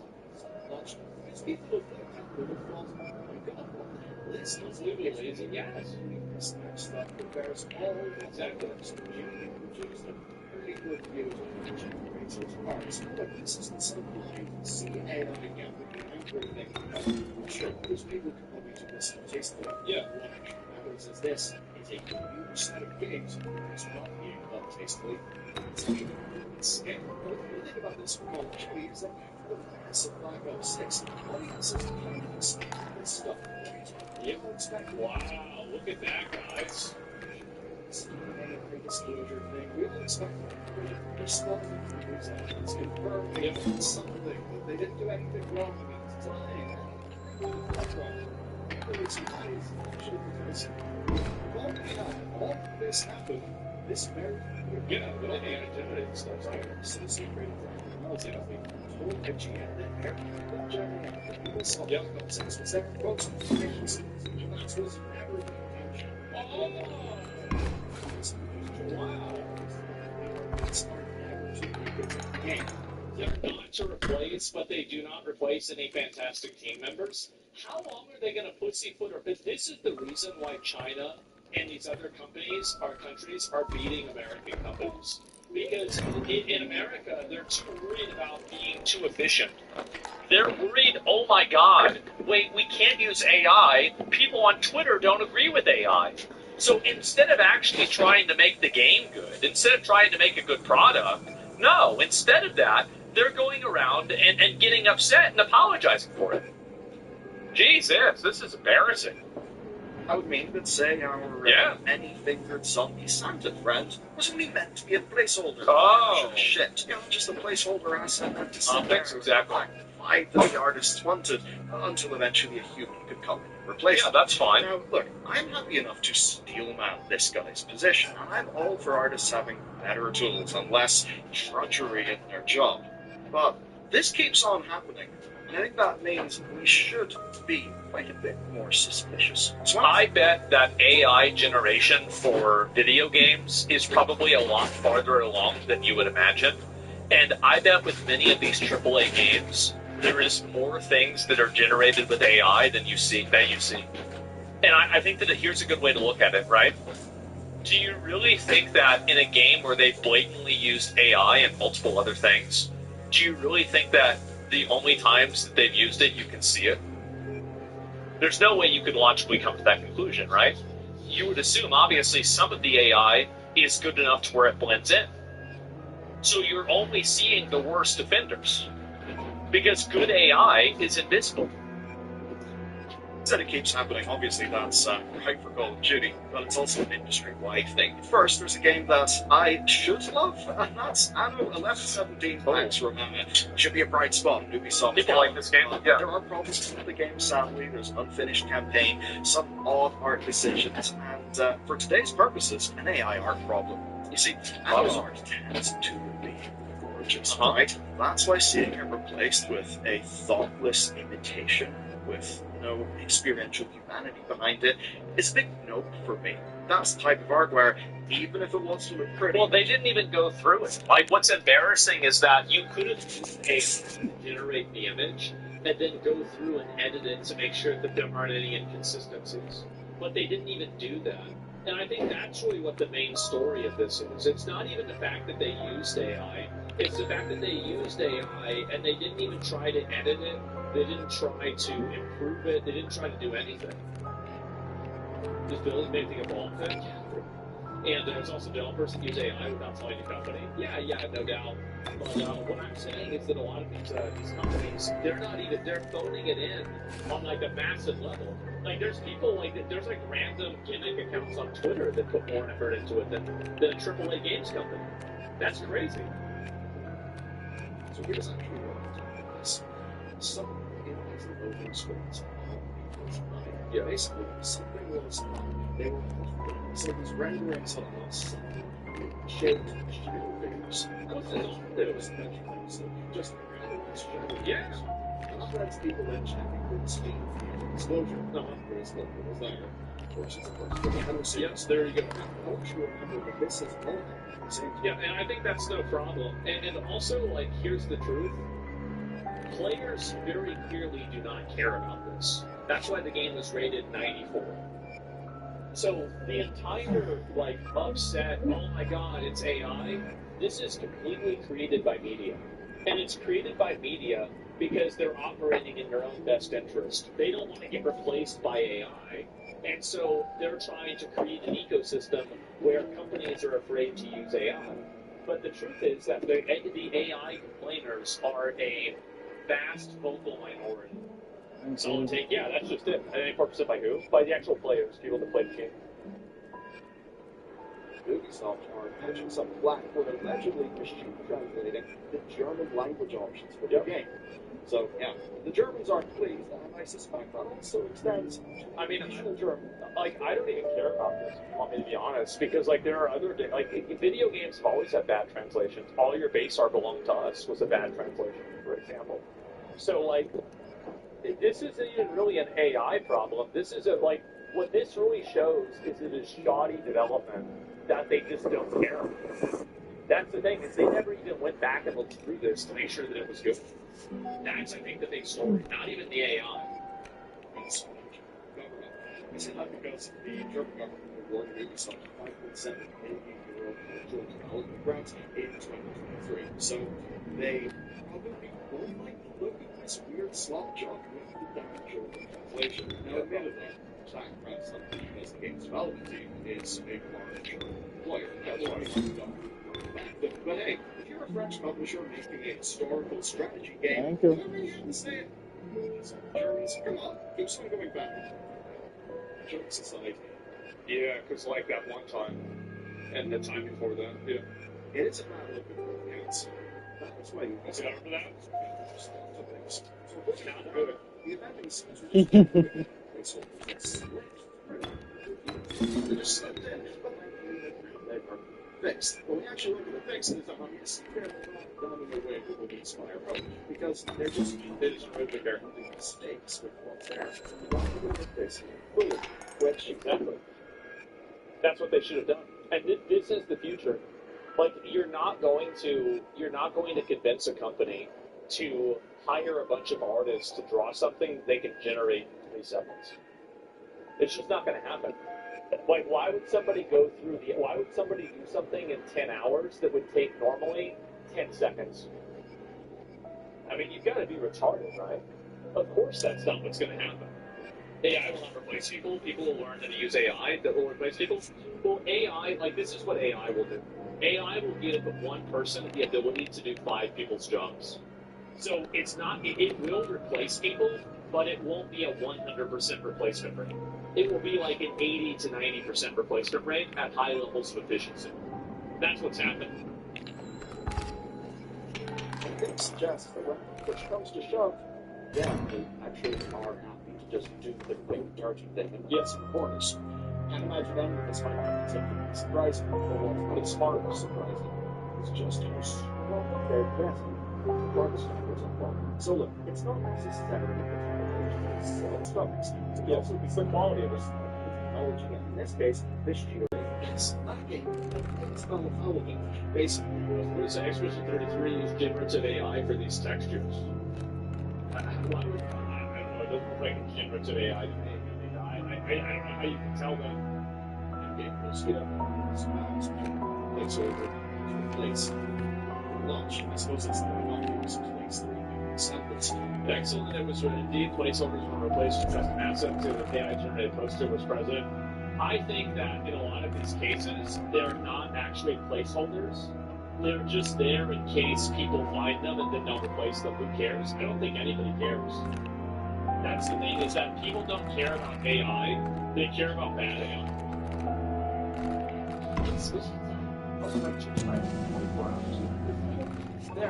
It's a better map. to the pantry for sugar 20 minutes ago, but got distracted shopping for deals on gifts. Oh, there it is.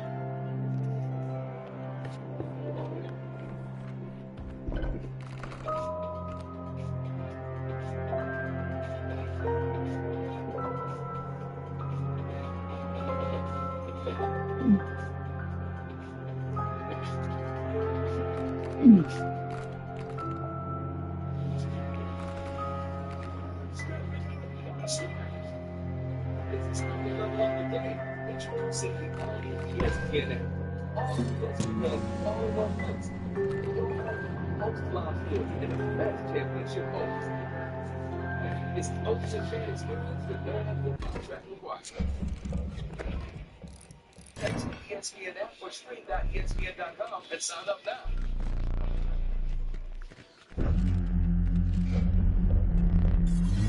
It's basically what happens. Devs use generative AI tools to create a almost production-ready asset. Yeah. They then populate the game. They put those. They trace it or something like that. You know what? Because they've used the quickly made AI placeholder thing. Actually, when the placeholders are in, you probably do get a bunch of the vibe that they're looking for. Yeah, sure. But then what happens is there's a release date for the game. There is a rush to ship. That in will those assets. Placed, so you can see why they do it. You can see some benefits of the traditional placeholder, which was meant to be so egregious and obvious that you really just couldn't ship them. You know, just a blank text saying clean or something. That would mean that people would notice the placeholder was there and it wouldn't get shipped. Yeah, another good example is where Wins made. Somebody brought this up, is that they have like AI chatbots in the game, and like some of their things with the game are AI as well. Like for example, like the riddles that they do. And I think nobody really complains about that. Nobody cares because it's done in a way that isn't really negative for the game. So chatting with them, yeah, I've never even done it before. I've just heard about it and like people told me about it. So the real future is good AI. The future is not having individual artists do things themselves. That's going away whether you like it or not. Now, you'll always have games that have that, but I think in a lot of cases, that will It's not real be warm now. that will not be the norm. So, yeah, it's like it's a good snippet. Maybe Rongo was uploading version of error. That happens without Gen AI built placeholders. But without placeholders, if you were to sort of spin your eye and look at them, almost look like a finished product. Yeah, if you're not paying if you don't pay attention and you're not really looking at it, you will think that it looks fine. That's right. That's a yeah, people probably did. We would be praising Game of the Year nominee Expedition 33, which did decide to use that stuff as a part of its pipeline. It's not right. Yes, it's the final result, but that's its pipeline. So here's the thing, right? Let me take over Well, the truth is that like having something as part of your pipeline means that that thing is probably removing a person's job. This is what I think a lot of people don't understand is that even if the final product isn't AI, if you're using AI in your development process, you're doing so in order to circumvent or to basically streamline some human behavior. And that's generally what happens. Raiders is another good example too. Game is good, so the majority don't really care that much. Yeah, exactly. And that's it. I mean, it doesn't matter. Like, just because it's not the final product doesn't mean that it's not removed from the shop. That's okay. Just do my first games. Yeah. I hate these fucking models.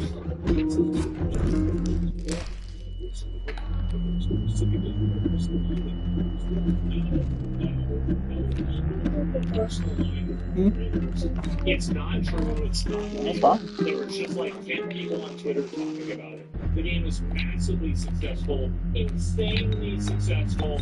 Nobody actually cared. Almost all videos usually a believe this is about it. I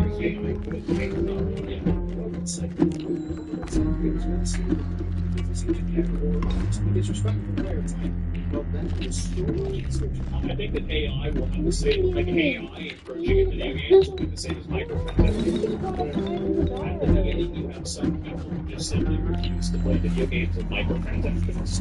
But then, as more and more video games had microtransactions, those people had less places to go. And now, almost every single video game has microtransactions, and there's almost nobody who actually refuses to play video games with microtransactions. And I think the AI will be the same. Is that right now, you're still having some people that will hardline against AI, but once their favorite series starts doing AI, do you really think they're going to quit playing video games? Of course they're not. They're going to probably just stick with it and play it for a while and they'll get used to it, then that's the new normal. Like, that's what's going to happen because that's what happened with microtransactions. Don't say it could be more wrong. Oh, I am right. I'm right about this. It's obvious I'm right about this. I'm going to be right again. It's obvious the way that people think. That's why the individuals in the industry has got to hold themselves to a higher standard. Because whenever the generative AI before art isn't replaced, it's just tidied or updated, it's actually kind of clear that functionally those ended up not being placeholders. Yep, exactly. They actually were just like they said they were placeholders in order to make people not mad. If they could have shipped the game with AI art, they would have done it. I don't know why anybody's pretending like it's not. They're lying to you. They're lying to you because it's easier to lie to you and tell you what you want to hear rather than to tell you the truth. Why would they tell you if they could just lie to you and then make you agree with it? Okay, I'm done. Yeah, of course. Yeah, the human image generation looks very real. Well, yeah, it's just going to get better in general, right? And so I think that's what happens with anything else, for sure. Otherwise, I think is what's truly frustrating. Yes, people only being gaslighted and lied to. Some people this change responsible. Maybe remember the screen actors getting voice actors strike. It's warm. This was so holy shit, this is amazing.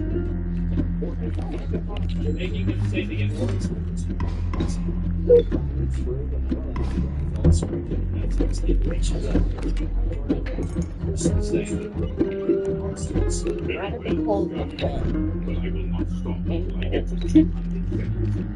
The tale begins on the Destiny Island, where young Sora and his friends meet. Irony. Oh my God. Exploring new worlds beyond their idyllic. He's just talking, bro. Maybe just like how accidents origin. Yeah, sure. It's not people yeah, nobody really cares. Well, it's because Fortnite was good. And also, people are fine with it with them. That's why it had a 94 in the video game, in the Metacritic thing that he showed. The game was massively well received. They usually caught that it was the bad one because the game was weird. That's it.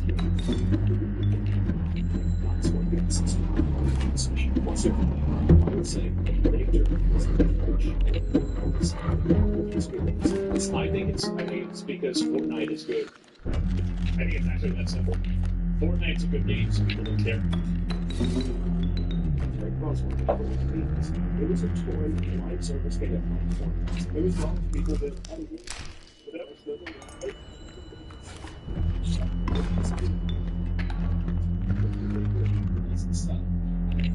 Mission. Yes, it's like what says it was honest about being away from the slum.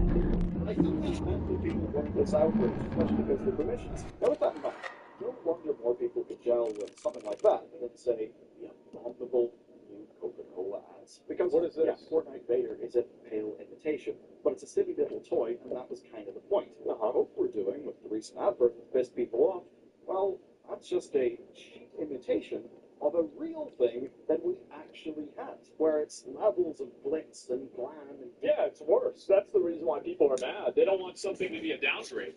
Detail and lighting are so over the top, it's feel reeling. That's a huge part of why it comes off uncanny. It makes it seem like the creatives involved are working for the tool, rather than the tool working for them. And that's where COD are vital to today's story, because these, in my view, aren't really placeholders. I gotta say, 11 magically. They were not. Like, I mean, let's be honest. Like, do you really think that they were placeholders? I mean, come on. How do all of these companies make the same mistake over and over? I mean, it's because they don't give a shit. I'll be right back. Give me a second. Sorry. In my opinion, but you may have heard the term, the purpose of the system is what it does, which does strip away some of the intent and focus a little bit more on the end product, which here is useful because that's the money that's buying. Because those assets are still in there, even though in essence they are clearly out of place because the deal cheap. Yeah, but what's it all special? For that crash. Yep. As the management industry goes don't they thought they could just cut some corners. And then, when it came to ship their game, they didn't care until they could measure. Sure, they didn't care about the story either. Right? And the thing is that if you see AI-generated stuff in a game, it's the same as seeing ugly women in a game. It's a mining canary for the fact that the developer doesn't really care about making the game good. That's the issue. It's not what it is, it's what it means. That's the thing about making a user experience. Let's just jet out something. It's a lot. But sometimes not bad enough. I actually think it's a lot more. I'll put them in the chair with you, in that chair. You put them in my chair? But like 600 there, that's been good for It's not fun. Yeah, so if they're not doing it, they're not doing it. If you ask me, that's what's actually scary. We've got some of He's on the floor. He fell. It seems very road safety, knowledge work, and a whole bunch of other things. Your armchair just moves that wide. He doesn't fall through. You have a lot of blankets to catch him. But, I mean, it doesn't look like he's like the brightest stuff. I'll put back. I don't care where he is. I think that's always true. It's more of a you thing than a me thing. The problem with any sort of a company that doesn't care about its product is that any company that doesn't care about its product will outsource and, send everything that they're doing. Like Blizzard did this with Warcraft 3 Reforged, for example. Is that like they basically had some random fucking overseas company make the game, and then they put Blizzard's logo on it, and it was horrible.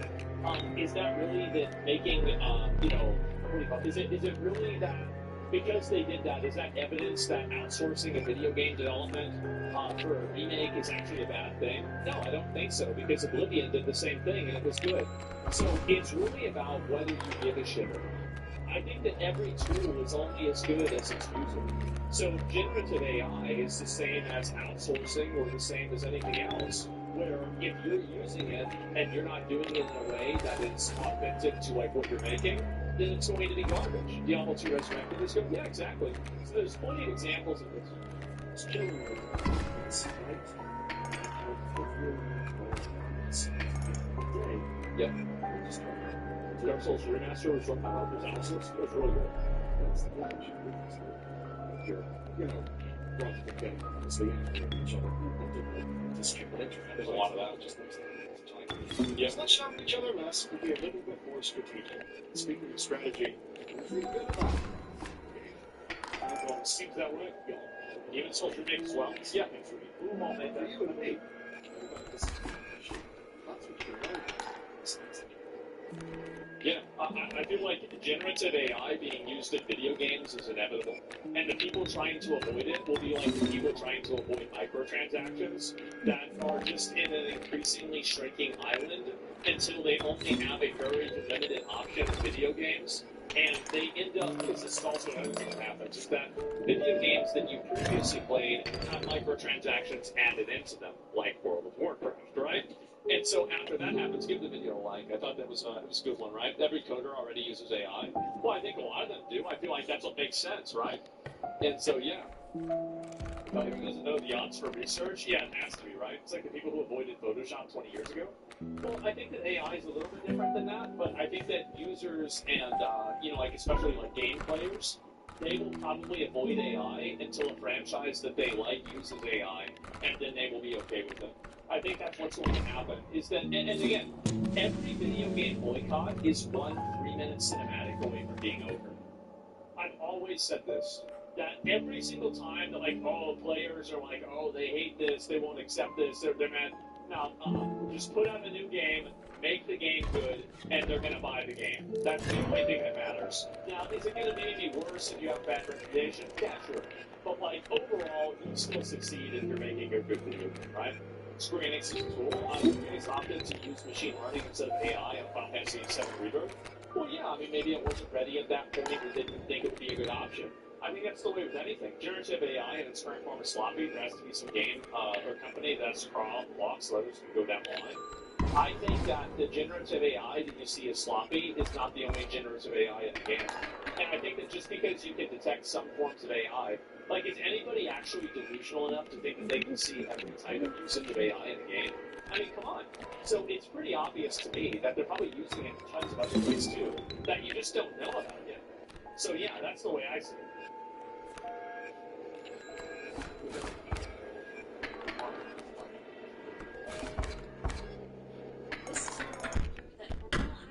Bloating, rage, and soul-crushing cramps for 5 days a month are not normal. One day, I'm feeling like my normal self. No, you're not. Been out here trying to fish for a good thing to give someone for Christmas or Kwanzaa or Hanukkah. Oh, here we go. Oh, look at this. It's pecans fresh. Papa me. Look at that beautiful shirt. Wiggle a little bit. Look at that. You're going to catch yourself a good deal this holiday season. Be sure to go to peakcandy.store and pick up some amazing merch. Maybe your disabled friend. I don't know. Or your grandpa.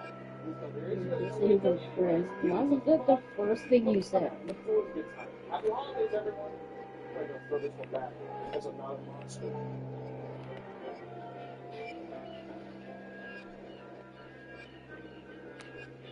Welcome back to the Papa Green Channel. How you doing?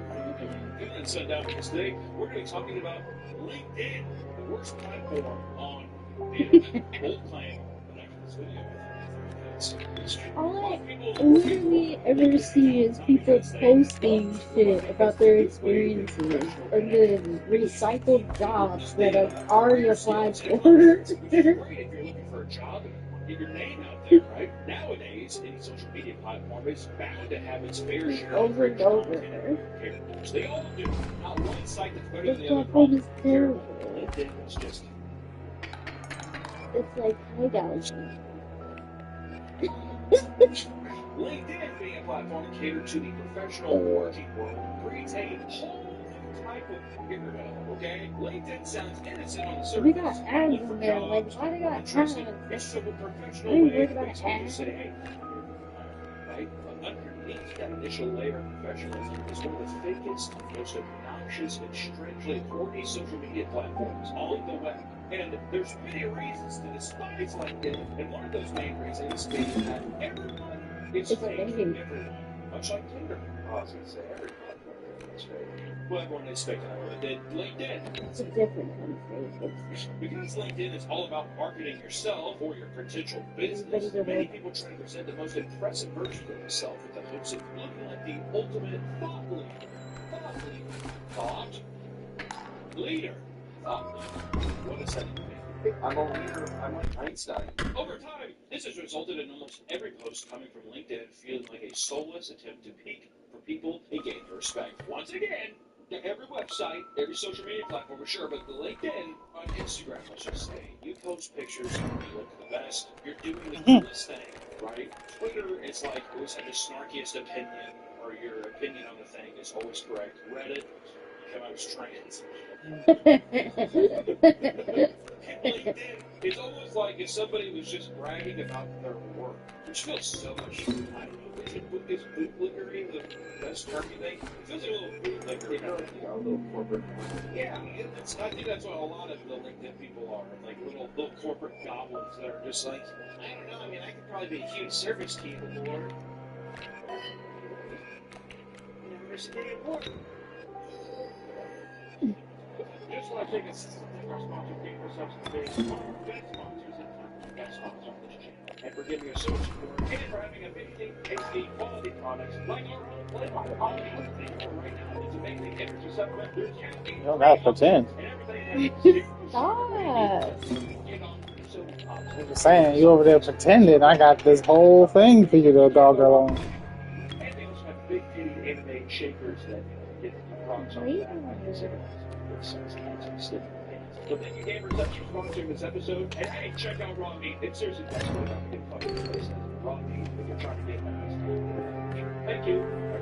The younger generation has picked up on this, comparing it to Instagram Take away my from ribbon. their lives infinitely more amazing than it My really ribbon is. We find stop stage breaking shows, and shit. He goes, you writing know. from a jet, with codes that make them seem like a hardcore business bad. That's Just use a code from this private jet photo. Just act like you're on the private jet with him with the sound of the jet. And you're sitting across from him. And this is what he says to you. The investor meeting lasted 3 hours. The $2 million decision took about 3 seconds. The moment I walked in, they already did. They were investing in a spreadsheet, pitch deck, business plan. They were investing in me. The way I carry myself, the clarity in my voice, confidence in my positioning, by the time I clicked to slide 3, the deal was done. We need that here. I'm going to start carrying myself with that. I did a video about disabled children drowning in pools. People already knew it was fake. It was viral. It immediately went viral. Yeah, that girl. The psychiatrist girl. The psychiatrist girl. I'll say that right now. And Oh, that was, she gets like weird deep fake AI videos of me, and she like looks like a Oh. she's like Oh, the girl that, I found her something, just loved her. Yeah. Ugh. And of course he looks like that. That's all I have to say. And I was like, hey, first off, you don't ever talk about me in that way. Right. Also, I like how she said it took 6 weeks to plot this. How it takes so much to do it. Like, we heard about it in hindsight. We're like, what a crazy woman. And I thought, oh, we watched your deals and reacted to your videos, you crazy What woman. crazy? He's so wrong, It was dude. funny. I didn't think it was that crazy. I mean, in some cases, we said he should have dropped her. Well, I was Well, it was too, but I was saying. Also, they got that was what she believes. I love Kendra so much. I can't stop thinking about her. She's a genius. Did you know she also wrote a book? Oh my god. That's psycho. It's extremely psycho. And then like sit there and she was like laughing. She was laughing at it like it was the funniest thing she's ever seen. You know what, dude? You're a freak. You're a disgusting woman. You woman.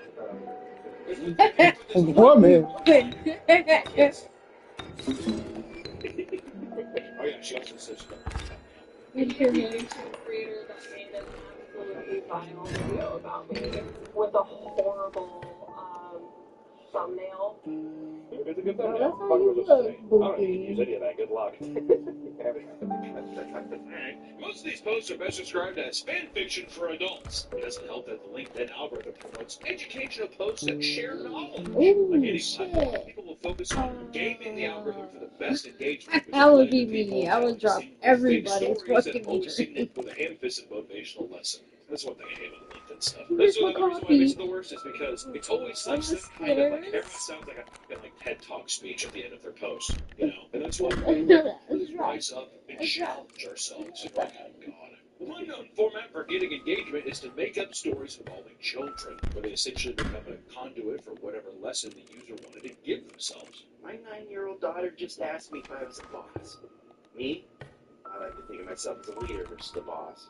And daughter, I don't care what you call it, mommy, as long as you're nice to people. I love that. Oh, I love that because imagine in your head making up that story and then being like, oh my god, people are gonna It's like, get crazy. What's the other one say? I saw an 8-year-old. Easy. What is it mean? Daughter shot or not. Yeah, don't be racist. I can't tell. Man. It doesn't really matter in today's society. Sell rocks in my neighborhood. It's not just rocks. Special rocks with storage, she says. $8 each. Yesterday, it used to be part of a mountain, but decided to see the world. I happily gave her $5 because she taught me we don't buy products, we buy meaning. We buy a piece of ourselves reflected in a story. Okay, so first off, he always looks at his memories. started there. You started like Indian, that guy from Jaws that has a speech on the boat, Native American, back to Indian a little bit, and then Native American at the end. I had a piece of our south. 25 footer. 30 footer, you know that neighborhood chief. You tell by looking at the dorsal to the tail. Why? Dodge your eyes, chief. Who's to pretend that they're trying to give an inspirational business lesson, but in reality are just humble bragging about their accomplishments. They're really trying to give you lessons. They're just trying to they're flexing on you. They're flexing on you by just being like, not only good at business, I'm a good person. Well, like the profile shows that worked at the Obama White House, Facebook, NBC, also received job offers at companies like Dropbox and Adobe. Here's what he's show. He's the job offers, hundreds of millions or whatever. It's just imposter syndrome and self-doubt.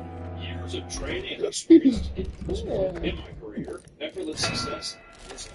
First off, it's like, duh. You know what he's trying to do? He's trying to big league you like the Dr. Seuss story. Everyone always goes back to the Dr. Seuss thing. He got rejected by everybody until he got the right one. He got rejected 100 times. No, never Dr. Seuss.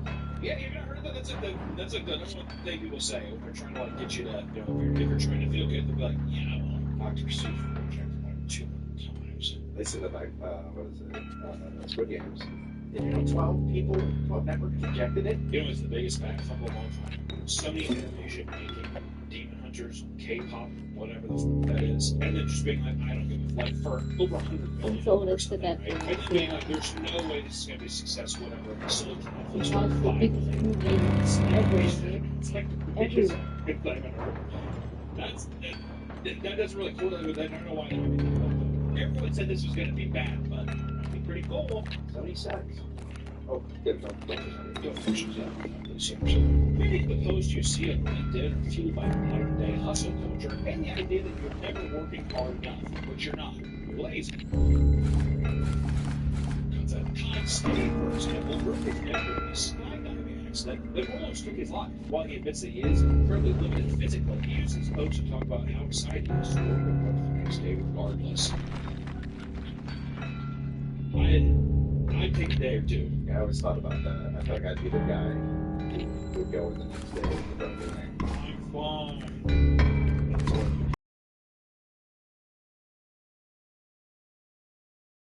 Totally ball might be in my arm.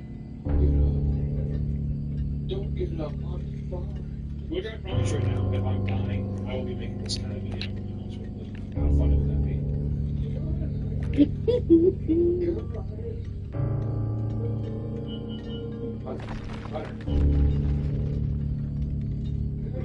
Read the script. We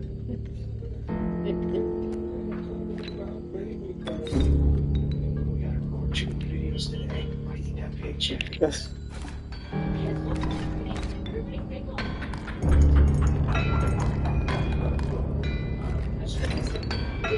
Big on these deals. Connected styles.